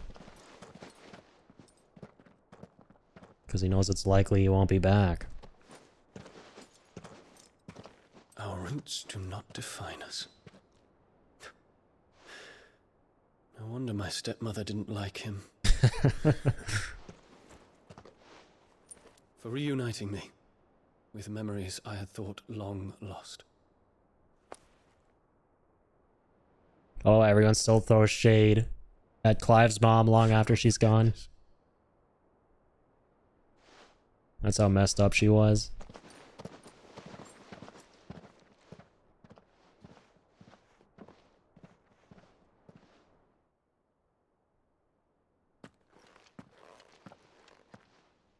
Thank you, Clive. Were it not for you, I fear I might never have found the right moment to speak with him. Not to mention the wyvern tales. I shall plant their seeds, that I might not disappoint His Highness upon his return. I hope the soil in the hideaway is to their liking. Why, these flowers bloomed in the bleak, black wastes of Waloed. I'm sure Nigel's yard will suit them to a T.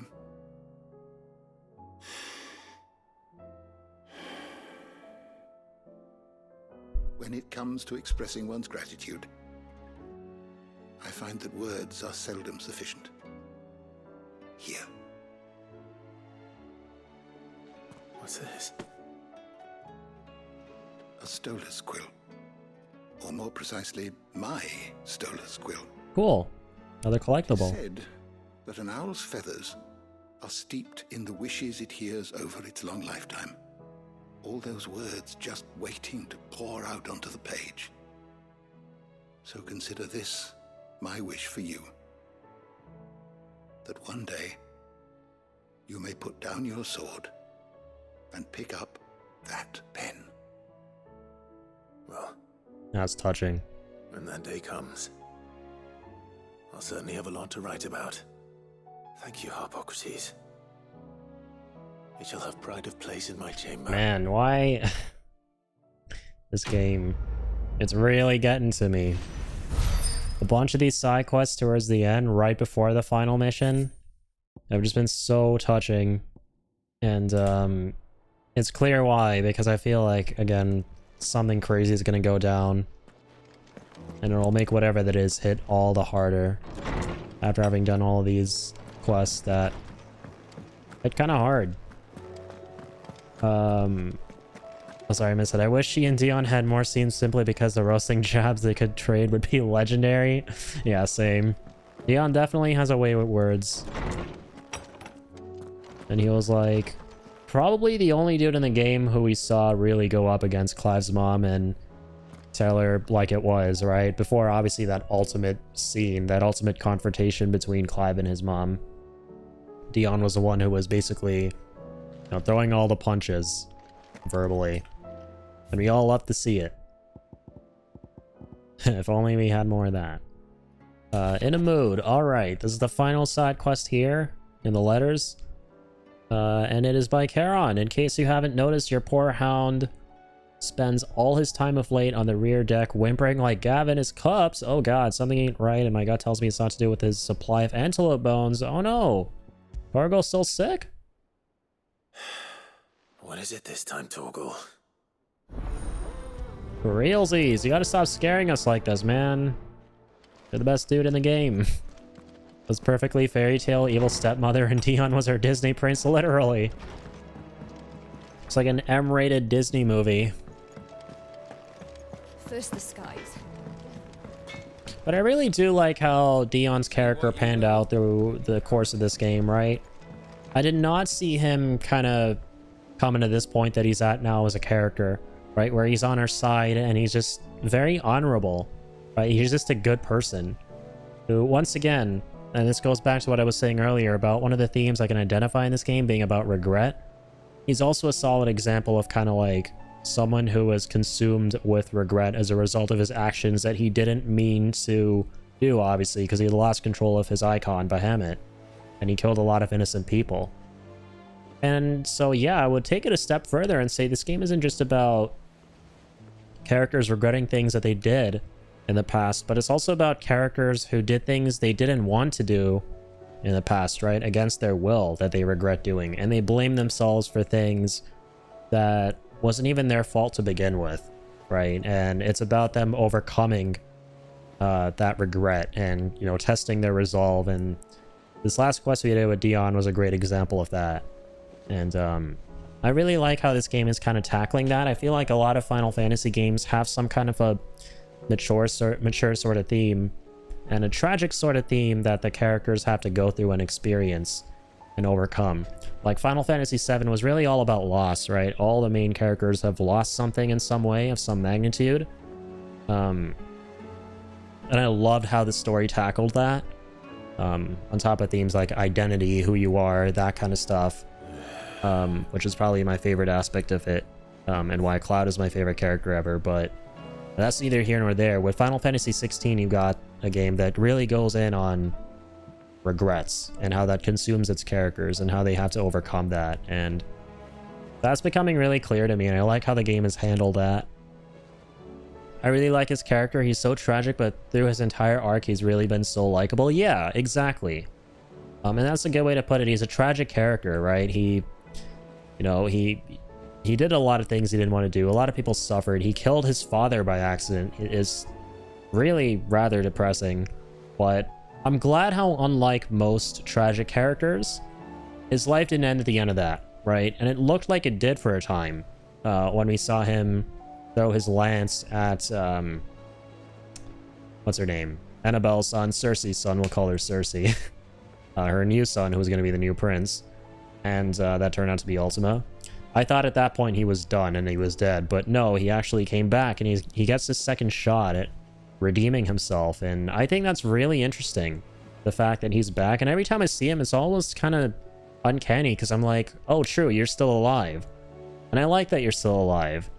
And honestly, a big part of the game is kind of like that too, is you see a bunch of characters who you thought were goners, and honestly, if they were goners, the story could still kind of work, right? Because the way they kind of went out was like kind of wrapped up perfectly, right? Albeit, you know, really depressingly.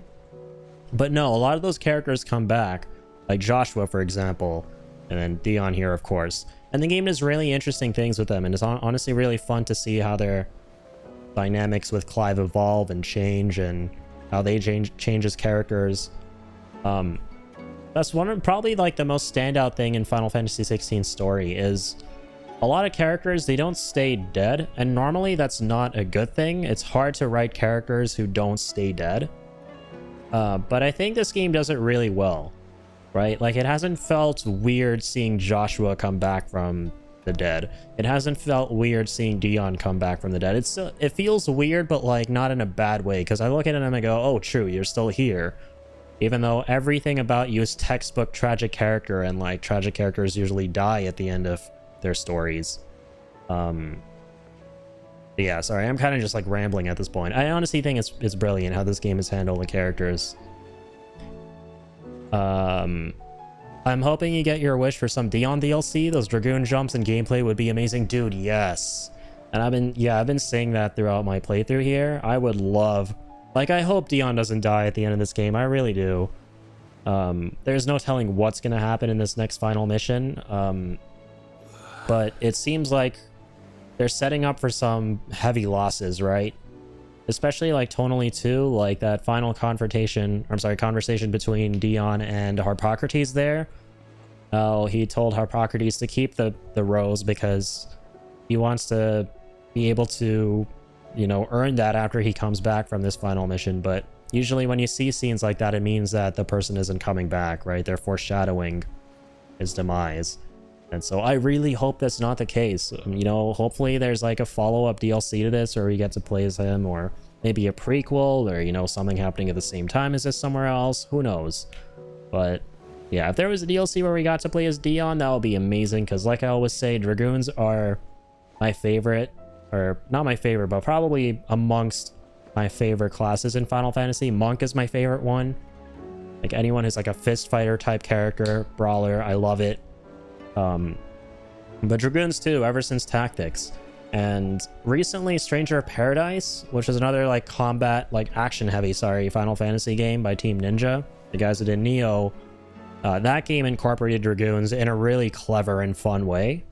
And so if we could see something kind of like that, even though the combat's very different from this in that game, like with the Dragoon jumps and everything, and maybe even do some of the abilities we saw Dragoon enemies doing in this.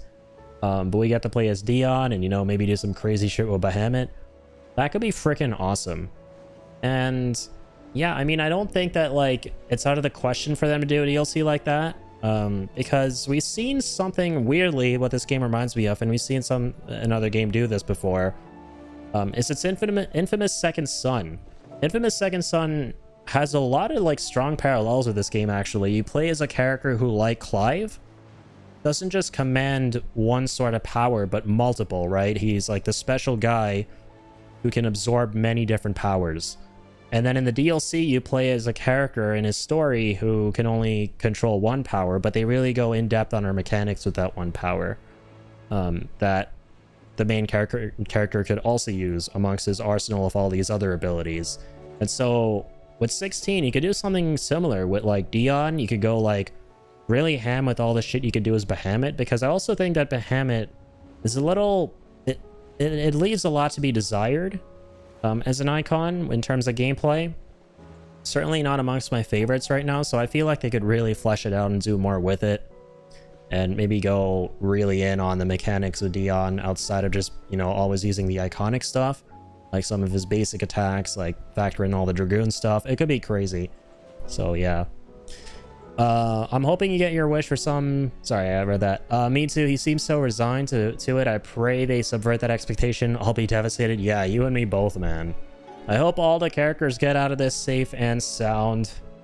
Right? I hope this is like a Final Fantasy VII where... Spoilers.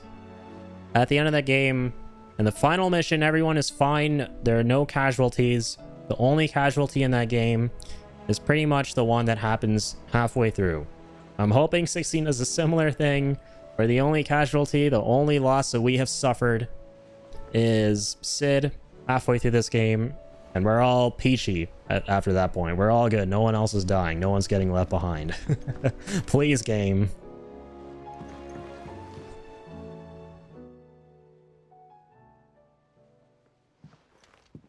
What's up, Torgal? Boy. What is it? What do you see out there?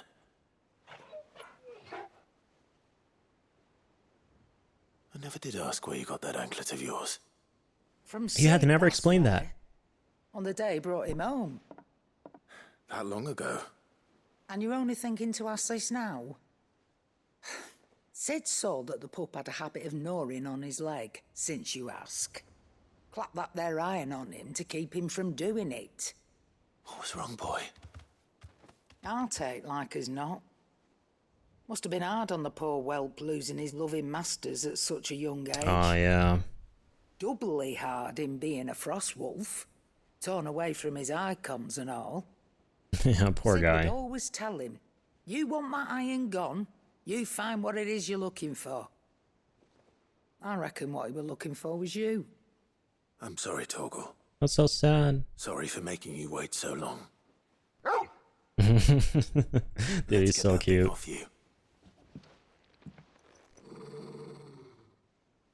Doesn't want us to. Doesn't sound like he wants it off. Indeed. You miss Sid as much as the rest of us, don't you? Oh, yeah, because Sid put it on him. You want me to go with you somewhere?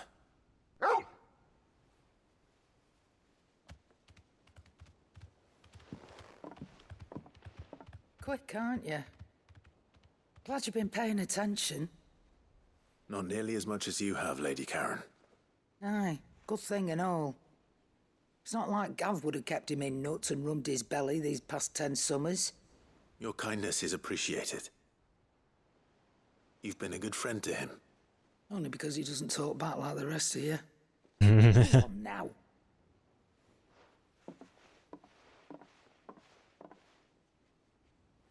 Where to then, Torgal? I love this. A quest that has to do with the doggo. Let's go. Random thought, by the way, but it's insane how old Torgal is, right? He's like, what, 18 or 19 at this point? It's got to be 18 years old and then some, right? Because it's been 18 years since the start of the game. or since the Phoenix Gate incident where he was a pup. Do direwolves actually... There's no way direwolves actually have that lifespan. Or had that lifespan, rather. Where are you taking me? I'm going to need a little bit more than that, boy. Well, he is a fantastical frost wolf. Unless... you've already given me one. Back on the rear deck, you were looking west. Toward Rosaria.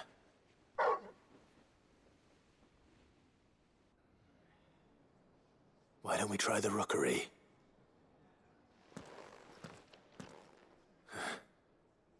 I haven't been to the island in almost 20 years.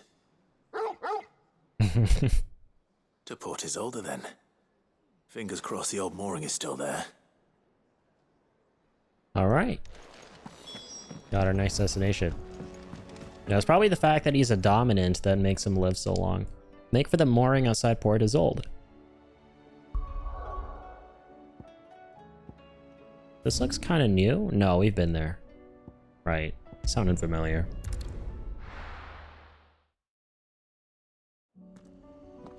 Once again, this game is giving us quests that have to do with Clive's loved ones, the people closest to him, right?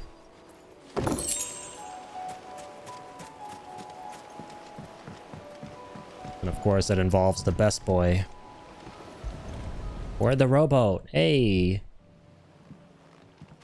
Get to board this little boat. It's still here. After all these years. A lot smaller than I remember. And you're a lot bigger. You might have to swim away. Just kidding. I wasn't being serious. You two go on without us. We'll be waiting here. Thank you. We won't be long. All right. Cool. In, boy. Game actually acknowledges that they're in our party for this cutscene. Neat. Because I'm pretty sure we can do this before they join our party.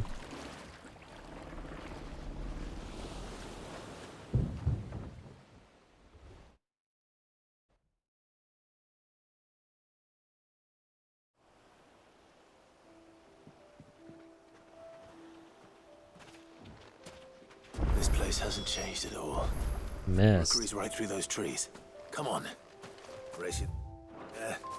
I bet I could still beat you. This is so adorable, man. Got a brand new little location here. What the flip? This is awesome. Let's go adventuring here with the doggo. Here we are. Yeah, this might just be the... hideaway. Wasn't it, Torgal? Might just be the best side quest in the game. Yeah, this is the OG hideaway. Even OGer hideaway than the OG hideaway.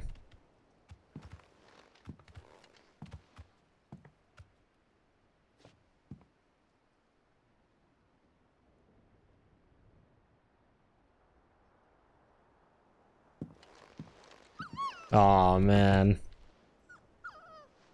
That's so adorable. It's a little flashback. Coming here helped me to forget who I was. Or wasn't. Prince, Shield. Son his mother could love. Jesus. This actually hits hard. One of those things. Perhaps.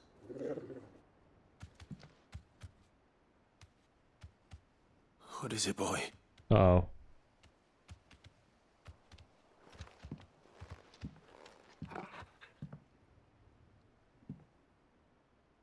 This is all from the castle. In Phoenix Gate. Did you bring these here?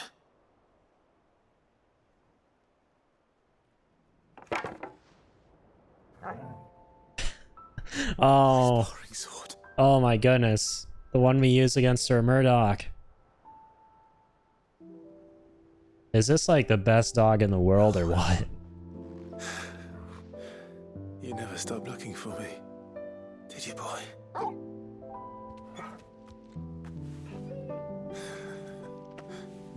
Yeah, man, I'm getting misty-eyed. For never giving up. For never forgetting. Jeez. Oh, man. This is making... Fuck. This is making me misty-eyed right now. Holy. Let's take this with us, Oh, shall we? man.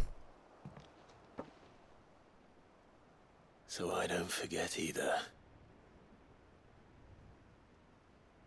Dude, we do not deserve doggos. We do not deserve dogs.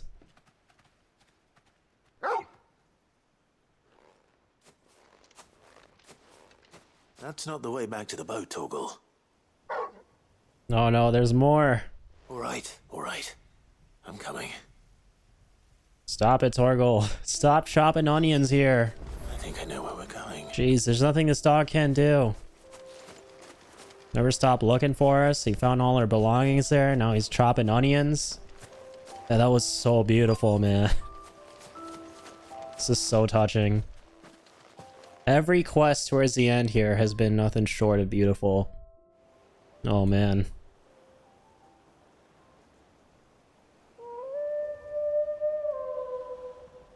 Epic doggo hell. I just spent the last 20 minutes on the floor petting and playing with about the importance of the putting cat. the past behind you. But without it, we wouldn't be who we are today. As you should, man. And we certainly couldn't steer our way to a better tomorrow. Come on, Torgal. Let's go home.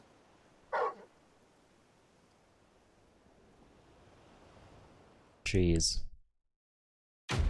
Quest complete. That was a try not to cry challenge right there. I'm pretty sure I failed if you consider getting misty-eyed a failure in that department. Oh, that's cool. We got a little accessory for Torgal, a +1. Caval's Fang. Increases Torgal's attack damage. And that's so cute. We actually get our sparring sword that we can put in Clive's chambers. Love my little Ivy. Yeah, man, we don't deserve pets. We don't deserve dogs. We don't deserve cats. Same, man. I'm gonna be hugging my doggo extra tight tonight. Wait. We're ready. After this stream, man. Oh, man, you betcha. I love how that quest was like nothing crazy, right? It was just us going on a little walk with our dog. It was just us dog walking. And going on like the most beautiful dog walk at that. And that's one thing I love about the side quests in this game is sometimes like they unashamedly kind of like do these quests where, you know what, they don't care if you don't got to do anything too crazy, like fight a monster, you know, do some traditional fetch quest type thing, like collect this and take that there. They always focus on prioritizing the characters first in the story, in the side quests. And as long as the characters are getting their time to like get fleshed out a little or, you know, shine, then, you know, they've succeeded in the side quest. And if that means, you know, in some side quests you don't have to do anything too crazy, like, you know, fighting some beast or collecting some special item, then so be it, right? And I really do appreciate their approach to side quests in, you know, in that regard and how they kind of went that route.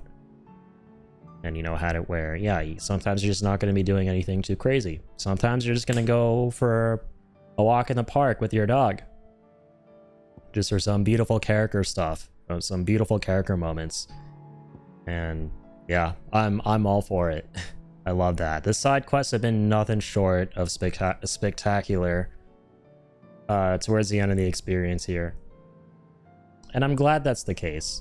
Right, I really am happy that's the case. People were not kidding when they said the side quests get better towards the end of this game. And again, I never thought they were particularly bad or anything at any point. I did at some points admittedly feel, okay, they were a little bit too fetch questy in nature and not a whole lot was happening. But there's always been this silver lining here to various degrees depending on the side quest you're doing. of regardless of what the side quest is like, you're gonna get something interesting about something going on in the world or some character.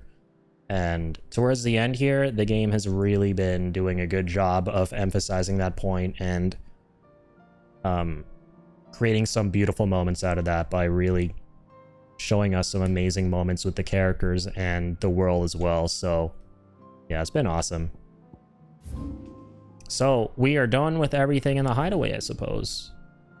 Any new hunts or anything? Doesn't look like it.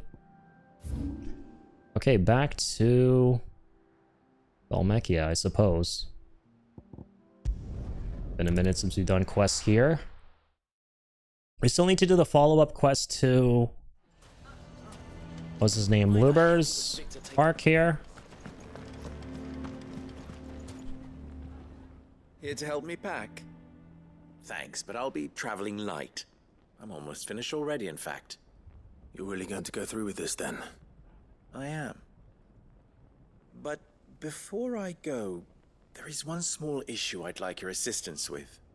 Well, two, in fact. If it's within my power to help you, I will. It's the children.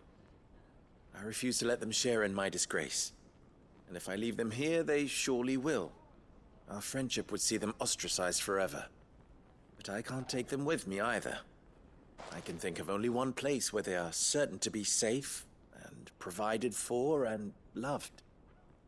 The hideaway. That's awesome. The more the merrier. It's gonna be one giant sleepover party. Of course. The children would be more than welcome. Thank you, Clive. I will not forget this. Lubor, are you still here? What is it, Ferda? You look pale. Uh-oh. There's been a flood in the Velcroy, a damn big one. The League of Outlaws encampment was completely submerged in ether. What? Every last one of the bastards has turned, and they're headed this way. Bandits are one thing. That doesn't sound so good. But Akashic bandits are quite another. The town guard won't stand a chance against them. We need to evacuate. There's no time to lose. Ferda, gather the men. The Akashic may strike at any moment. We must make ready to cover the townspeople's escape. Well, what are you waiting for? Yes, my lord. The Akashic are on the move. Clive, change of plan. The children stay with me for now. I need you to find Conrad and Natalie. Tell them to prepare for a full and immediate evacuation. Understood. I'll do what I can to convince everyone else. Wish me luck. Alright, good luck, my friend. You shall be needing it. Alright, let's go, gang. You have to listen to me. They're coming. Oh my god. That's harrowing. A little kid going, what's an Akashic? So innocently.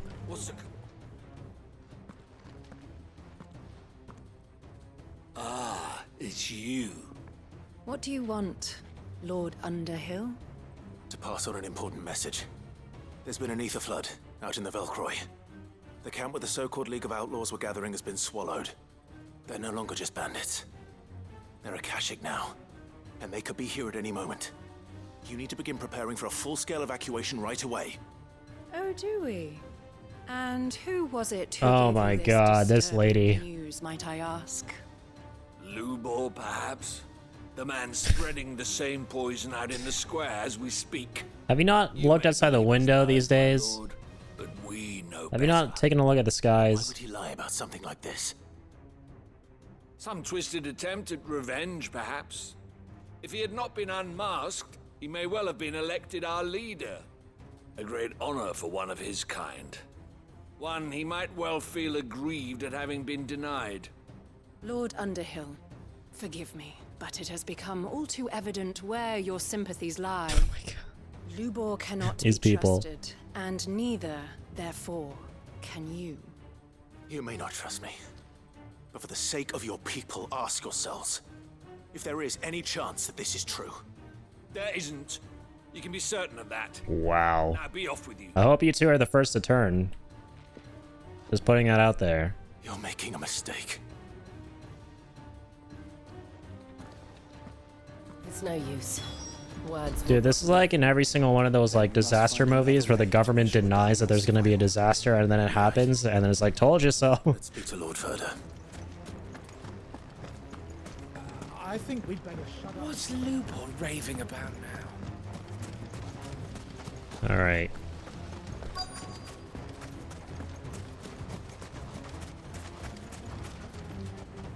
Lord Furder. Sid, what's wrong? I went to warn Conrad and Natalie about the Akashic, but they wouldn't listen. They've convinced themselves that nothing Lubor says can be trusted. The bloody fools. Which means the town guard can't be counted on for support. But I can. If there's anything I can do to help you defend Dalamil, you only have to ask. I appreciate it. Sid! Further! I've been looking for you everywhere.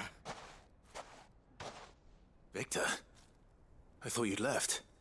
I couldn't abandon a friend in need. Good man. Lubo is in need at this very moment. Come quickly.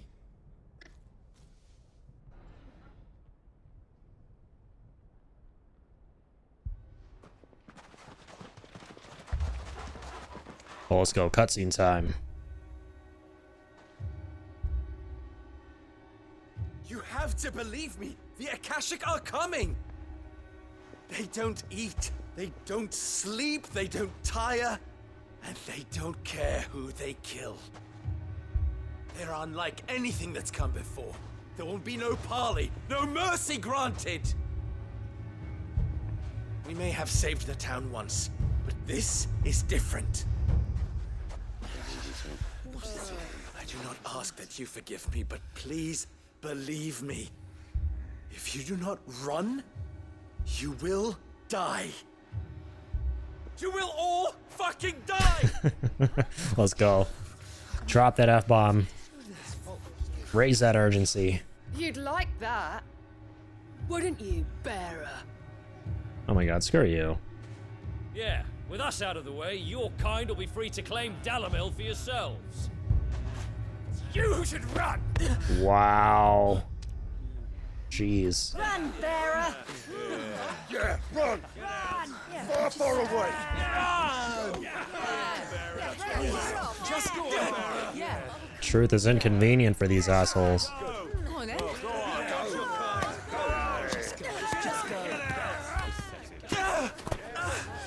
Wait, someone's coming.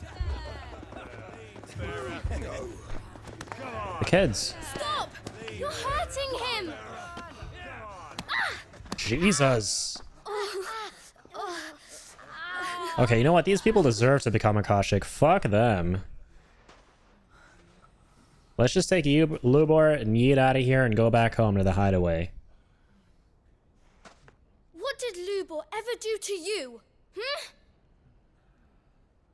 He solves all your stupid problems, and he keeps all of you safe. You tell him, kiddo. You know there's nothing he wouldn't do for this town. Who was it who made that cleaver you use every day, Conrad? And what about your counting table, Natalie? Who fixed that? Whose men make sure the streets are clean so all your boots don't get dirty? Who spends all day, every day making sure things run smoothly around here? And none of you ever say thank you. Ever. But did Lubor ever complain? Well, does he ever stop smiling?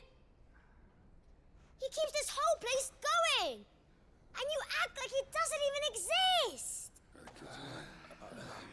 Dang. These kiddos are on fire right now.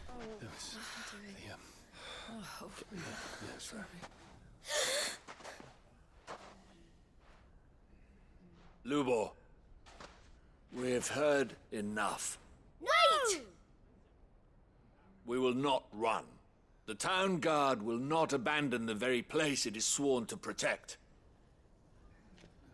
And I will not give up for lost the stores that we labored so hard to fill.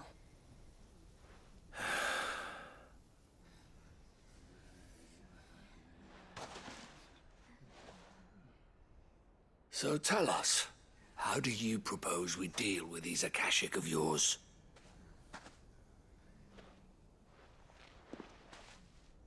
We won't run, but we will fight.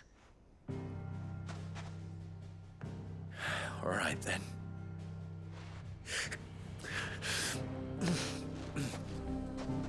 Fine.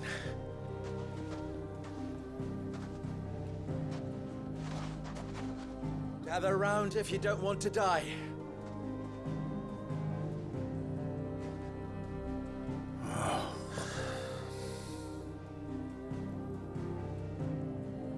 Here's the plan. Everyone stay indoors, lock your doors, let me deal with all of them. GG's. Directed by Hideo Kojima. Allow me to explain the situation.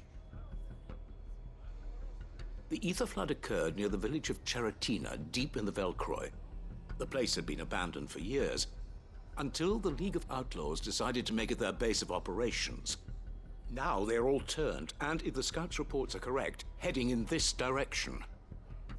They are mindless monsters, driven only by hate and rage, and they are utterly unpredictable.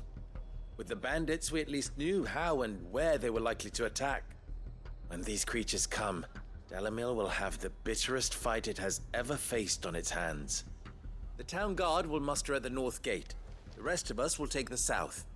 Both forces will provide men to serve as scouts and messengers, ready to spread word of the size and nature of the Akashic force as soon as it is spotted.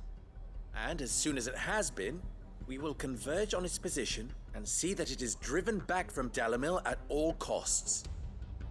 Conrad, can I count on the support of the town guard? Always. I leave the selection and coordination of the messengers in your hands, Victor. And the command of our men in yours, Ferda. If you would both be so kind. Consider it done. As you wish. Natalie, I would ask that you and your people have the townsfolk barricade themselves inside the bathhouse. And tell the merchant not to waste time securing anything beside the essentials. Preserving life is our one and only concern. As long as we survive, it doesn't matter what trinkets we might lose. Our riches can be regained. And if anyone doubts that, let it be known that the Briar's Kiss stands ready to cover any losses. Uber has always got a plan. I shall tell them. Where do I fit into this plan? Where else but the most perilous place of all? Let's go. Lubor gets me. Travel to the home of our erstwhile League of Outlaws, Cheratina itself. Go right into the element of danger. Most likely still there, and Dalamil will not be safe until it is eradicated, root and branch. A little gardening. How pleasant. What a badass. Doubt it. I have a feeling these weeds will be particularly stubborn. Luckily, so am I. So you are. All right then. You're talking to Ifrit himself. Now it's simply a matter of doing it. For Dalamil. For Dalamil.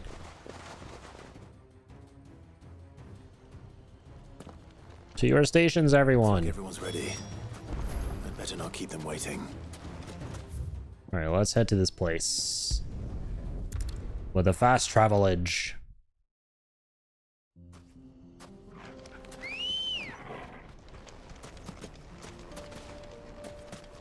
Ready, go? Yeah! Whee! There it is. The flood. But what's waiting for us inside? Love how this went from inviting the kids over for a sleepover to the hideaway to basically the penultimate episode of Game of Thrones. Defend the world from zombies. We can't leave a single one alive. Let's go.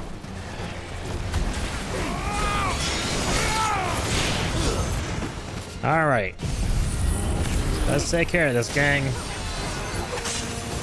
Okay, what? That was it? Oh, where's my follow-up? Odin, come to me. I need you.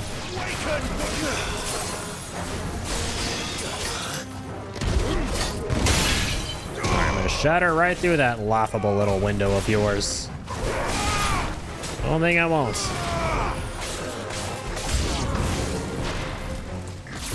Okie dokes. Dang, man. Getting charged very slowly today.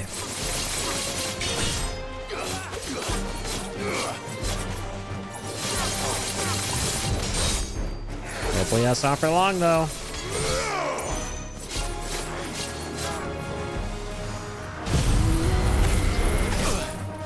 Damn you. Hurry. Let's go. That's what I'm talking about. Give me all that juicy charge. That's what should have happened the first time. Why didn't it? Ah, shit. Alright, time to deal with all these big bozos. Let's do it. Fantastic. Got all the little guys. Now it's time for the big guy.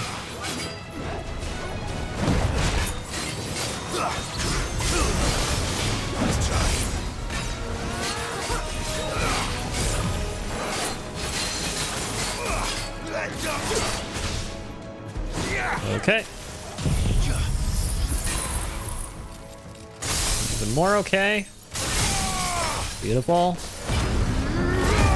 Break him down.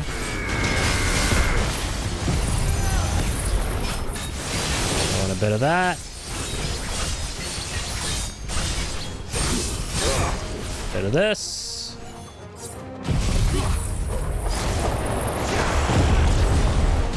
And a bit of this.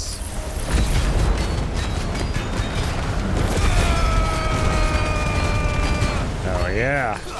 We're not done yet. Alright, 40k, cool. I'll take it. Ow, I won't take that though.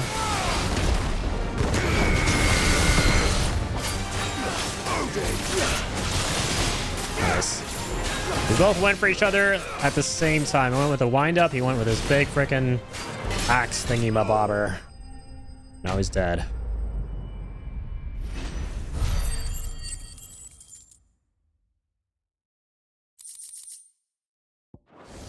Alright, we're crafting thingies. The League is disbanded. I should get back to Dalimil and see how the others fared.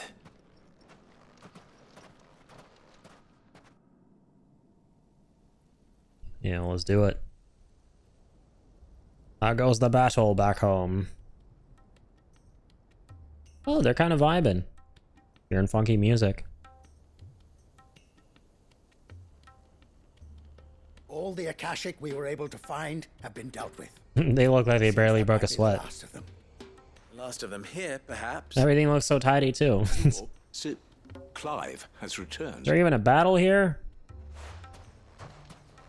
Clive! What news from Charatina? It's done. Root and branch. I knew you wouldn't let me down. Thank you, my lord. Friends, the Horde has been driven back. The Akashic have been defeated. And we need not fear the arrival of any more, thanks to Clive. Victory is ours. We bloody did it. We bloody did it. Saved Dalimil. Lubor, allow me to apologize. After all you have done for this town, we should never have doubted you. But we did. And for that we are truly sorry. We only hope that you can forgive us. We need you, Lubor. Dalimil needs you. So, if you would still like to be considered for the position of mayor, you have our backing. You do remember that I'm a bearer, don't you? We do. But that is not a stain on your character. Finally. It is a stain on ours. We thought only of what we perceived bearers to be, not what you truly are. The man who saved Dalimil twice over. They've opened their eyes. I see. They see. But I will only accept your proposal on 2 conditions. Name them. Firstly, that you will both do everything in your power to rally your people to my cause. If the Town Guard and the Merchants League do not accept my leadership, it will be doomed from the start. Unity is the key to defending Dalimil, and I do not doubt that we shall need to call on our combined strength again. When that time comes, I will expect us all to pull together, just as we did today. Of course. You have our word. And secondly, you will accept that if I am to lead you, the mistreatment of bearers must end here in Dalimil. Any bearer within our walls shall be afforded the same rights as any other citizen. Hell yeah. They will not be judged by what they are, but who they are. As we failed to do, and came so close to losing everything. We agree to your conditions. And we have only one in return. That you continue to work for the good of Dalimil, as you always have. Condition accepted. These two are the real heroes. Well then, the kiddos. Seems my mayorship is all but confirmed. Do I get some sort of Super special geniuses. Super wordsmiths. They managed to completely change the town's perception of Lubor, which therefore caused the town to be saved, because they all rallied together to fight against the dead. Fate can be. Not so long ago, I had resigned myself to leaving Dalimil in disgrace. And now, I find myself her leader. Here. For everything.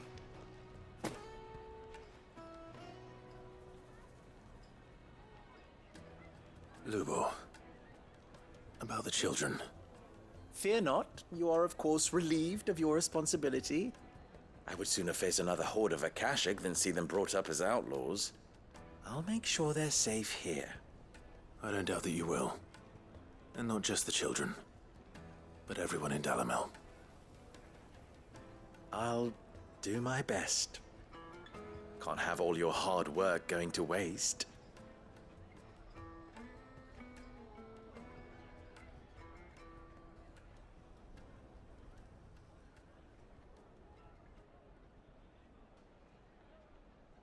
They're vibing up here.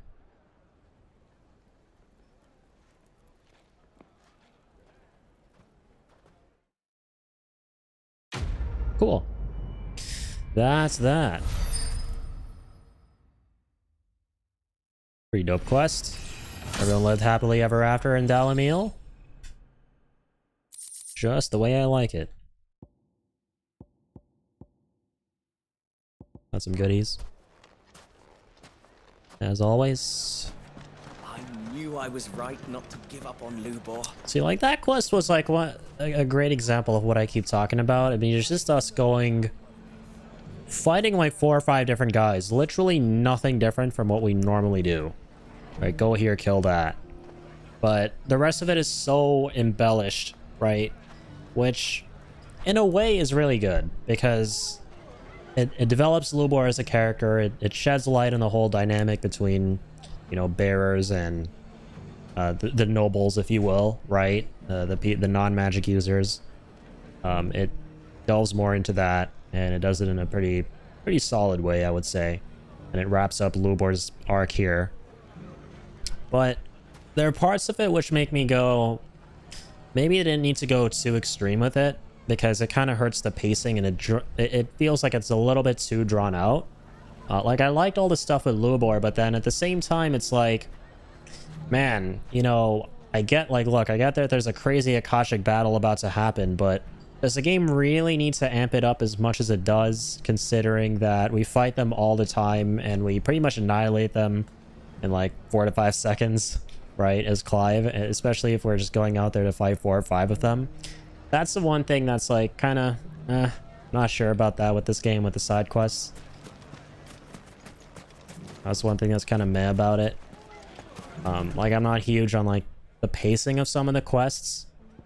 Like, there was no need to amp up the fight as much as it did. But at the same time, I guess what I'm trying to say is, I get why they did it, because they needed to do it to kind of, like, show all the stuff with Lubor and, like, develop his character and develop, like, and change the way the town perceived him, basically for all the story stuff, right? But that kind of came at the expense of like the gameplay a little bit, or not, sorry, not the gameplay, the pacing. So yeah, I don't know. Just a little thing there. Like, I feel like there might have been a better way for them to have handled that whole thing.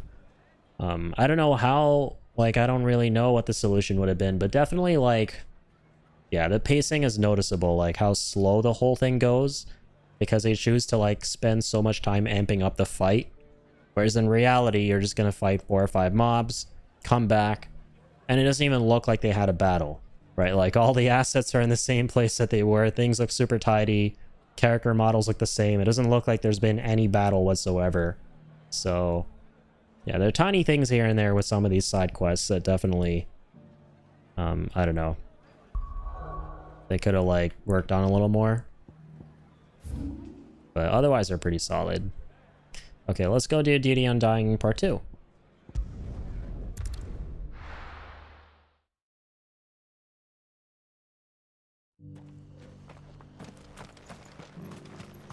What do you got in the store here? Welcome, welcome.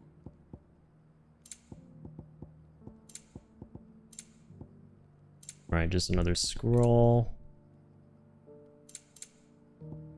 Or sorry, no, that's... Gungnir well damaged by 30%. Okay, wow. It's an accessory, that's kind of useful.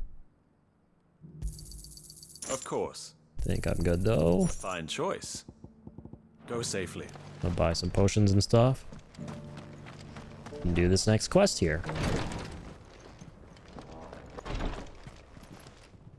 Lord Marquis, if you have a moment. What is it, Cyril? One of our brethren lately journeyed across the strait in order to pursue a new avenue of inquiry in our ongoing investigation. He sent an owl some while ago, but we have heard naught from him since. Was he surveying another fallen ruin? No. The object of his study was a savior cult that has arisen in Ash in recent years. We believe it may have some connection to the Circle of Malleus, an ancient religion that worshipped Ultima as its god.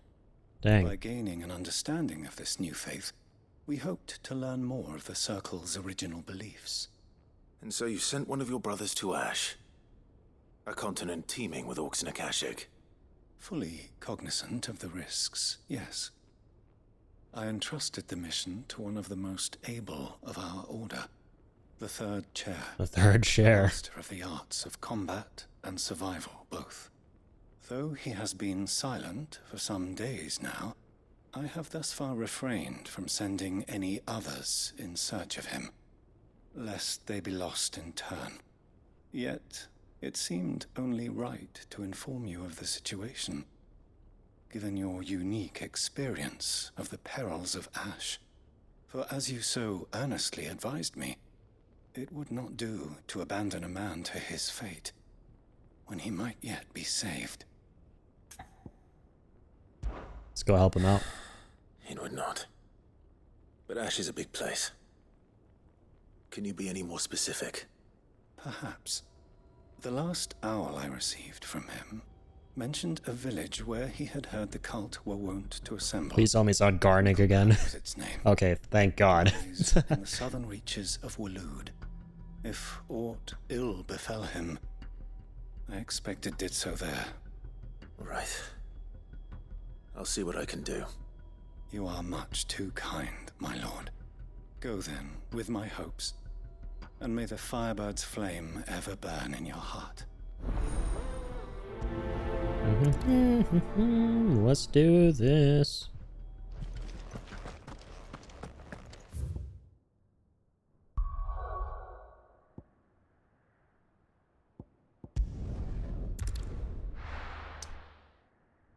Let's head out to this little village.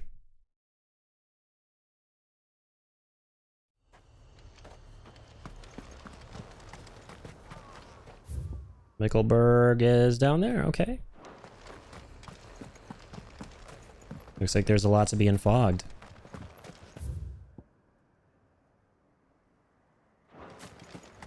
I actually want to head to the Edge of Infinity and go up from there. Might be faster, but oh well. Actually, yeah, you know what? I'm gonna go there just to unfog a little bit of what we can't see. Weirdly, it's not unfogged. This is where we started the region, but yeah. Why was it not unfogged before? Strange.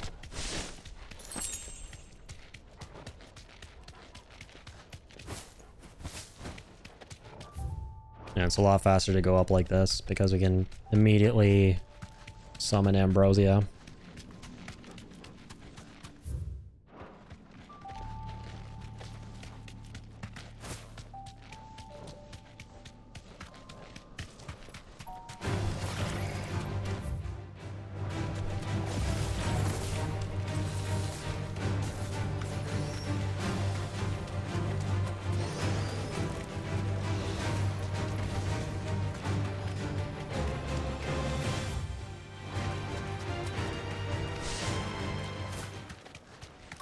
Might this be Nickelberg? Good question, Joshua. Let's find out.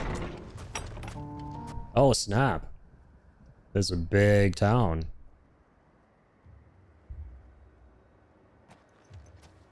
These Okay. people unturned, Yeah. That was my immediate thought, too. and the village seems safe enough at least.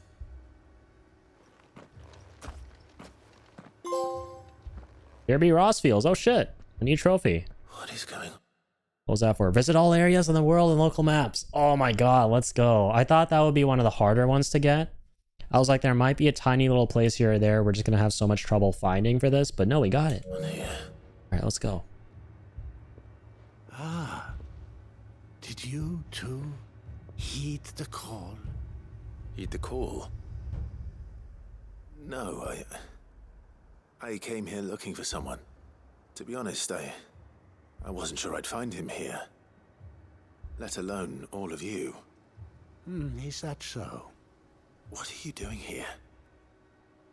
Is this where you live?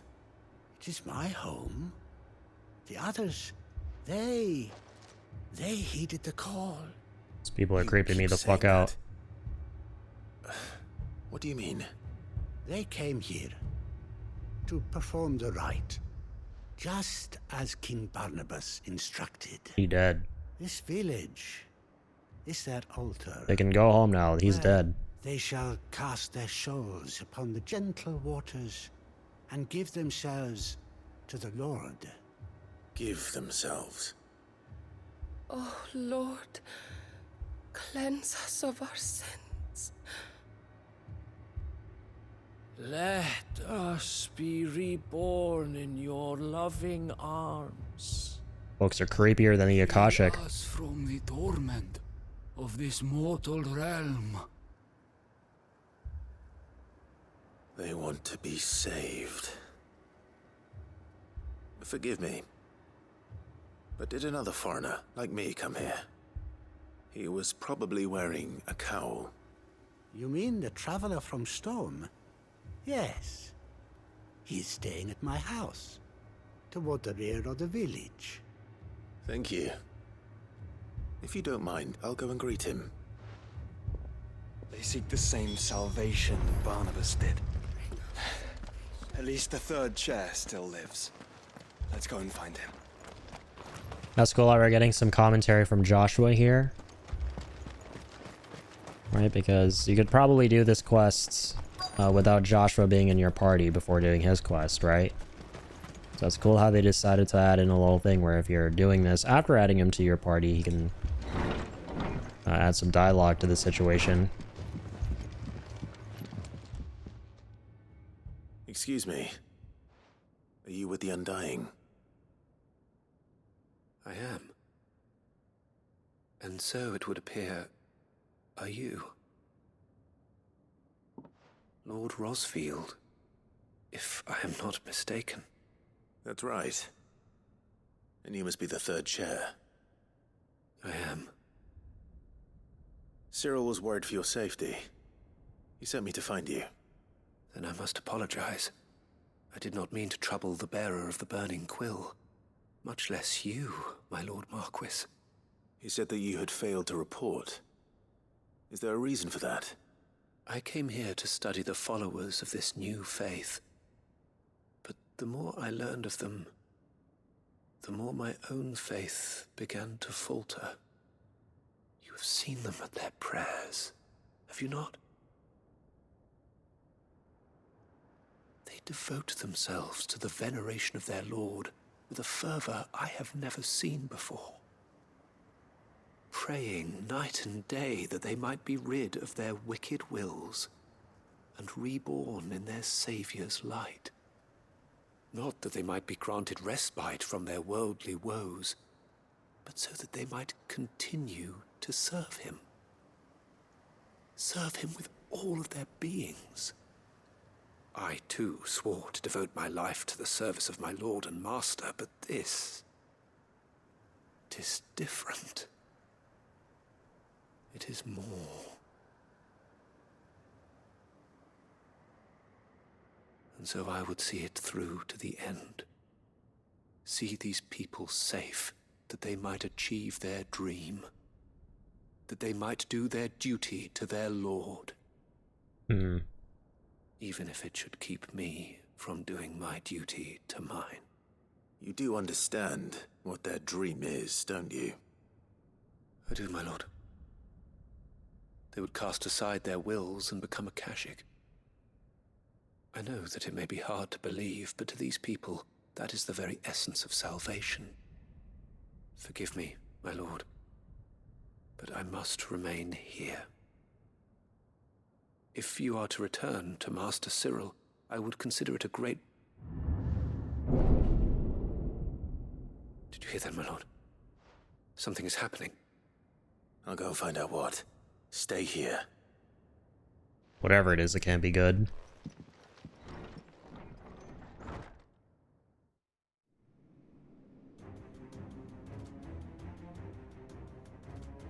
Who goes there? Okay, all these peeps are gone. Oh no. Oh, they're Akashic. Rip them. There must be something I can do. Or maybe we can save them. Goes as well. Found her. Alright, hopefully these robos snap them to their senses. Ready. And now it's just a matter of killing the robos and getting them to snap out of it even more and being like, you know what? Having a dream to become an Akashic or an undead ice zombie thing ain't such a good dream. It's a shit dream. I'm just gonna be based here and tell you guys the truth. Now go home. What now? You go underground.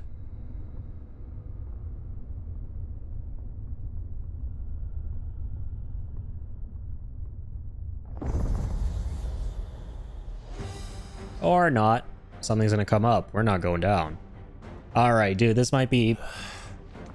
We meet again. This could be really good, actually, because we might actually be able to get, Your kind before. the Dark Steel or whatever we need for God of Damarung. Or not. No, I don't think so. He's not one of the Soul Eater robots. He's just another big, giant Robo Knight. So with a fiery kind, clearly. Alright, let's get 2 of those.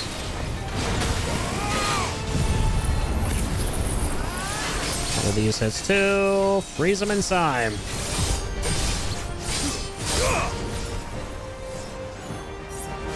Big slashes, big parries. Huge. Zantazukin's prepped and ready to go. Poke him. Climb and dust them.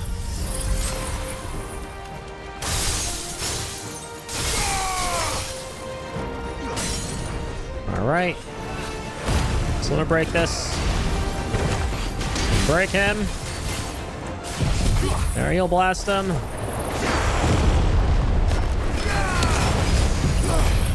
Needs to rebirth this shit.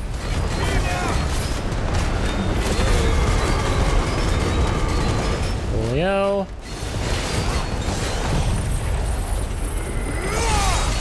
Finish this with a touch of Odin. Nice, 84k. I'll take it. I don't see why I wouldn't.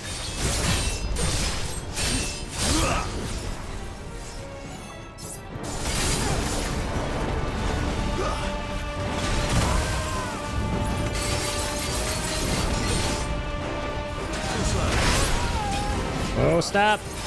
Oh, he's coming back. Actually, no, we're good. Alright, Santazukin's charged. And ready to go. Big punch. Oh, not good.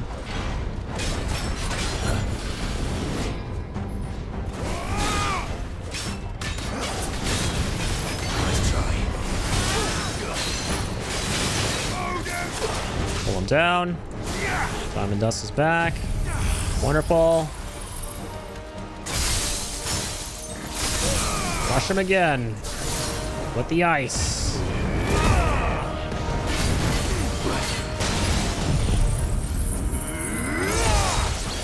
Do some of that. Some of this. Some of this too. Charge up Zeke again. Azanta Zeke.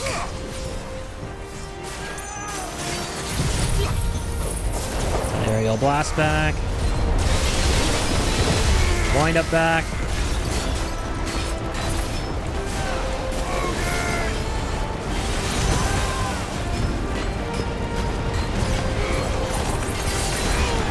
Ouchies.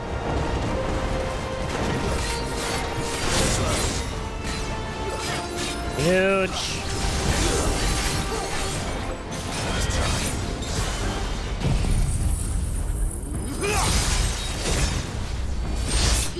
Nice. Like, I was like, you lose. Never heard that one before. That's awesome. Right, Fallen Iron. That's what we got from him. What's next?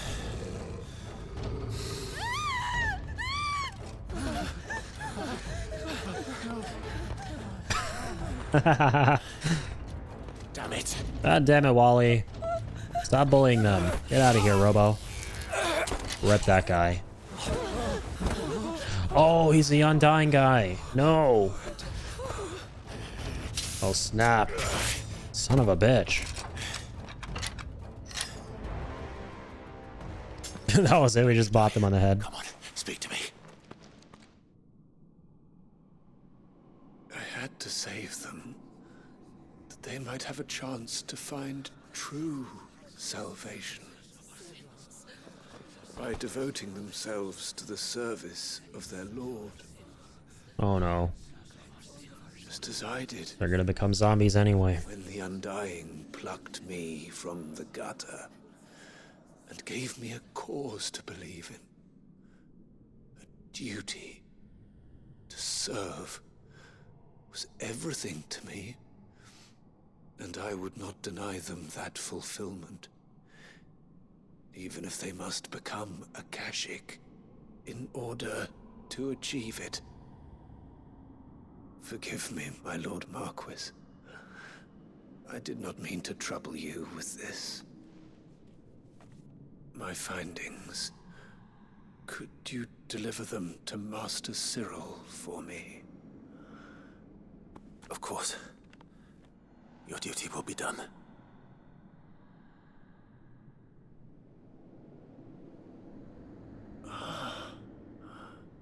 Look, my lord. They are saved. I don't know about that.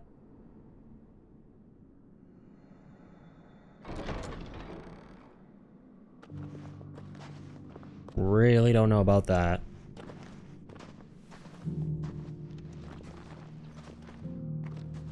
That fucking sucks. Just when we thought we could save the last group of people in the realm of humanity. This godforsaken place. They too joined the dead.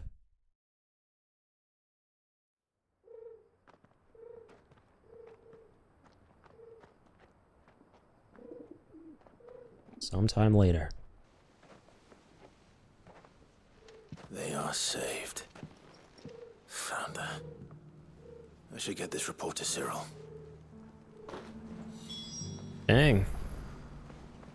So yeah, these Undying are basically like Very adamant people. They very strictly abide by their belief, right? That no matter what your dream is, right? No matter what you yearn to achieve, you got to achieve it no matter what. You got to be able to achieve it, even if it means becoming something horribly twisted. My Lord Marquis, welcome back. I am glad to see you hale and whole. I met with your third chair, Cyril. He bade me deliver his findings to you.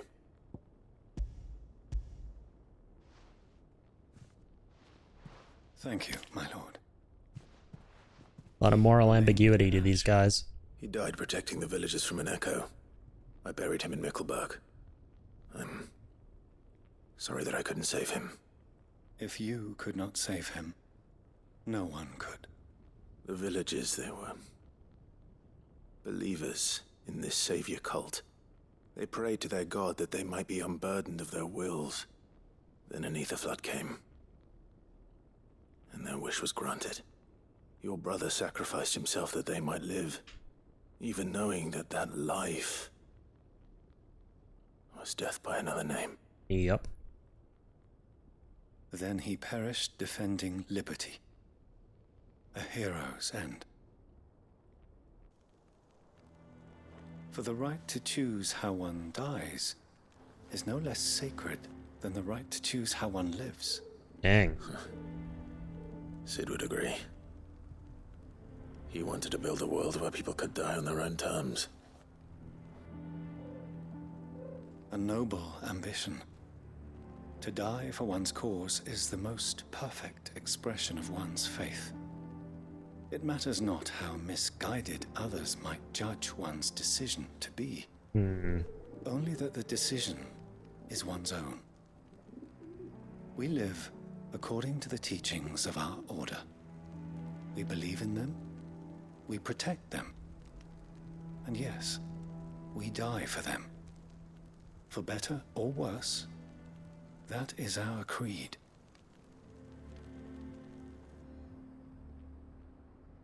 But he didn't die for your creed. He died to save them. And you still believe that what he did was right. I believe that he believed it was. We of the Undying are not slaves, but willing servants. And this was his will, the ultimate expression of it. All right. I'd like to know this man's name, Cyril. To know the names of all the Undying who've fallen in the line of duty. They died serving my house. It's only right that I remember them. That is my duty. Of course. I shall fetch the Book of Martyrs at once. My lord, it has been, and shall ever be, the greatest honor of my life to serve House Rosfield. Though our duties may differ, yours is no less important. I pray with all my heart for your success. And were they here, I have no doubt but that every one of my fallen brothers and sisters would feel the same. That was a great quest. I like how these I like how these Undying, this cult, right, even though they have our best interests at heart and they're sworn to protect the Rosfields, they're still not painted as these ultimate, you know, beautiful good guys. But rather these very morally ambiguous characters who have very questionable beliefs, right? Like nobody's perfect here. And I like the way that this game also brings up so many different topics of contention and so many different things you can debate about, like, you know, what they were talking about here with how, you know, you should, that even though you might believe in something, that others, you know, might deem questionable, right? You have every right to believe in that and die believing in that. And that is, you know, to command respect. And that is like about the most debatable shit that you could say, right? And this isn't just the only example of it in this game. There's so many others, but I like how the game writes those in and how they're voice acted and stuff. And Yeah, I like all of it. It's done really well. This is a pretty good quest. And we got our Callum. Lovely. We got more of this. Even though we have enough for Gotterdammerung. And for the other thing too.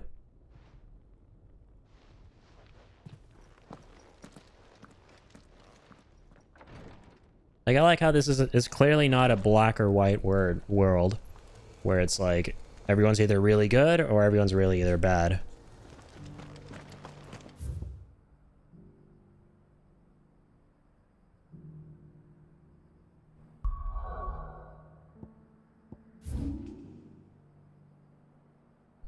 Okay, everything's the same here. No more hunts or anything.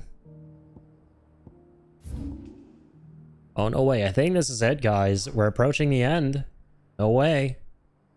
Just one more quest to go, it looks like.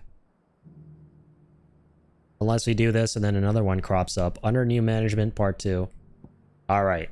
Let's finish up with this. I didn't actually realize we were down to the last quest here, seemingly.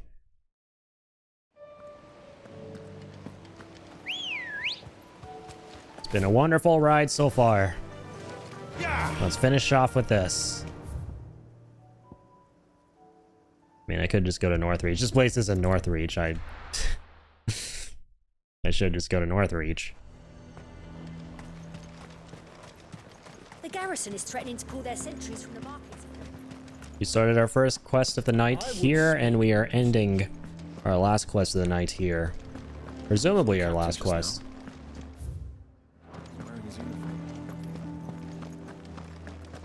Your town needs you.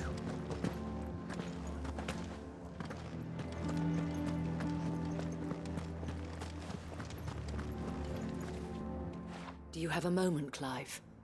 What is it? Oh, right. This is the follow-up to the Dame's quest. Unsurprisingly. For the Duke. Yes, I forgot about this. Has assumed full control of the garrison and put every able-bodied man to work on the fortifications. The town was left all but unguarded, so Philippe was compelled to form a citizens' watch to fill the void. And though my dear boys have been characteristically willing to assist him in this, they want for bodies. So I was wondering if you would lend them your strength, that the people of Northreach might sleep easier, if only for a few nights. Gladly. Of course. Whatever you need. Thank you, Clive. What would I do without you? Philippe told me he had men stationed at... Where can I find the mistress of this establishment? Who goes there? My lady. To whom do I have the pleasure of speaking? My name is Sabine. And it is my displeasure to be the daughter of the Duke of Oriflamme, who I understand is causing you and your town no small amount of trouble. She sounds like an I ally. wish to speak to you about what might be done. Very well. Let us speak. I trust you'll forgive me, Clive. Absolutely. Our conversation can wait. Please, proceed. As you know, my father is a most overbearing and supercilious man, and I join you in objecting to his every action. Indeed, I owe you my thanks for continuing to argue against his reckless plans. Yet I fear he is not one to be swayed by reason. No. He must be made to face the consequences of his actions. And who would make him do this? I would. Myself and several other like-minded individuals. Were you to join us, we would surely have the strength to drive him from Northreach for good. Does that not seem a trifle... drastic? Drastic action is precisely what is called for. Unless you are content to see your people downtrodden and dispossessed. My father would have it that citizens exist only to serve the Empire. That they should be forced to make every sacrifice to ensure her revival. But he is wrong. It is not the people who must serve the Empire, but the Empire who must serve her people. He's always been like this. Scornful of the opinions of anyone he judged beneath him. But he cannot be allowed to ride roughshod over the common folk any longer. We must fight him. By all possible means. Fight him? No. My purpose is to quell the tension in Northreach, not to stoke it. Respectfully, my lady. Our only chance of saving this town depends upon every one of us uniting against our common enemy. Your father and his followers included. While I understand your frustrations, I cling to the hope that he may yet be won round. False hope, I assure you. But I see that your mind is made up. I shall bother you no longer. If you will extend me the same courtesy, I bid you good day. Damn, okay. She certainly has spirit. Indeed. But unfortunately for us, that spirit is only likely to harden the Duke's resolve, which may be enough to seal the fate of this town. Not that she cares. This is all about her and her father. Families. I'm sorry, where were we? Ah, yes. I was about to tell you of Philippe's plans for the town watch, but perhaps it's better that you heard them from him. I believe he's in the market, if you'd be so kind as to seek him out. Right away. It's just a pity I cannot join you. I'd like to see the two of you in action together. Alright, let's go look for this dude. Philippi. Philippi. Where are you at, man? Town needs you. I'm gonna travel to this obelisk. If that means inching closer to you. He'd have our coin. So you are content to abandon... Please, Her again. I beseech you.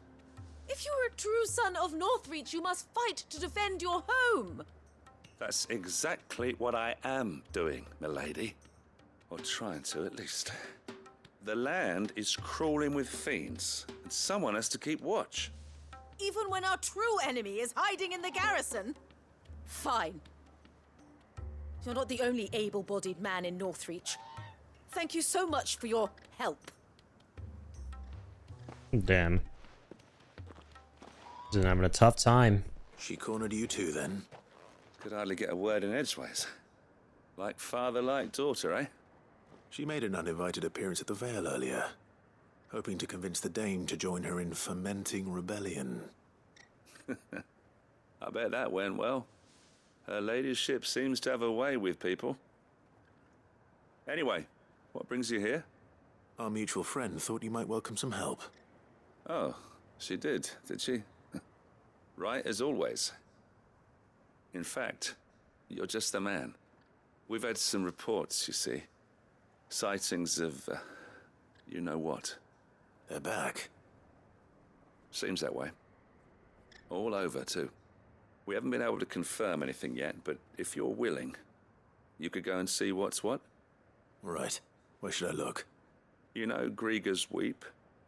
One of the sightings places them somewhere on its shores. I'm on my way. Thank you, Clive. I'll look into one of the other sightings. Let's rendezvous back here later. Alright, there's a Makashik to take care of.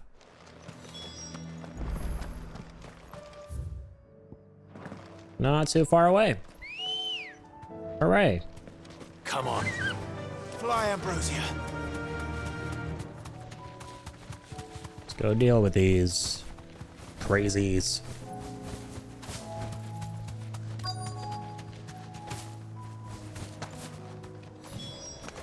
Damn it. The reports were true. Encroaching revenants. Before they get to the town. Dang, these guys just spawned in out of thin air. Alright, let's send them back into thin air. I regret they ever did that. Stop.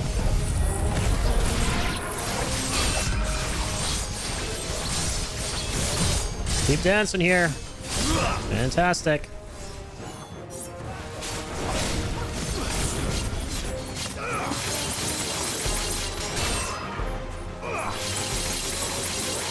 Alrighty. That takes care of you. And now I'm coming for the rest of you. You best believe it. Could just do this. Get into me. Alright, we have to use Zantazuken. Or no, we probably will need to. Rather. Scratch that. And here is where we shall. Let's go. Let's get crazy. It's over. It is over. That is factual. I love how whenever you run into an encounter where you have enemies who don't have any stagger gauges, aka basic enemies, just a good old-fashioned red HP bar, that's it. GG's. Because you got Zantazukin level 5. I was over before it started. Test Ultima. Clive, it's me. Are you alright? I am. But it seems the reports were true. The thralls have returned. I dispatched the few that I found, though. Well, there's something, I suppose. But what were they doing south of town?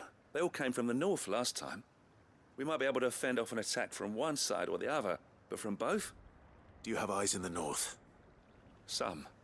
I should probably go and have a look, though, just to be sure. You head back to Northreach. I want you there just in case war breaks out while I'm away. What do you mean? Her ladyship's been busy working her magic on the townspeople, stirring up ill feeling towards her father. But she'll have her marching on the barracks if we're not careful. What? This is exactly what the Dane was afraid of. I'll do what I can to calm things down.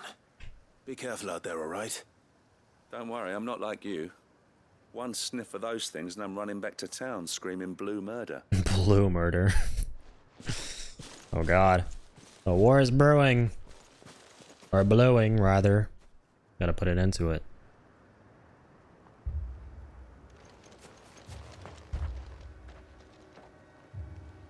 Do you not see, Father? The people of Northreach have given enough, and only a fool would ask for more. Listen to me, Sabine. Where would our people be without their country, hmm? The Empire is their sword and their shield. It is she that ensures they can live without fear. But now she teeters on the brink. Without their sword, how will the people fight? Without their shield, how will they protect their kin?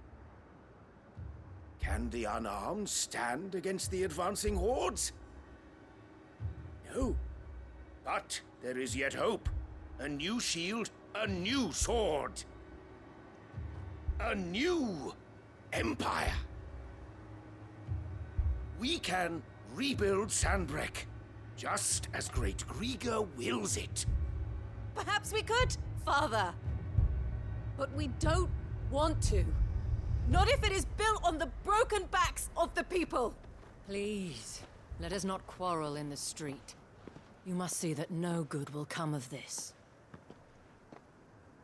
Our fight is not with each other, but with the threat that draws ever closer to our gates. A threat that your sword has yet to rid us of, Your Eminence. You will hold your tongue, whore! You may have filled my daughter's head with your heresy, but I will not be corrupted. Corrupted? Uh-oh, it's on. Your opinions are her own, as you would know if you had ever deigned to listen to her. At least I hope they are your opinions, and not posturing born of a family feud. Northreach deserves better than that. Northreach deserves better than you, Carla. Oh, you'll regret saying that. Yes, I know who you are. The slut of Twinside who bedded a branded. This guy needs to chill. Jealous, are you? That a woman might choose a bearer over a pious man of Grieger. Clive! I know, right? How dare you? But I love her comeback. She's like, you jealous? Hundreds of them. Too many to count. No. Work on the fortifications has scarcely begun. We will retreat to Caer Norvent and there make our stand. Pussy. Did you hear me? That was an order. Drag him. Damn, he's doing a pretty good job dragging himself. A heartfelt plea. Let us make our stand here and protect our homes. Protect those that we love. Together for Northreach. Let's go. All right.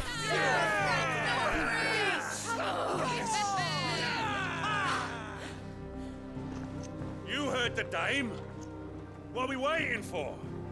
Pikemen to the gates. Archers to the roofs. Quickly, come on! Let's make our stand here. It's a repeat of Dolly Meal all over again. We're gonna send Clive to fight like She is 6 guys. Common whore, yes. And we'd follow her to the gates This of dude hell. loves that word.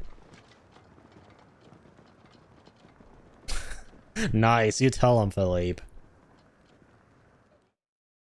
What a fucking Chad.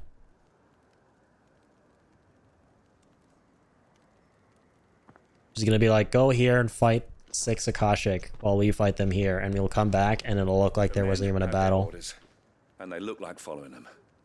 I got them spaced out at regular intervals. Whichever direction the thralls strike from, there'll be someone there to meet them. Thank you, Philippe.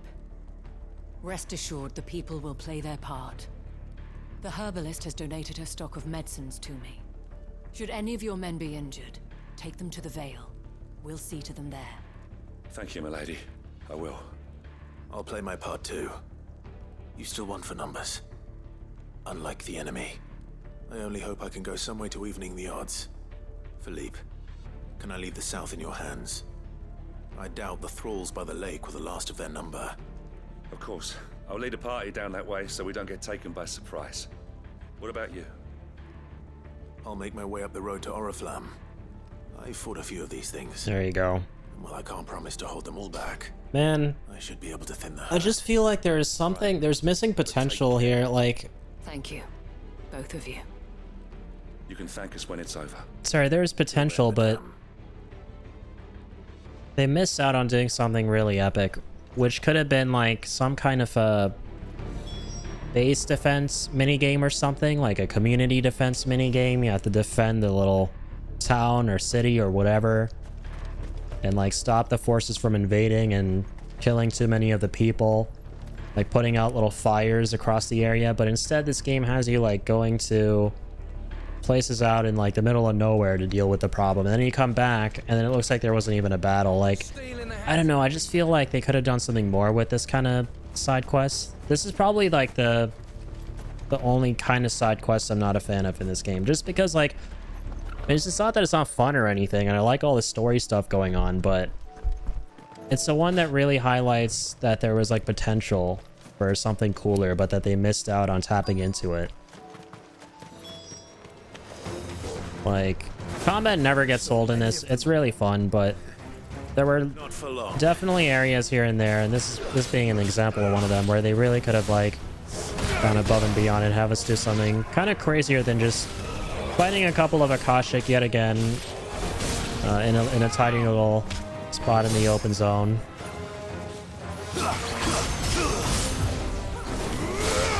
Like, this game's like, it always amps up this crazy battle that's about to happen, but then you don't get to actually take part in said battle.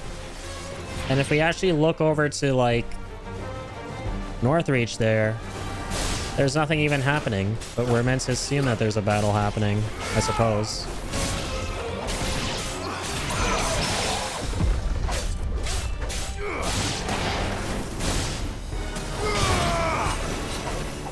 I might be speaking too soon though, I don't know. I just feel like I've played enough side quests in this game that go like this, to where I know what's gonna happen next. They're gonna go back and the battle will already be over, and that's gonna be the quest. Is it over? No. It's only just begun. Okay, let's go. I'm actually like 10 times happier now that we're about this whole thing, because we have to fight that guy, and I need to fight that guy for a bunch of dark steel. There's a silver lining here. The steel lining, I guess you could say.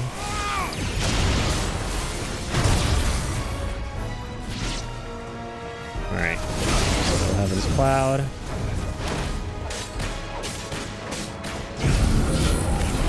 Oh, snap. My bad.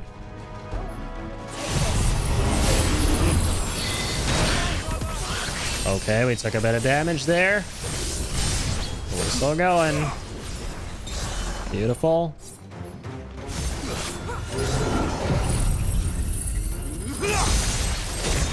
Let's make that happen.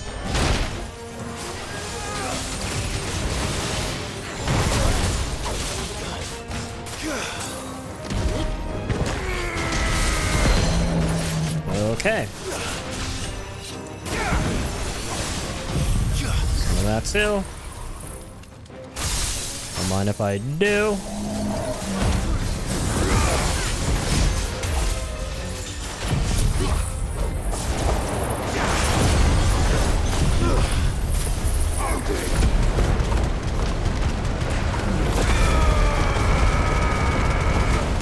Alrighty. Odin's back in the game.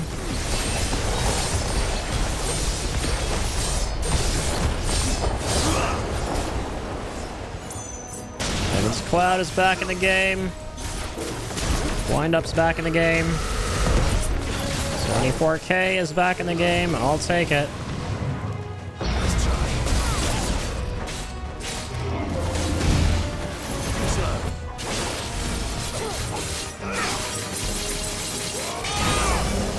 Lovely. Spirits Within. Oh no. Not that move.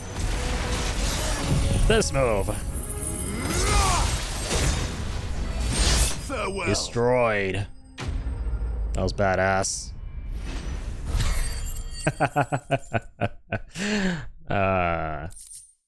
Go one tracks him.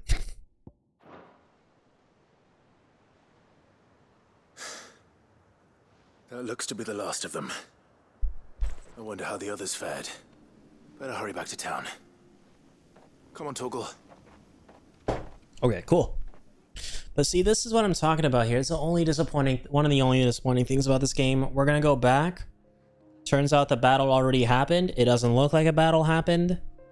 And we missed out. This could have been something so much more epic that they could have done with the game. Clive. It's good to see And the characters look totally fine. The road to Oriflamme is clear. How did you and your men fare? Well, we ended up fighting for our lives down by the lake. Took a few nicks, but nothing the girls of the Vale can't put. Oh, they were fighting by the lake, but still, like, the Dalamil one, there was an actual battle in the town. They looked totally okay. At least. Missed out on it. Thank you both for answering the call. Must be the only person who likes stuff like, that's fair. I don't know, I just remember seeing it years ago with my brother, and we were like, what the hell are we watching? About everything. I had thought that the only way to unite the people was under the banner of Empire. But I'm glad that you enjoyed it, though. That without a strong hand to guide them, they would drift apart. To be borne hither and yon by the eddying currents of fate. But you brought them together. Not by force, nor by the exercise of goddess-given authority, but by simply being one of them. By knowing what they feel, because you feel it yourself. Our purpose was ever the same, Your Eminence. You were merely distracted by a loftier vision of empire and glory, while our eyes beheld matters closer to home. You have the right of it again. As did you, Sabine. His Radiance said it himself. Sanbreque is naught without her citizens. I forgot that, and I am sorry. I'm sorry too, Father. I should never have taken things so far. I only wanted you to understand how the people felt. How I felt. But my anger got the better of me. Do not blame yourself, my dear. This was my doing. I should have listened to you. To all of you. Why are you saying accountability? Your ladyship, I do not doubt that you came here with the best of intentions. But I believe the same could be said of us all. We all want safety, security, prosperity. Not just for Northreach, but for the entire realm. And we may yet achieve it. If only we work together. Will you join us in this? Yes. We shall. Thank you, Your Eminence. Now that that is settled, I must go and see to the wounded. The Vale's doors are always open to any soldier in need of relief. And today there are more than ever before.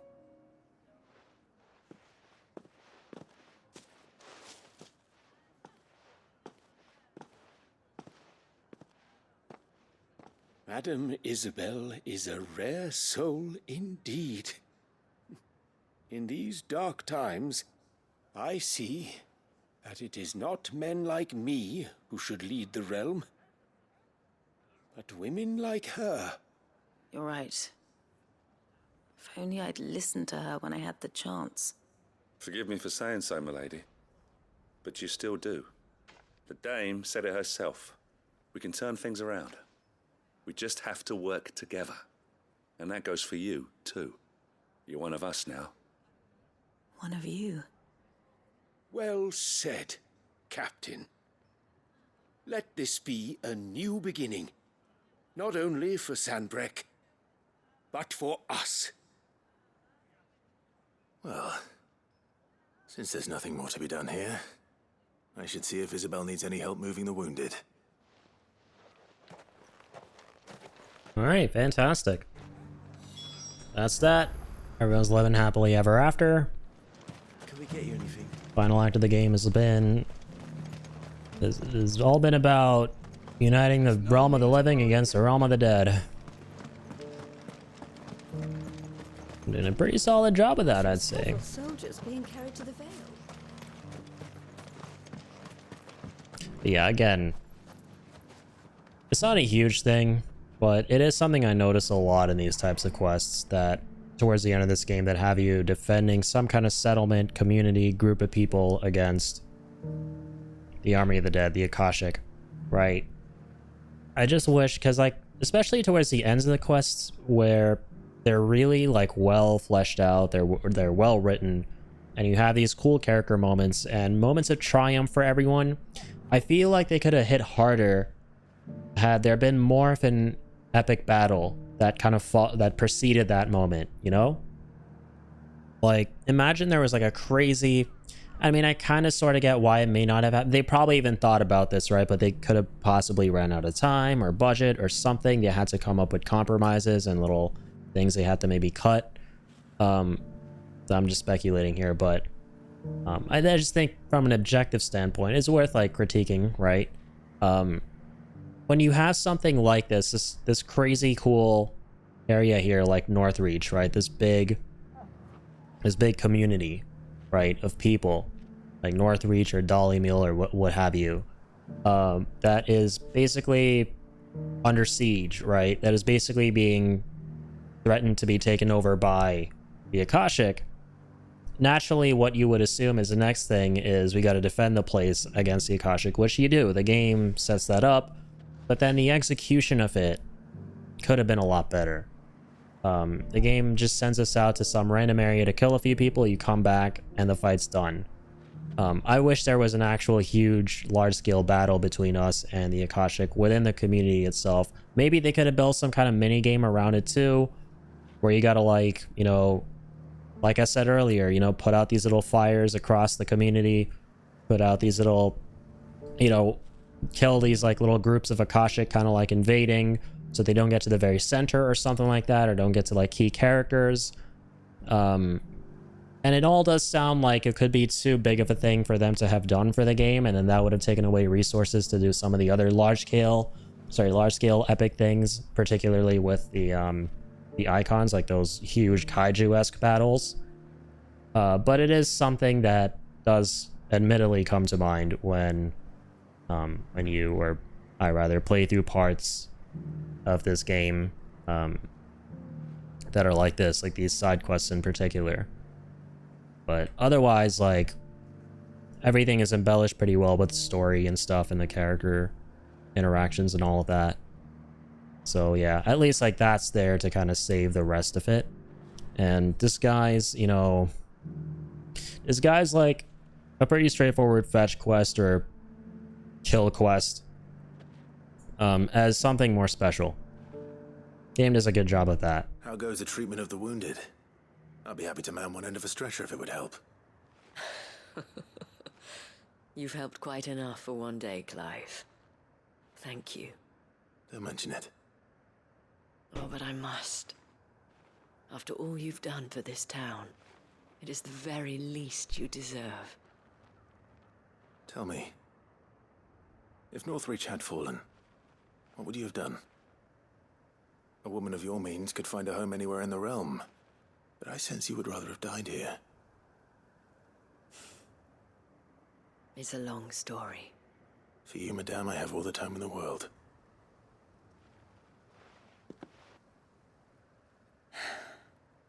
Very well. Long ago, I had a life in the Crystalline Dominion. I was Carla then, courtesan to the nobility. So sought after was I that it was only they who could afford my time. Alas, those halcyon days were not to last. For naive as I was, I fell in love with a bearer. He was my master's guard, the gentlest man I have ever known. After they discovered us together, he was whipped bloody and forbidden from ever looking at me again. Damn. And so we fled.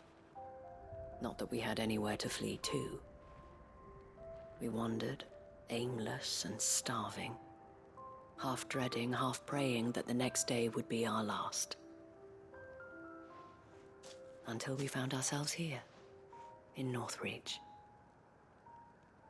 It was the veil that took us in, that fed us, clothed us, and healed our hurts. Those that could be healed, at least.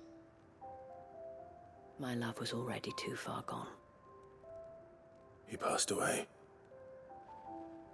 He did. Not long after we arrived. But at least we were able to share a few moments of peace before the end. That's sad. The greatest gift I have ever received. But the generosity of this town and her people did not end there.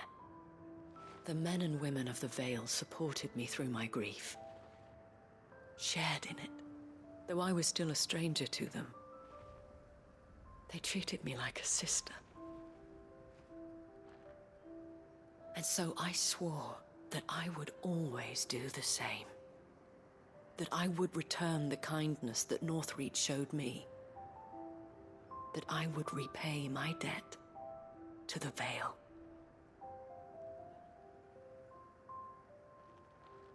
Thank you, Isabel, for sharing this with me.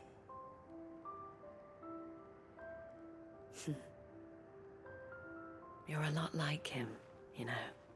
Perhaps that is why I have such a soft spot for you. Never stop fighting, Clive. And I shan't either. I know that it will not be easy to keep Northreach together.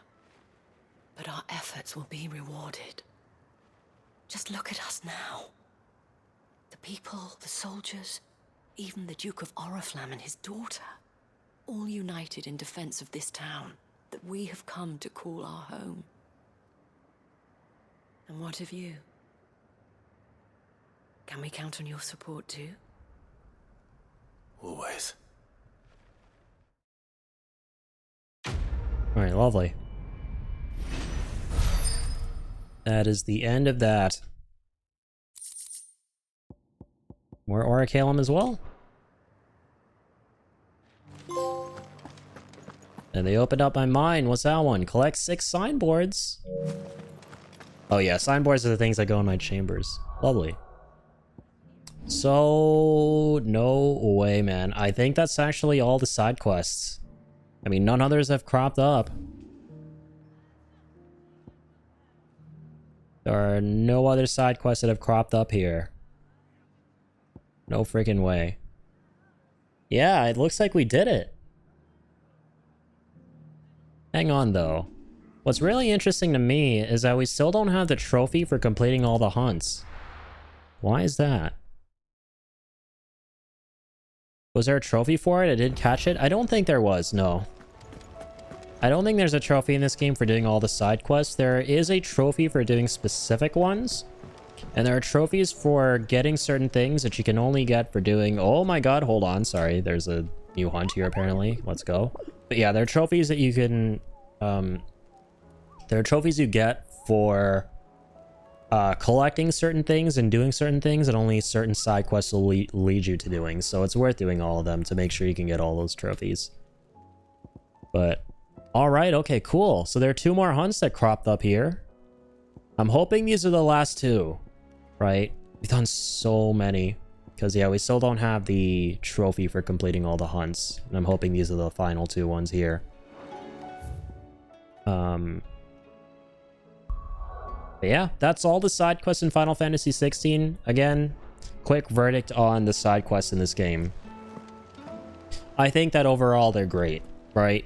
I have seen a lot of things here and there from people floating around the interweebs about how the side quests are either mediocre or they suck or they're just kind of good, right? Like you'll see varying opinions, and I'm of the opinion that they're all pretty great because the thing it really boils down to what you personally look for in a video game, what you personally enjoy, right? What floats your boat. And for me, that's storytelling and character stuff and world building, lore, all of that.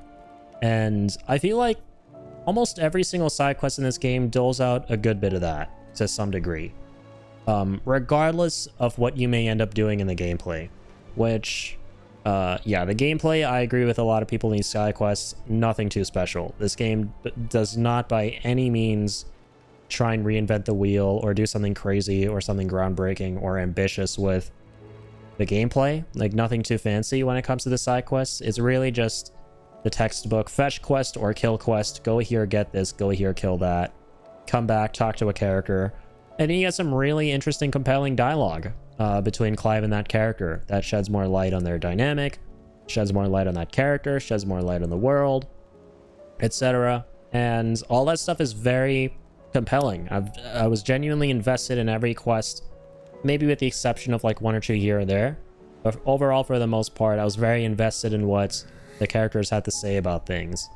But yeah, the gameplay, it was never too big of an issue because the story always kind of like carried it. But like I was kind of mentioning here and there not too long ago, it recently kind of like came to my attention. Like, I started to notice with some of these quests that, particularly towards the end of the game, have you defending people against the Akashic. That's yeah, the gameplay at this point is kind of irking me because you really feel that there's stuff that they could have done that they didn't do. And you can make that argument for a majority of the game's side quests, right? That, oh, they could have done so much more with these with the gameplay. But like I said, for the most part, I was all right with it because the story was fine. It more than carried the otherwise pretty lackluster side quests. But towards the end of the Akashic stuff, like, because the story itself was setting up, I think this is the best way I can word this, right? I've been thinking of how to word this as best as I possibly can. Because the story itself was setting up really good gameplay, and that wasn't the case before, right? Because before it wasn't the case that the story was actually setting up some really cool gameplay shit. It kind of wasn't. It was just whatever it said on the tin, you went and did, and that was it, right? Nothing more, nothing less. But towards the end with the Akashic stuff, the story was really amping up some crazier gameplay. It was making it seem like there's going to be an all-out epic battle of, like, you know, kaiju proportions between the world of the living and, you know, the Akashic, the dead.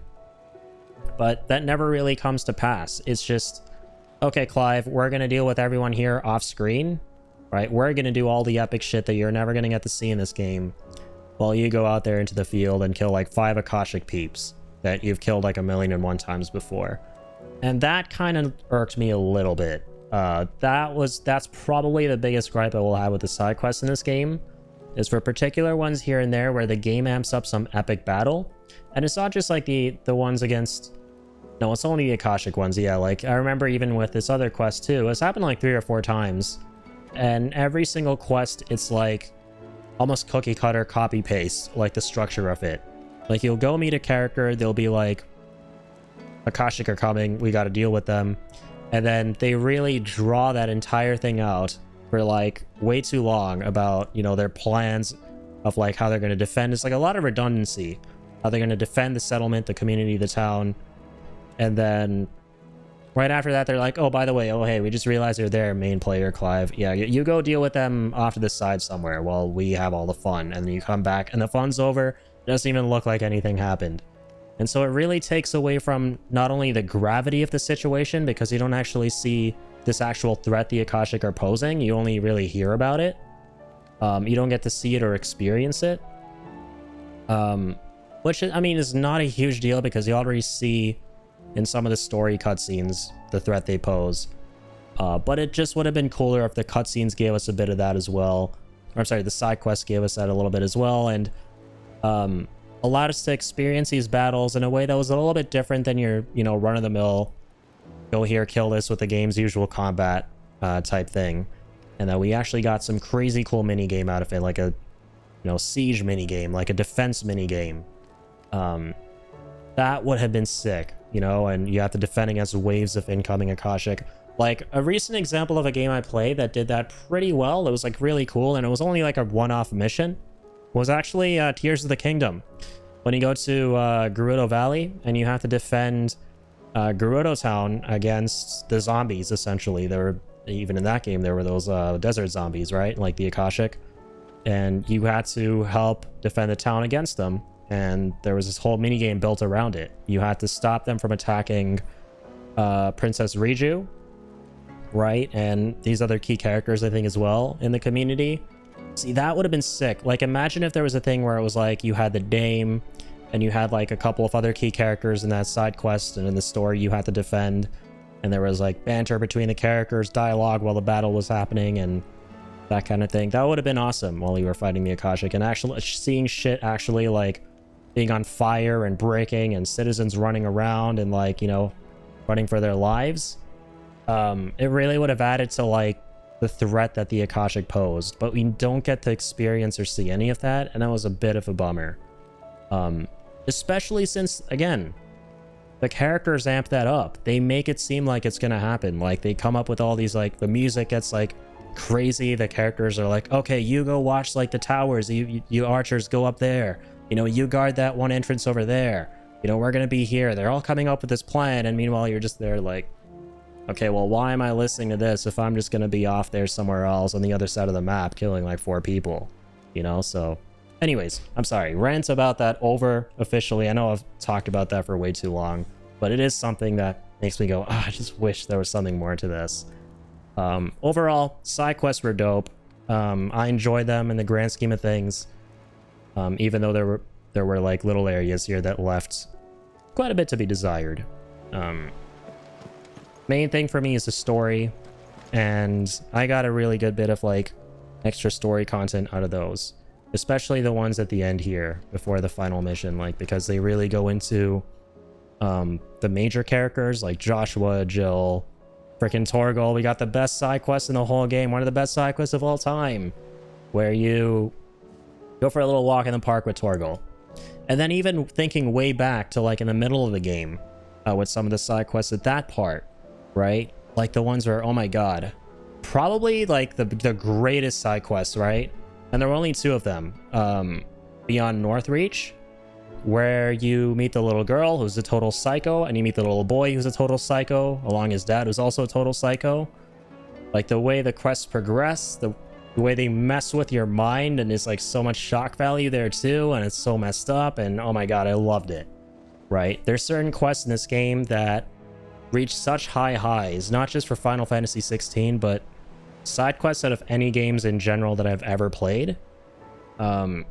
And it was just so fun to experience those, and I'm so glad we did those, and they really stand out, and I'm gonna remember them for a while. I think that was the darkest the game ever got, was when we were in, what was the name of that region again? Frickin', let's see here. It was in Sandbreck, right? Yeah, the Royal Meadows, right after Northreach. And like, you're moving through this area, it looks really beautiful, the meadows are really lovely and verdant, and then the reality of the place is much different than what it looks like, right? You meet these characters who are completely off the rocker and terrifying, and the music is really dark too, and I just love the presentation of certain concepts and, you know, themes in this game and side quests. Like, the way everything is presented is great, and yeah, once again, those side quests really stood out, and there's some here that are just amazing. Welcome to the Patron's Whisper. So overall, yeah, I enjoy them a lot. Okay. And is this the final, oh my goodness, the final renown thing? I think it is. Yeah, careful whisper. Look at that. Obtain all available items from your patrons. All done? Okie dokie. Getting a lot of trophies here towards the end, as we should. Very happy about that. Alright, let's go deal with these two final hunts. Oh, sorry. Forgot where they were. Let me snap a quick picture of these.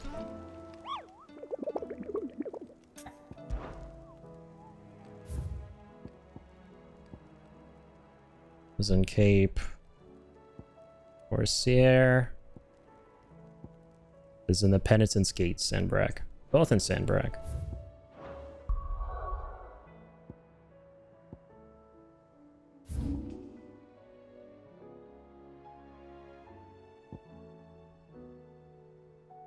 Cape something. You know what? I'm honestly just really glad that we already have the trophy for finding every region in the game. Right? I am really surprised we had that. I thought that would be one of the hardest ones to get because there's always a teensy tiny area that like you overlook on a map, right? Anything map related, like oh my god, the freaking Resident Evil 4 one where we had to get all the treasures and that one spinal was like nowhere to be found. Anything that has to do with navigating a map to find something, those trophies are usually like the peskiest ones to get. But I am very happy that we actually were able to get this relatively early on. And that we found every single region in the game. Okay, where is this place again? What was it called again? Sorry.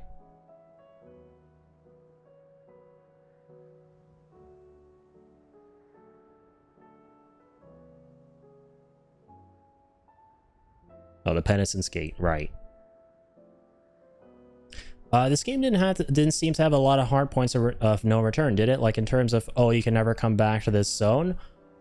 It did at one point, where it actually literally warns you that this is a point of no return, be careful. And I think it was right before the mission where Sid dies. Because after Sid dies, there's like a 5-year time skip and you have a new hideaway. And therefore you can't do any of the old side quests at the previous hideaway. For story reasons. So I think that was like the only true point of no return part. This is probably one as well, even though it doesn't actually tell you. Since we're near the final mission now. But I'd imagine the reason that it doesn't tell you this is a point of no return is because I feel like once we finish the game, right? Once we finish this final mission, we're going to reload a save. There's going to be a save from right before we went to that final mission, if that makes sense. Kind of like with Tears of the Kingdom or something, like Breath of the Wild, where there's the final boss. You beat the final boss, but you don't actually continue playing after you beat the final boss. You reload to right before that happens. I feel like this game is going to have something similar to that with this final mission. I could be totally wrong, though, where after we beat it, if we try and continue this file, it'll load us to right before the ending, and it'll allow us to do all the side quests we want that we didn't do. So therefore, it doesn't warn you about a point of no return. Whereas earlier on in the middle, the reason it warns you is probably because you obviously can't go back if you haven't saved before the time skip. Gotcha, that makes sense. That's a big one. I'm glad we did all the side quests at that point before then, and there weren't a lot. Like, one interesting thing about this game is that the side quest really ramps up towards the end, which is to be expected. That normally is what happens. The more you play a game, the more it opens up. The more it opens up, the more side quests you have. But yeah, it goes from like 2 per main mission to like 4 to then 6 and 8, and then it keeps on going. And I like that a lot. So yeah, I'm glad we knocked off all the ones before that first point of no return. Okay, so the something gate. The Penitent Gate. That's where we're looking for. Or that's what we're looking for. East Watch. Oh, obviously that's it right there. Dang, this guy's chilling right around the obelisk. Caution, brother. There he is. What's up? Dang. Knight of the Splendent Heart. Cool, we gotta fight a Dragoon. I'm down. Let's do this. You're the outlaw! Yeah, and you're the Dragoon. His Highness to madness! Ow. On your knees! He hasn't heard. He doesn't look like he's willing to listen. Yeah, what Your Highness is alive. He's alive, man. Go ahead and chill out, grab a Snickers. You can talk this over. A Snickers? Oh, jeez. Oh, no.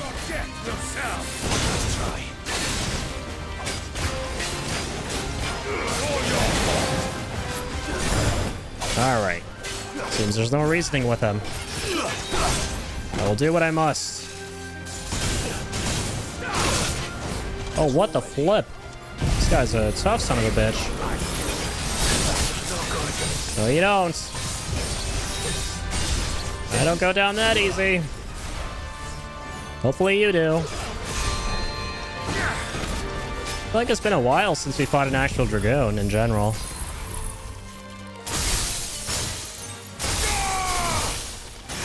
Oh man, he's not broken yet? Dang, even after Diamond Dust? The upgraded Diamond Dust? You're kidding. This lad is formidable.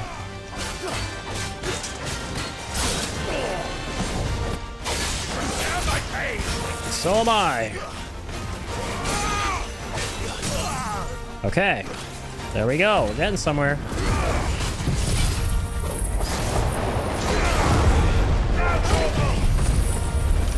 Sick 'em. On big HP gains. Let's go. Wind this up. A bit of that, bit of this.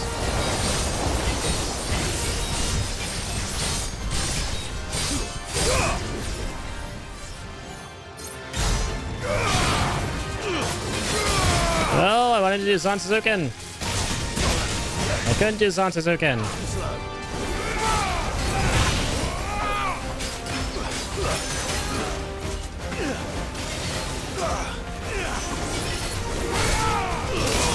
Oh, man.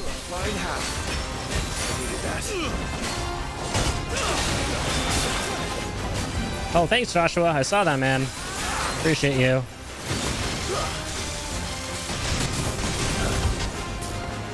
Where the flip is this guy?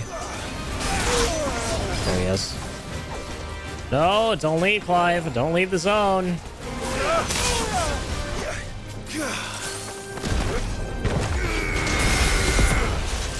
Cool.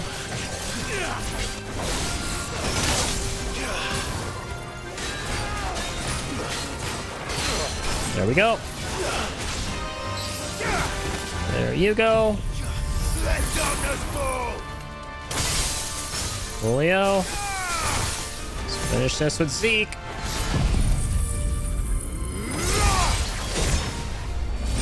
That should be a stagger, I hope. It was not. There was definitely a lot of damage. No, what? We missed that. Impossible. Out of the way, Clive. Did not get hit by that, my guy. Does not seem like a fun time. No, I was too slow.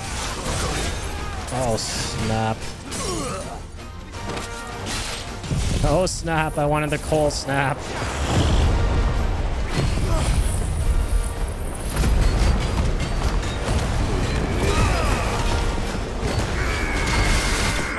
There we go. Jeez. That guy was relentless.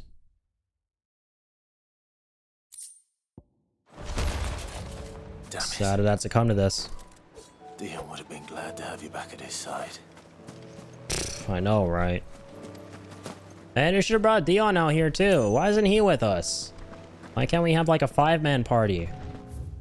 At the power of light, on top of the power of ice and fire, and more fire, and doggo. Would have been able to reason with him. Oh, sorry. Gotta stay in this region. I remembered just now. The next guy is also in Sandbrack. The Grim Reaper. In Cape Ozier. Alright.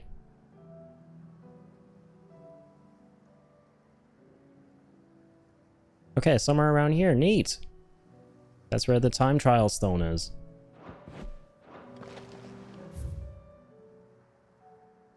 Set a marker there and hop to it. Come on. Fly, Ambrosia. Let's get going.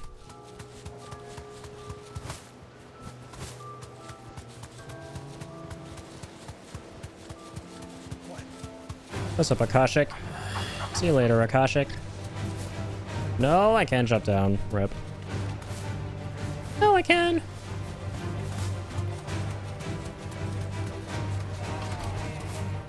Jump over you.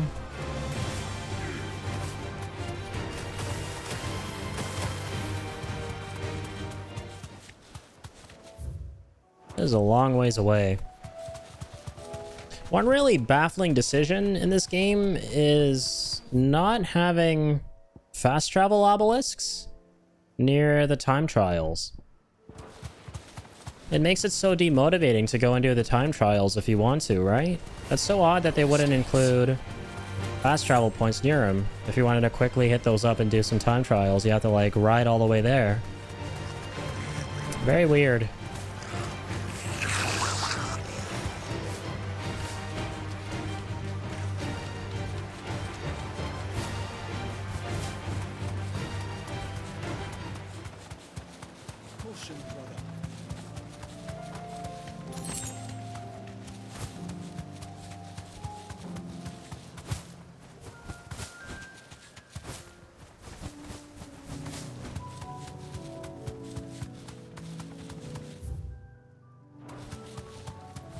Not that way. This way.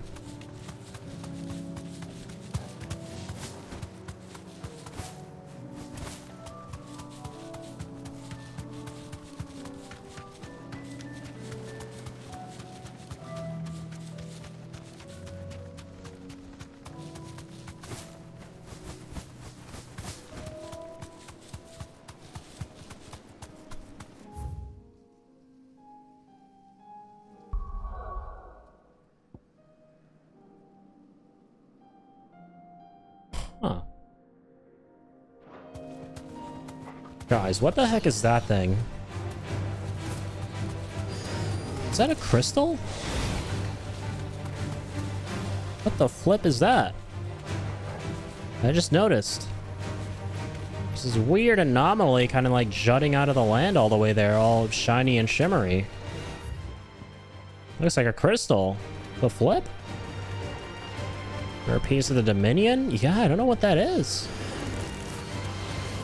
Weird. It's not even like... I think where I'm looking off to is off to the side there somewhere. Yeah, could it be this thing? No, I don't know. Huh. Something random I spotted. Very weird, yeah. Thanks, Cal. Can actually like look that up later tonight on like Google or something.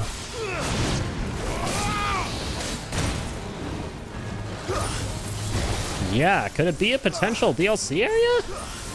Because, like, my immediate thought about this right now is that, like, they didn't mention, right, that there were 3 crystals before these ones that we destroyed in the story.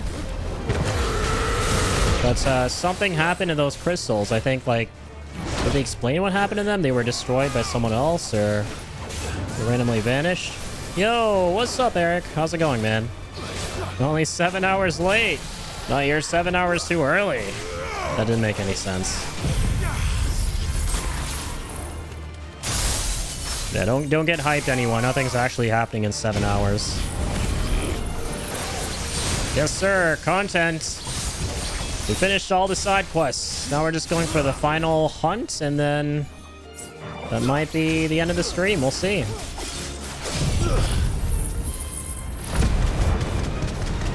Yep, actual real Clive in the chat. Can't blame him for being late.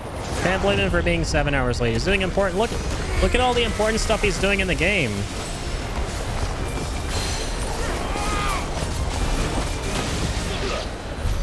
Cool. Okay, well now where's the actual big bad here? Earn cape. Where's the air? Yeah, he was doing a beautiful side quest with his doggo walking to the old treehouse. Exactly, man. Quality time with doggo. You can never blame someone for spending that. I gotta get a good look at that. What the f... Is there a photo mode? Is there a photo mode in this? I'm sorry. I just noticed that, and now I am freaking out. Because we've destroyed all the crystals except for the final one that just got created, obviously.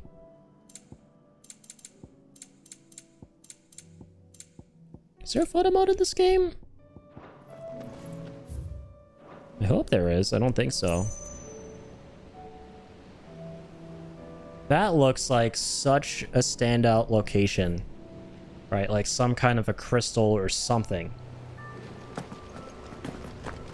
Ain't no way that's just there for no reason. Yeah, I feel like maybe it's gonna be part of the final quest. Who knows? Maybe it's gonna be a DLC area.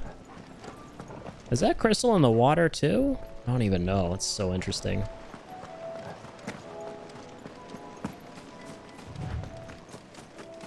There's a sudden free spot in Alexa Center, so I had to take it and drive. Need to fix some stuff in my car. Gotcha. Hope that goes well, man. Hope your car becomes A-okay. Hope that guy doesn't become A-okay. Hope he becomes dead. I think I see who I need to fight. Here we go. Oh, he looks like Liquid Flame. Prince of Death. Jeez. Creepy DB.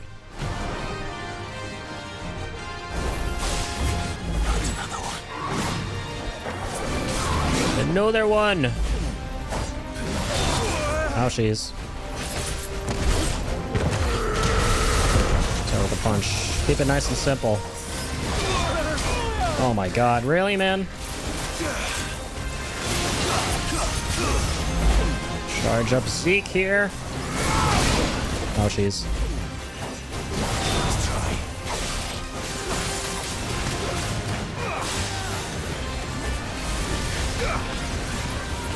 That's funny. The more powerful version of Dark is called Dark Aura. I just realized. For Odin.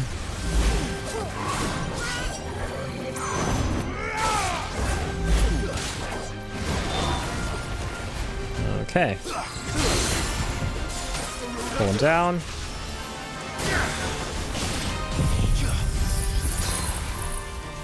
It's level 2 this bitch. Sick. Alright. Aerial blast them. Flames to rebirth them.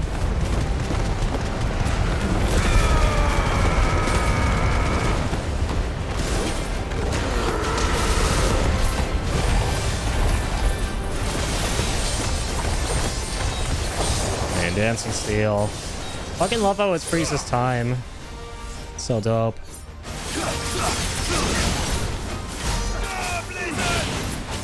Alright. Oh god, not alright. Omen is back in his team. Yeah, Jill has joined the party yet again. Nice try. And Jill is chillin'. And Jillin is chillin'. It's a very beautiful romantic moment.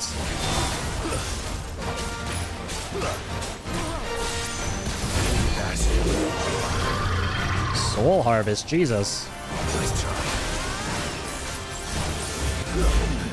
Yeah, there was such a good kiss moment. I love, dude. I fucking love how Eric keeps spamming kiss in the chat, and whenever there are kisses, he's not there. There were like 2 kisses at this point, and he missed both of them. I love how that's like a running gag at this point. Yeah, there was like a second kiss. He missed the first kiss scene, where they were all naked on a beach. He missed the second kiss scene, where they were all standing beautifully in a lovely bed of flowers, overlooking a really interesting crystal thing. I think it's in the same spot. Yeah. I missed it back then. Let's go.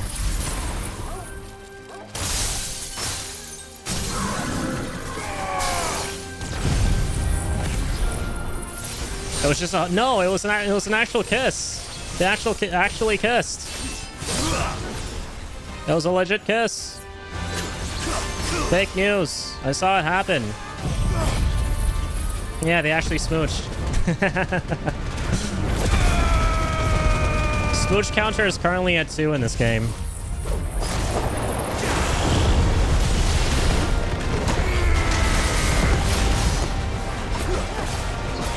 Either kiss or not come to my brothel. Hey man, I don't think Clive runs a brothel. That's not canon. Don't be going against the canon here.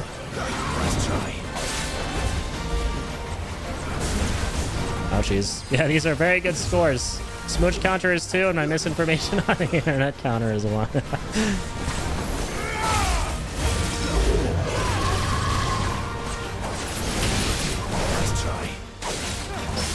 Oh, let's go.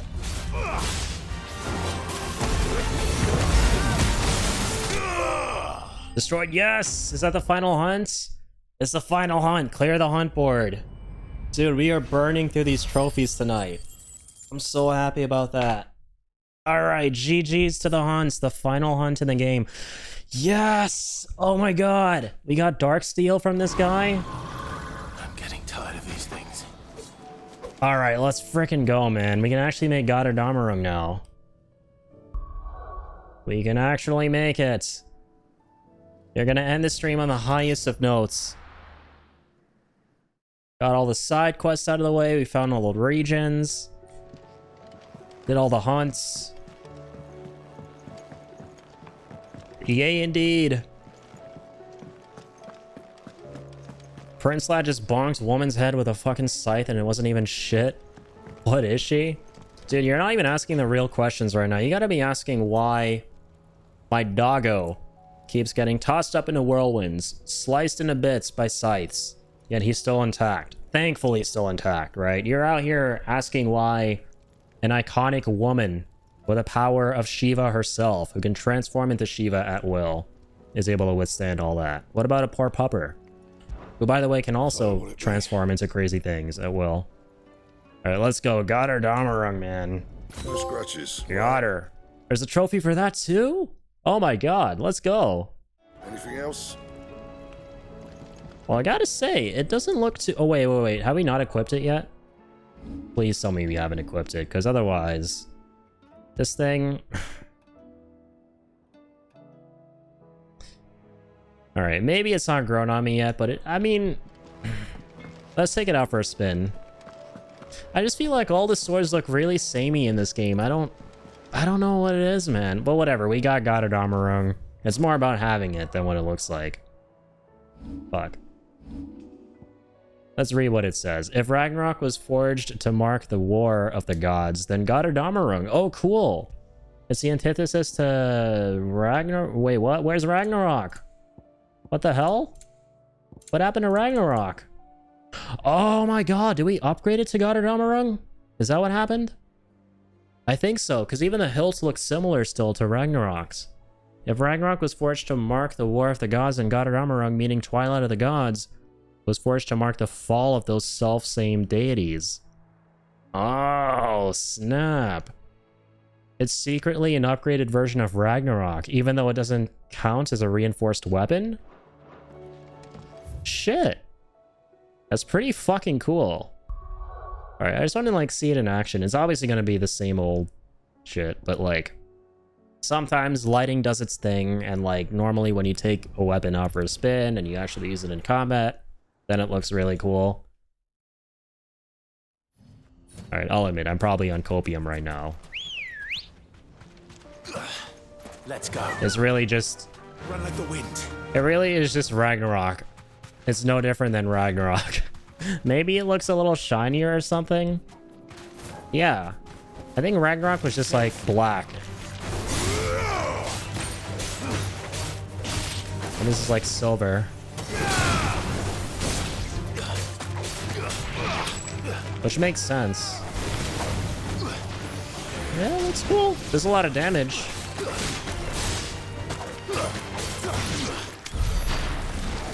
All right.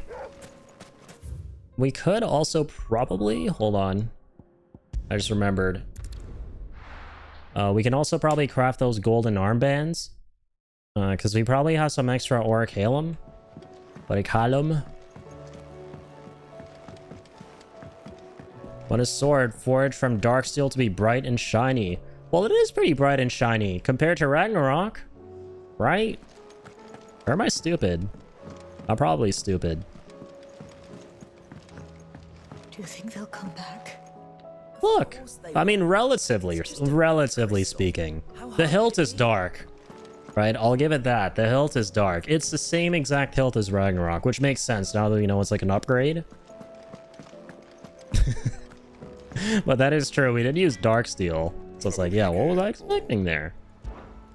What do you want? Ever dark. Oh, that's obviously the best sword in the game. Ouroboros. Didn't craft it. Let's go. We still have some leftover Orichalum. Say so myself. Orichalum. The Sons of Ouroboros. Oh my god, wait. Did Yoshi?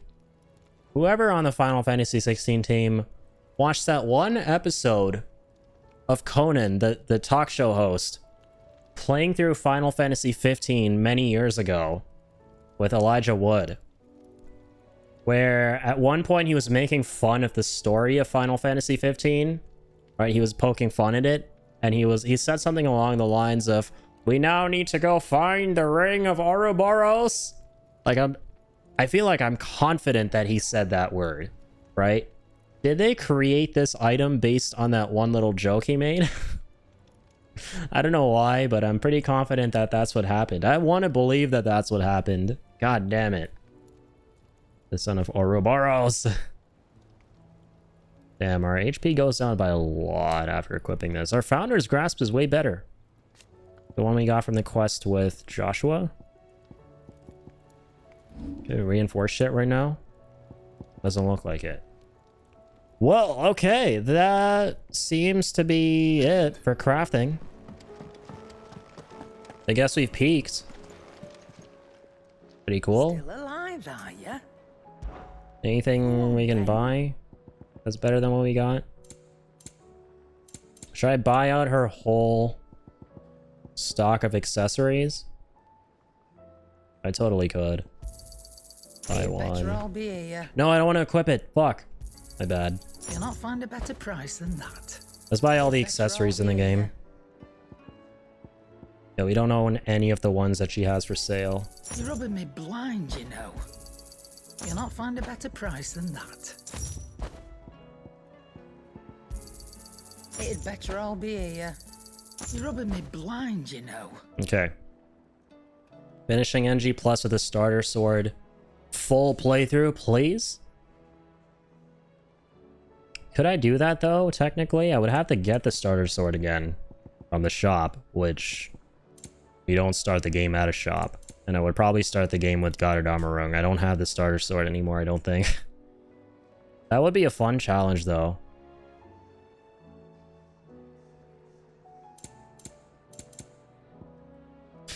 I could buy the broadsword right now. None today, I'm afraid. What? Okay, whatever. I can buy the longsword. That's like the next best thing. The next worst thing. I gotta buy a broadsword. You'll not find a better price than that. I can buy the broadsword so we have that for the next playthrough. I'll give it a whirl. Why not? Self-imposed challenge type shit.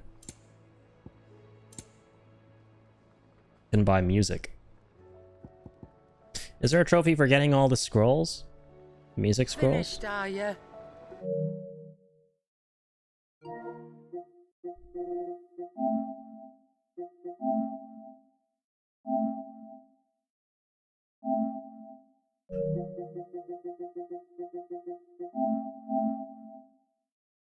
Fulfill a legacy. What the frick does that mean? Defeat a boss without taking damage. Okay, that's an interesting one. We gotta make sure we work towards that. Packing heat. Execute and land 2 heat wave counters in a single battle. There are a lot of like mechanical ones here too. Defeat 5 enemies in the air after using Deadly Embrace. Damn. That's gonna be interesting. Oh, like I thought, okay, 5 enemies in general, I assumed at once. That's like, how the fuck do you do that? Line Gouge, Wicked Wheel, and a lot of like Garuda ones, okay. Lure an enemy into striking a lightning rod 3 times before it dissipates. Into striking a lightning? Oh, that's some Sid related stuff. I have not used lightning in so long. Execute a precision dodge 3 times while charging a single Mega Flare. Oh, right, you can do that. Yeah, a lot of these are mechanical.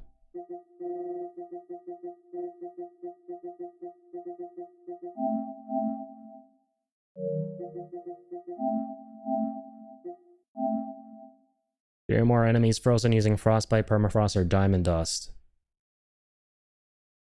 Simultaneously.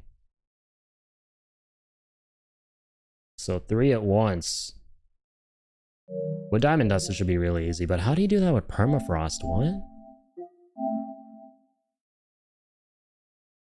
Steel counters. Oh, that's, I think, Odin's counter. Master all of a single icon's abilities and feats. Right. Naturally, there are going to be trophies involving getting all the abilities and stuff. Okay, yeah, this is going to take a minute. Masterclass. Upgrade all feats and abilities to their maximum. Freaking love the name of this trophy. Thank Mark. Complete a chronolith trial. Oh, cool. There's actually a trophy for finishing the time trials. Obtain all curiosities.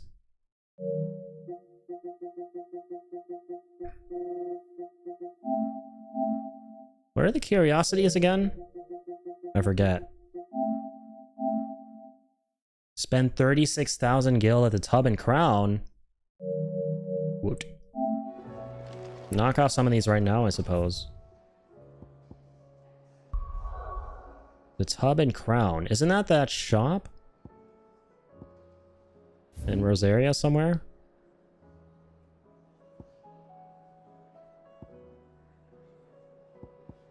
What the heck is the Tub and Crown again? Rings a bell. Yeah, there are clearly some things I should get done before I start New Game Plus, I feel. Oh, sorry, this is still Rosaria.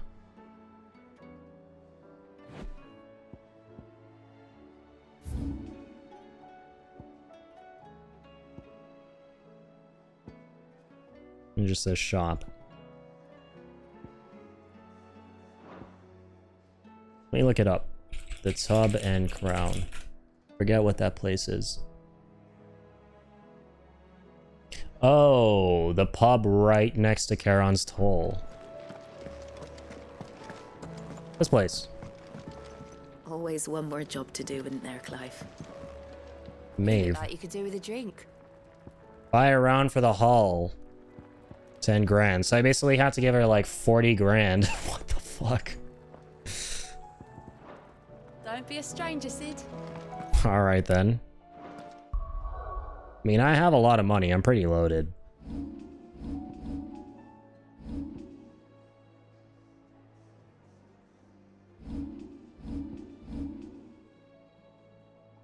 At like 400k. That's like nothing to me. Let's do it. What can I get you, Sid? Buying around for the hall. 10 grand. Like to hear? Didn't even know we could do this. Knock 'em back, everyone. Sid's buying.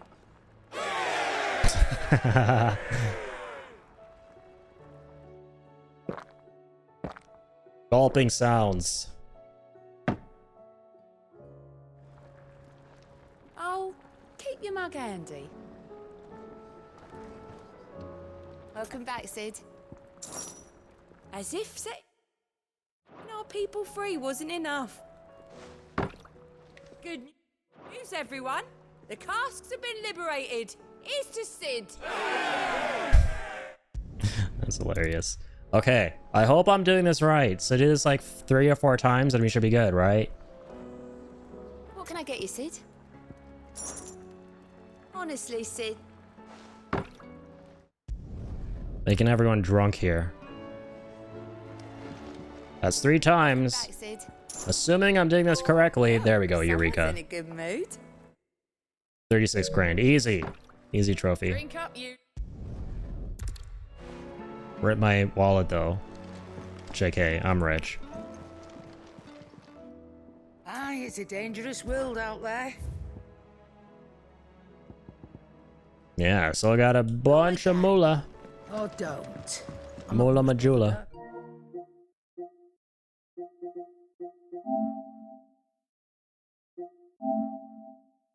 It's cool I can do that, I forgot. Packing heat. Turn on reveal all in the options menu to automatically show hidden trophy information for this game. Yeah, reveal all. Complete a chronolith trial. Should we try that next before ending the stream? Why not?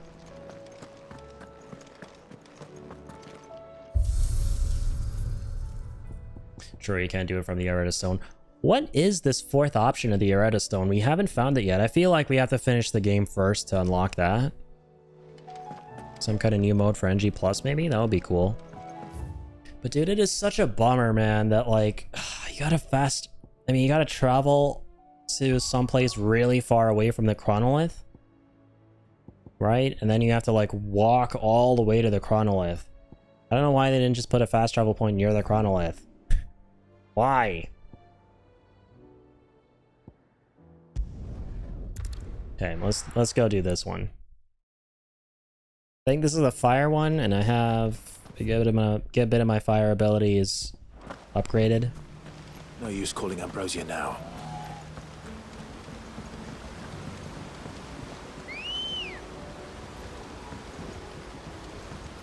Come on. Come on, girl. Let's do this.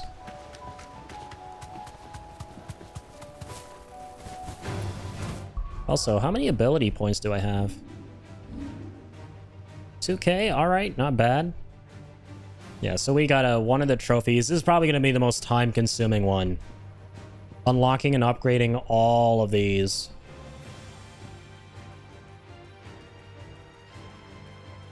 It's going to take up a lot of our time. What happens when I upgrade Dancing Steel? Significantly increases the number of hits? That's actually huge. Sure, why not? Fuck, I'm in combat though.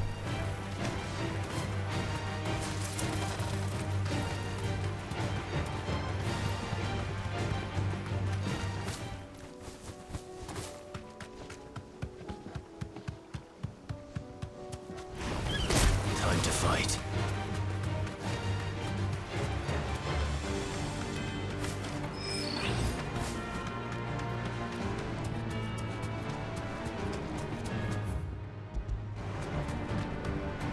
Straight home now.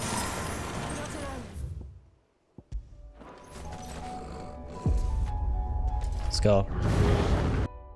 Phoenix time. Why can't we send Joshua to do this for us?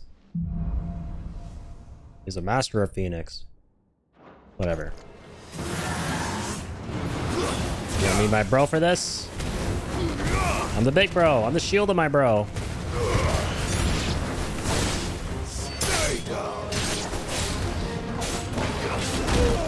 Snap. It's always limit break here. Just keep our HP at a maximum.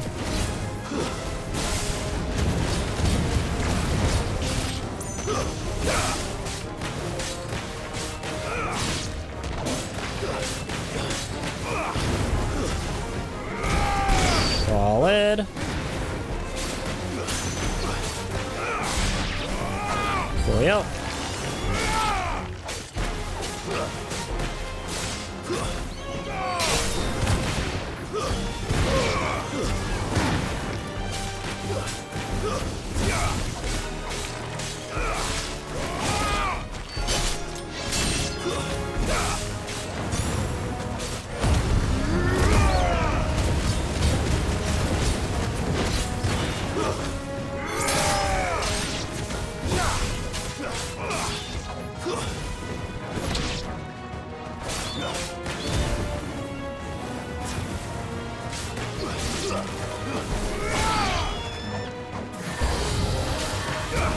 Alright, this guy. Oh, goes the big boy. Ouchies. Nice too.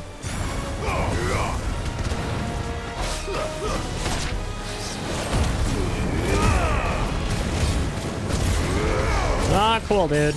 Sit down. Stay still.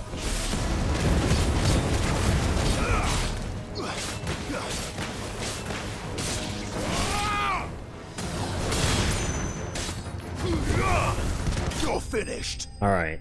There we go. Stage 1 complete. Let's go to stage 2. We're just gonna keep spamming my limit break. Keep HP high and keep the battle going fast.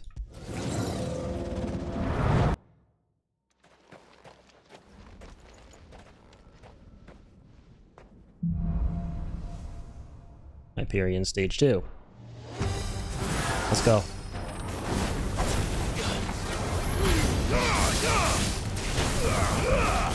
Damn it. Double damn it.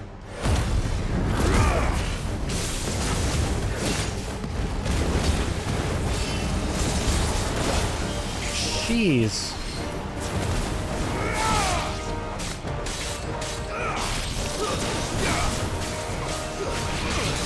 Oh my god, this guy.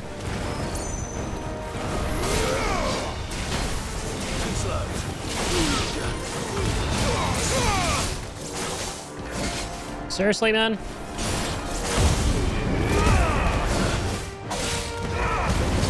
You gotta cut this shit out. Big parry.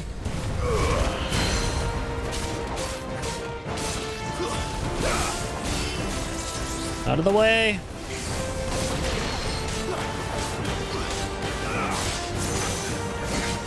Not good.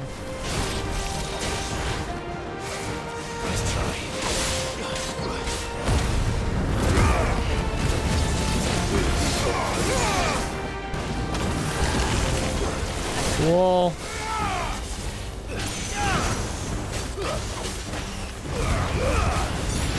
Nice, more time.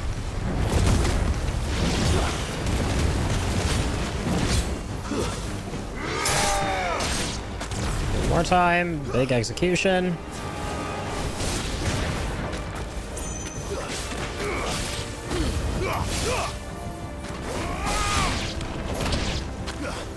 Ow.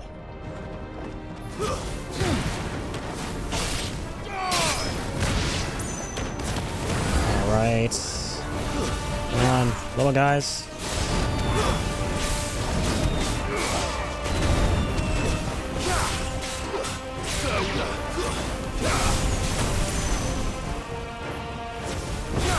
It's over.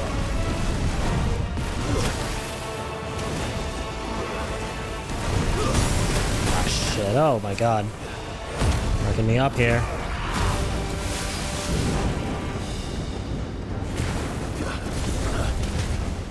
Alright.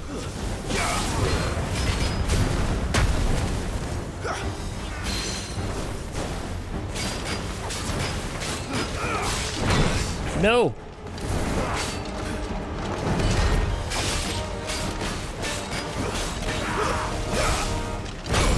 Go away, man. Losing so much time on this fight. Alright, huge.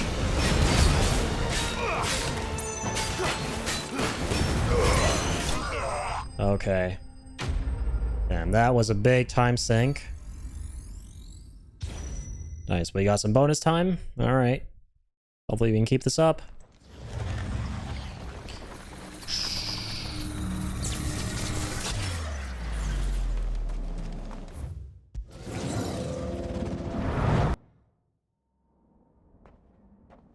This trial type shit is clearly meant to be like the intentional, like that. This is actually meant to be the actual hard shit in the game.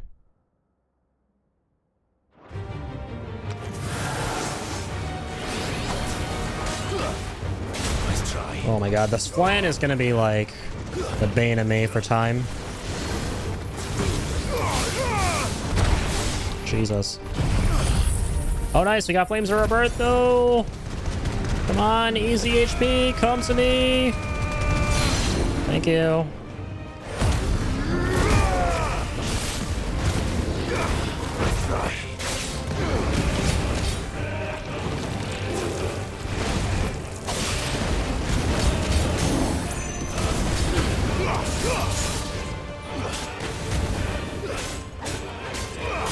Alright, not bad.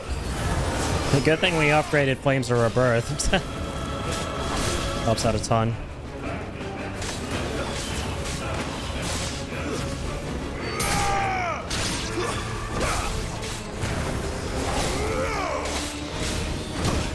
Really?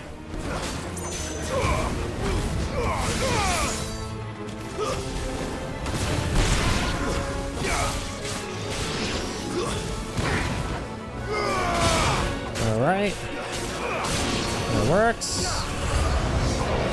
Alright, more big boys. Yeah, this is where I failed last time.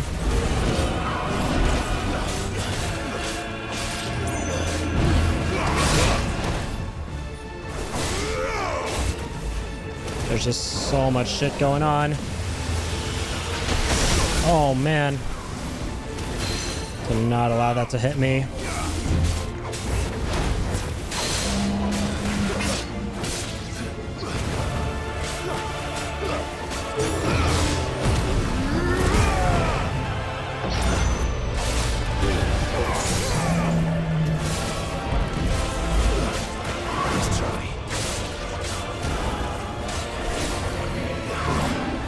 Jeez. Oh no. Dang. Alright, let's try this. Hopefully that nukes them. Alright, got the big boy.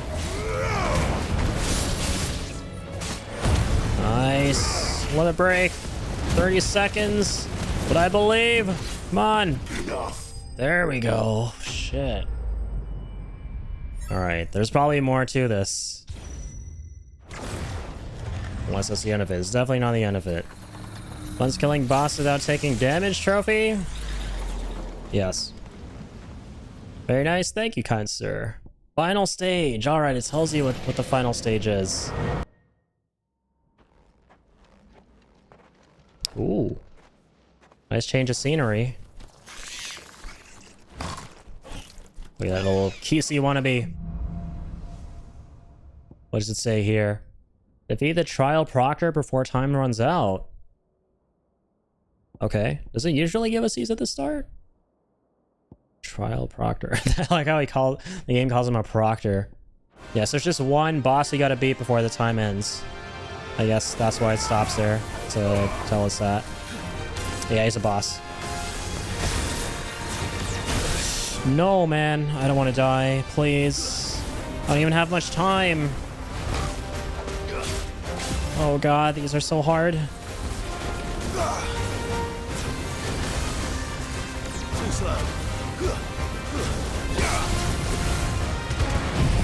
Come on, Flames of Rebirth this shit. Need that HP back, please. Please and thank you.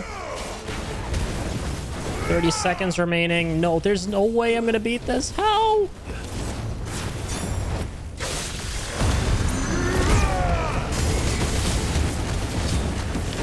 How is this even possible? How does the common man do this?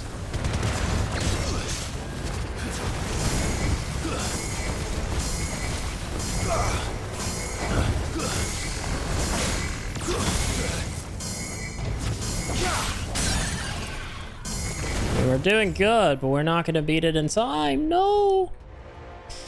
Yeah, there are definitely a lot of these other combos I need to be keeping track of to get more time that I'm not doing. Yeah, these trials are all about being stylish for the combos and shit for all the bonus time.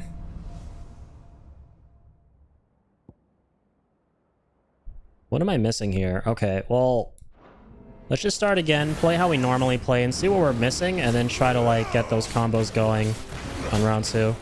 Because I feel like whatever combos you've done before, they don't work again. In the next stages. Dang it.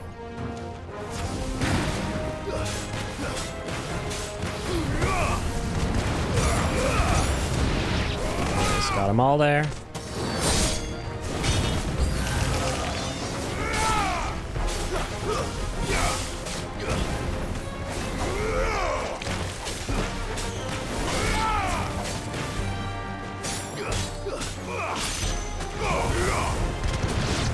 Use flames to nuke down big groups. That is a really good idea, yeah. A very AoE ults.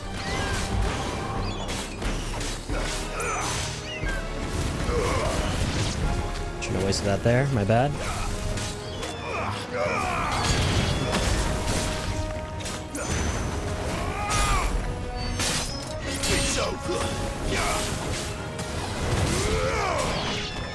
Okay then. We'll go all out against this guy. Or not. Use the flames there. Cyclone there. Stagger him. Keep the good times rolling.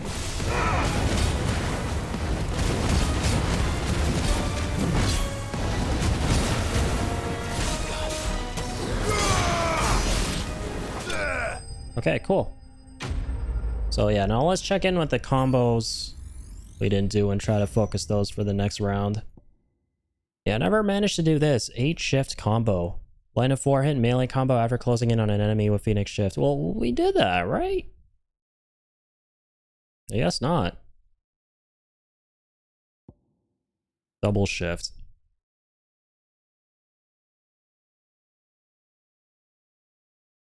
Yeah, we've done that too. We didn't do the precision dodge. Interesting. Right, then you got all bonuses. 6 unique battle technique bonuses. No, it either carries over or resets. I can't remember. Wasn't paying attention the first time. Let's see. Hopefully it resets. They gave you new ones sometimes too. It resets. Okay. 8 wave counter. Yeah, we gotta focus on these ability based ones.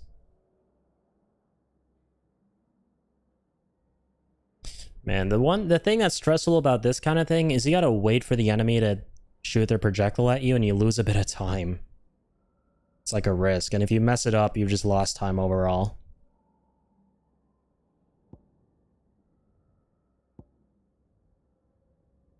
Ten magic bursts. That one's easy.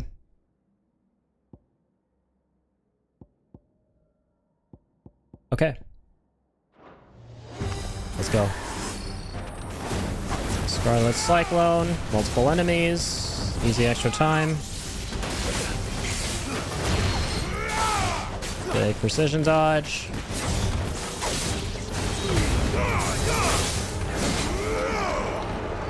Get him all he's down. Cool.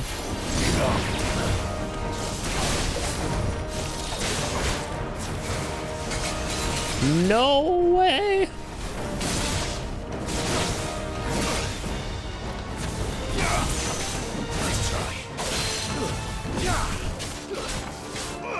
There we go, shift combo. Really?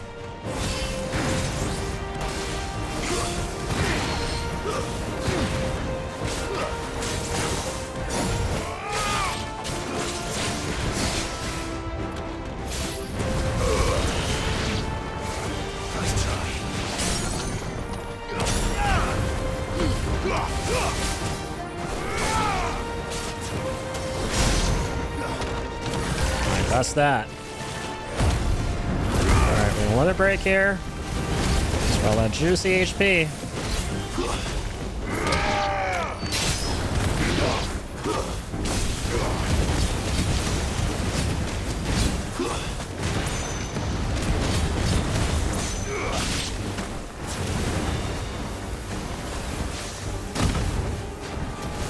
Nice, there we go. That was the counter I was looking for. Fantastic. Yeah, these little Timbit enemies are fantastic to use that ability against. Oh my flip! I forgot about him.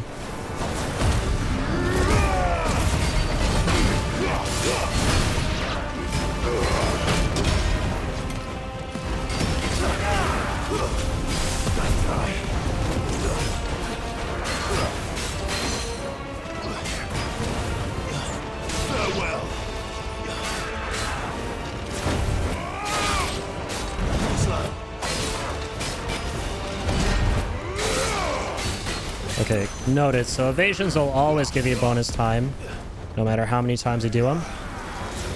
That is much appreciated.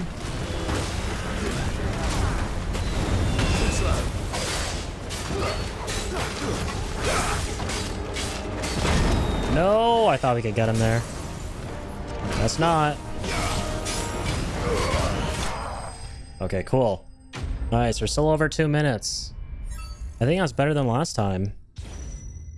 We're 2 minutes 24. What do we miss? Double shift? Oh, we have to do this in the air. Dang it. That was the only one we were missing. No way. If we'd gotten that, we would have gotten all this extra bonus time. That's okay, though.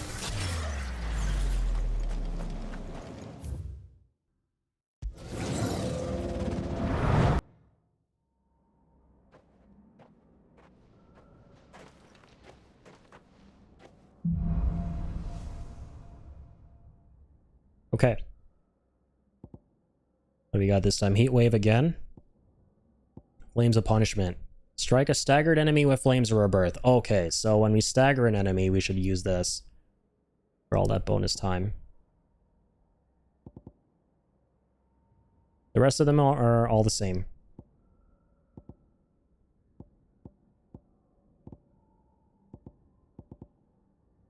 Okay.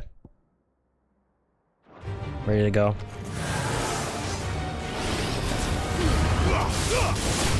Ready, set, let's do this.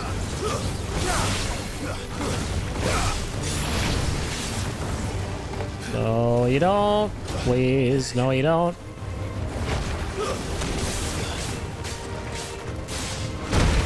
Really, man? Alright. So what? I'm gonna do a bit of this, bit of that. Bit of that, and a bit of that. Flames of rebirth on a staggered enemy. Just like the doctor ordered.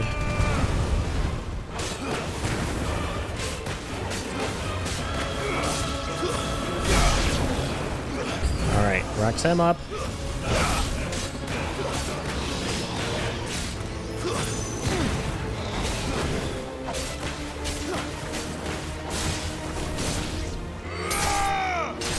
Nice, that was a bonus.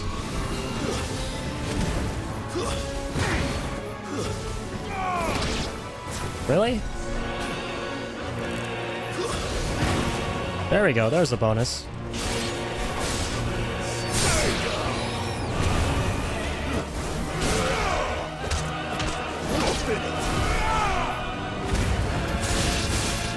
Coolio. Nice for 3 minutes. Doing much better than normal. Alright, now for these two bozos. They waste so much of my precious time. I believe, come on.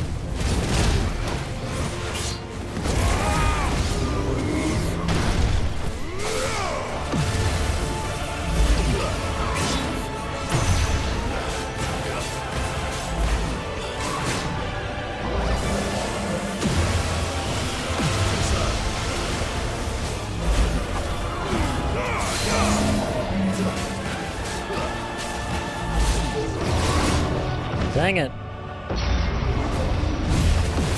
No! What the fuck? Let's try.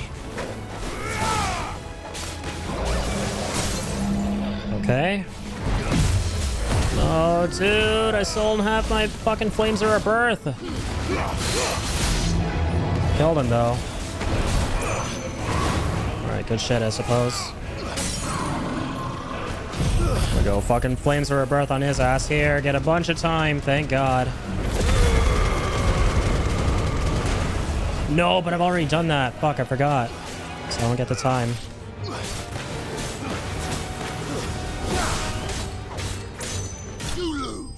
Okay. Good shit. Got a good amount of time. Not a great amount of HP. 3 minutes for the boss fight. What did we miss here? Yeah, the heat wave counter makes sense. We got everything else. Not bad. Doing a pretty okay job of getting all the combos.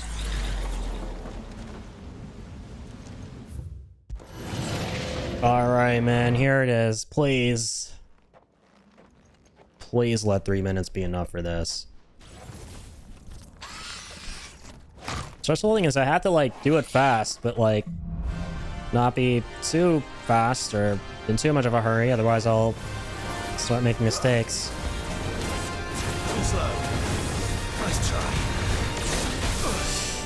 Oh my god, like, look at that, man. That freaking fucking laser attack.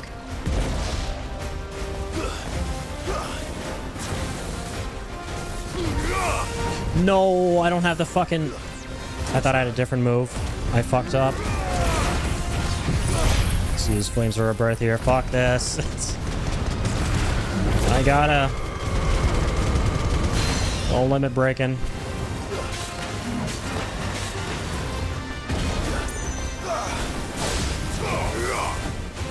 Don't you do weird shit now on me.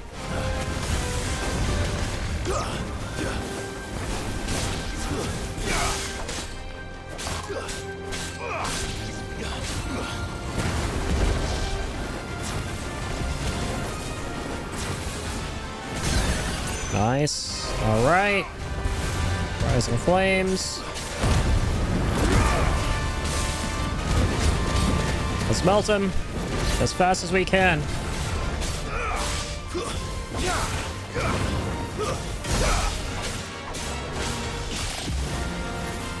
Not getting bonus time, man. I don't like this. I'm scared.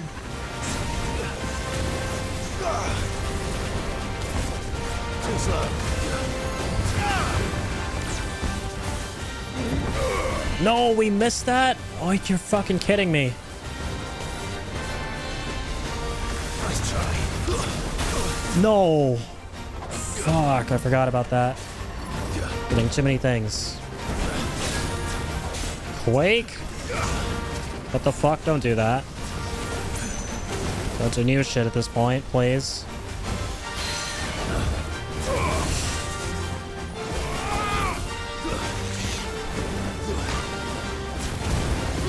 Oh man, what the fuck am I doing? Nice try. Fuck you, fuck this. Please be staggered.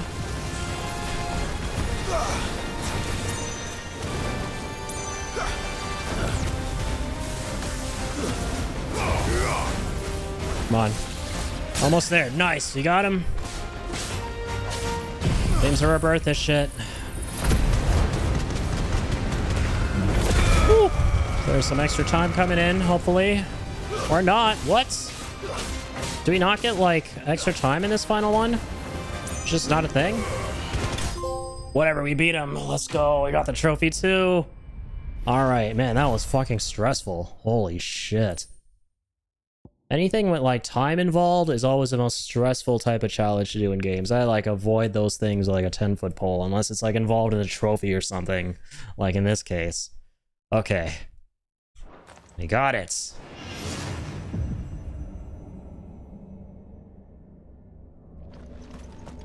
I appreciate that there was that level of challenge there, right? That I've been missing for the most part in this playthrough. Right, we've seen it like crop up here and there from time to time, which has always been a welcome sight, like when we were fighting a dragon for that one hunt. And more recently right here, I think this is probably the most challenging thing we did on the playthrough, honestly. It's like the types of things in this game that revolve around trying to do things under certain conditions, like finish something under a certain amount of time, finish something with a certain score, that kind of thing. Those typically tend to be the more challenging things. That's where the real challenge lies, as opposed to like, you know, the enemies being what's the source of the source of challenge. Clearly. That was awesome. Good stuff.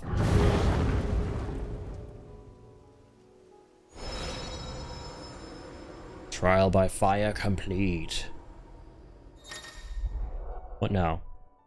The final trial, okay, so this is the last option in the Areta Stone. A new level of chronolith difficulty, the final trial, is now available within the Hideaway's Areta Stone. Oh man. So is this like, I saw Ifrit there in the thumbnail. Oh, we got so many ability points too, I think? No, we didn't, damn. We had close to this much before. Yeah, we can upgrade Dancing Steel. Let's do it.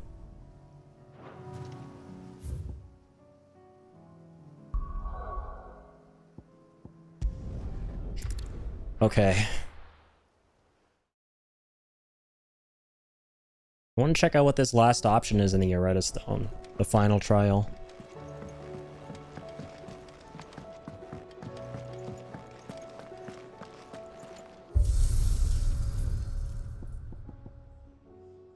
Challenge a new set of elemental trials featuring less time and more powerful enemies. Restrictions on level, gear, and consumables are applied. Gameplay mode will default to action focused. Final trial rules. Clive's level is fixed. Gear is predetermined. Trial begins with only 80 seconds. The best times from previous runs are recorded. Huh.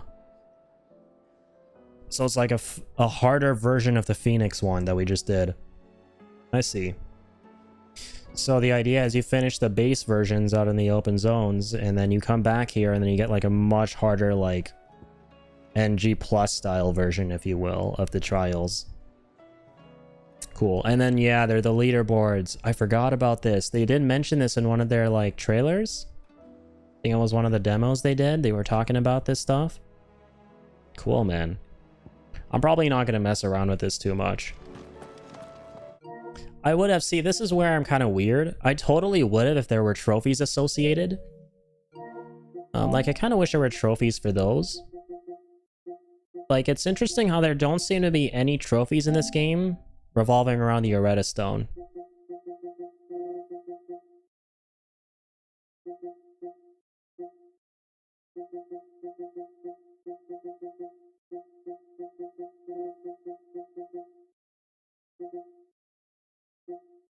Yeah. Well, it is what it is. Maybe we'll give it a shot at some point, right? I don't want to immediately jump into that, because I already kind of know what the idea is behind it. It's just like the same thing, just harder. But yeah, dude, I think this is a solid place to end the stream tonight. Got a lot of stuff done. More stuff than I was hoping for. We got the side quests and the hunts too.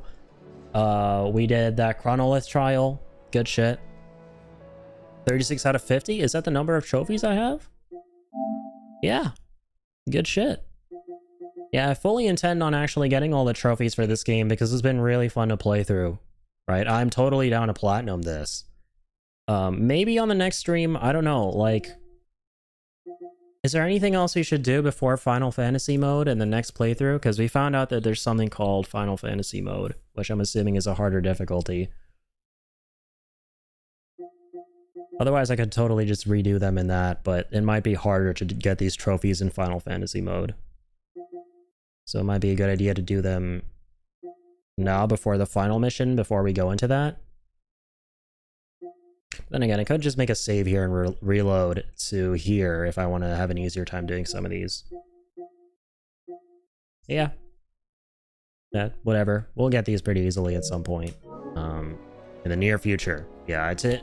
I am, even though I'm at this point now where the next big thing we're gonna do is the final mission of this story to finish it off and complete our first playthrough, which would be the next stream. I am far from done with this game. I'm totally going to jump back in New Game Plus because I want to see how much harder it is. Right? I'm very curious. This game is by no means difficult, right? It's pretty straightforward. It's not stupidly easy, but it's not like... It's kind of right in the middle, right?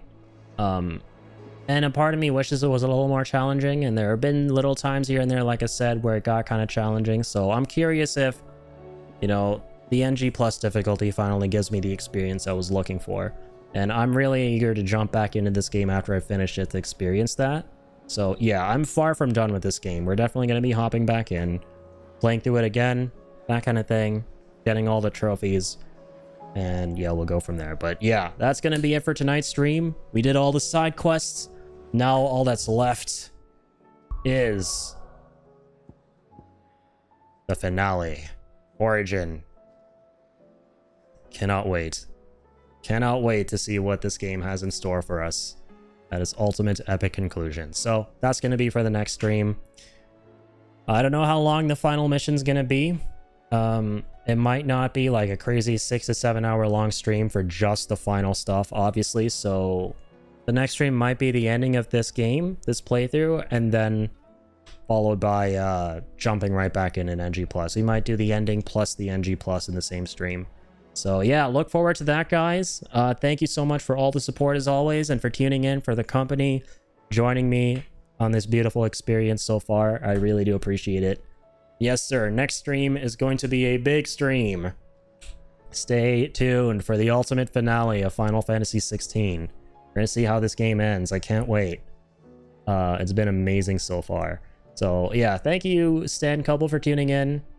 Ingenious, Traxim. I think that was it for tonight. Thank you guys so much. And yeah, I'll see you guys very soon.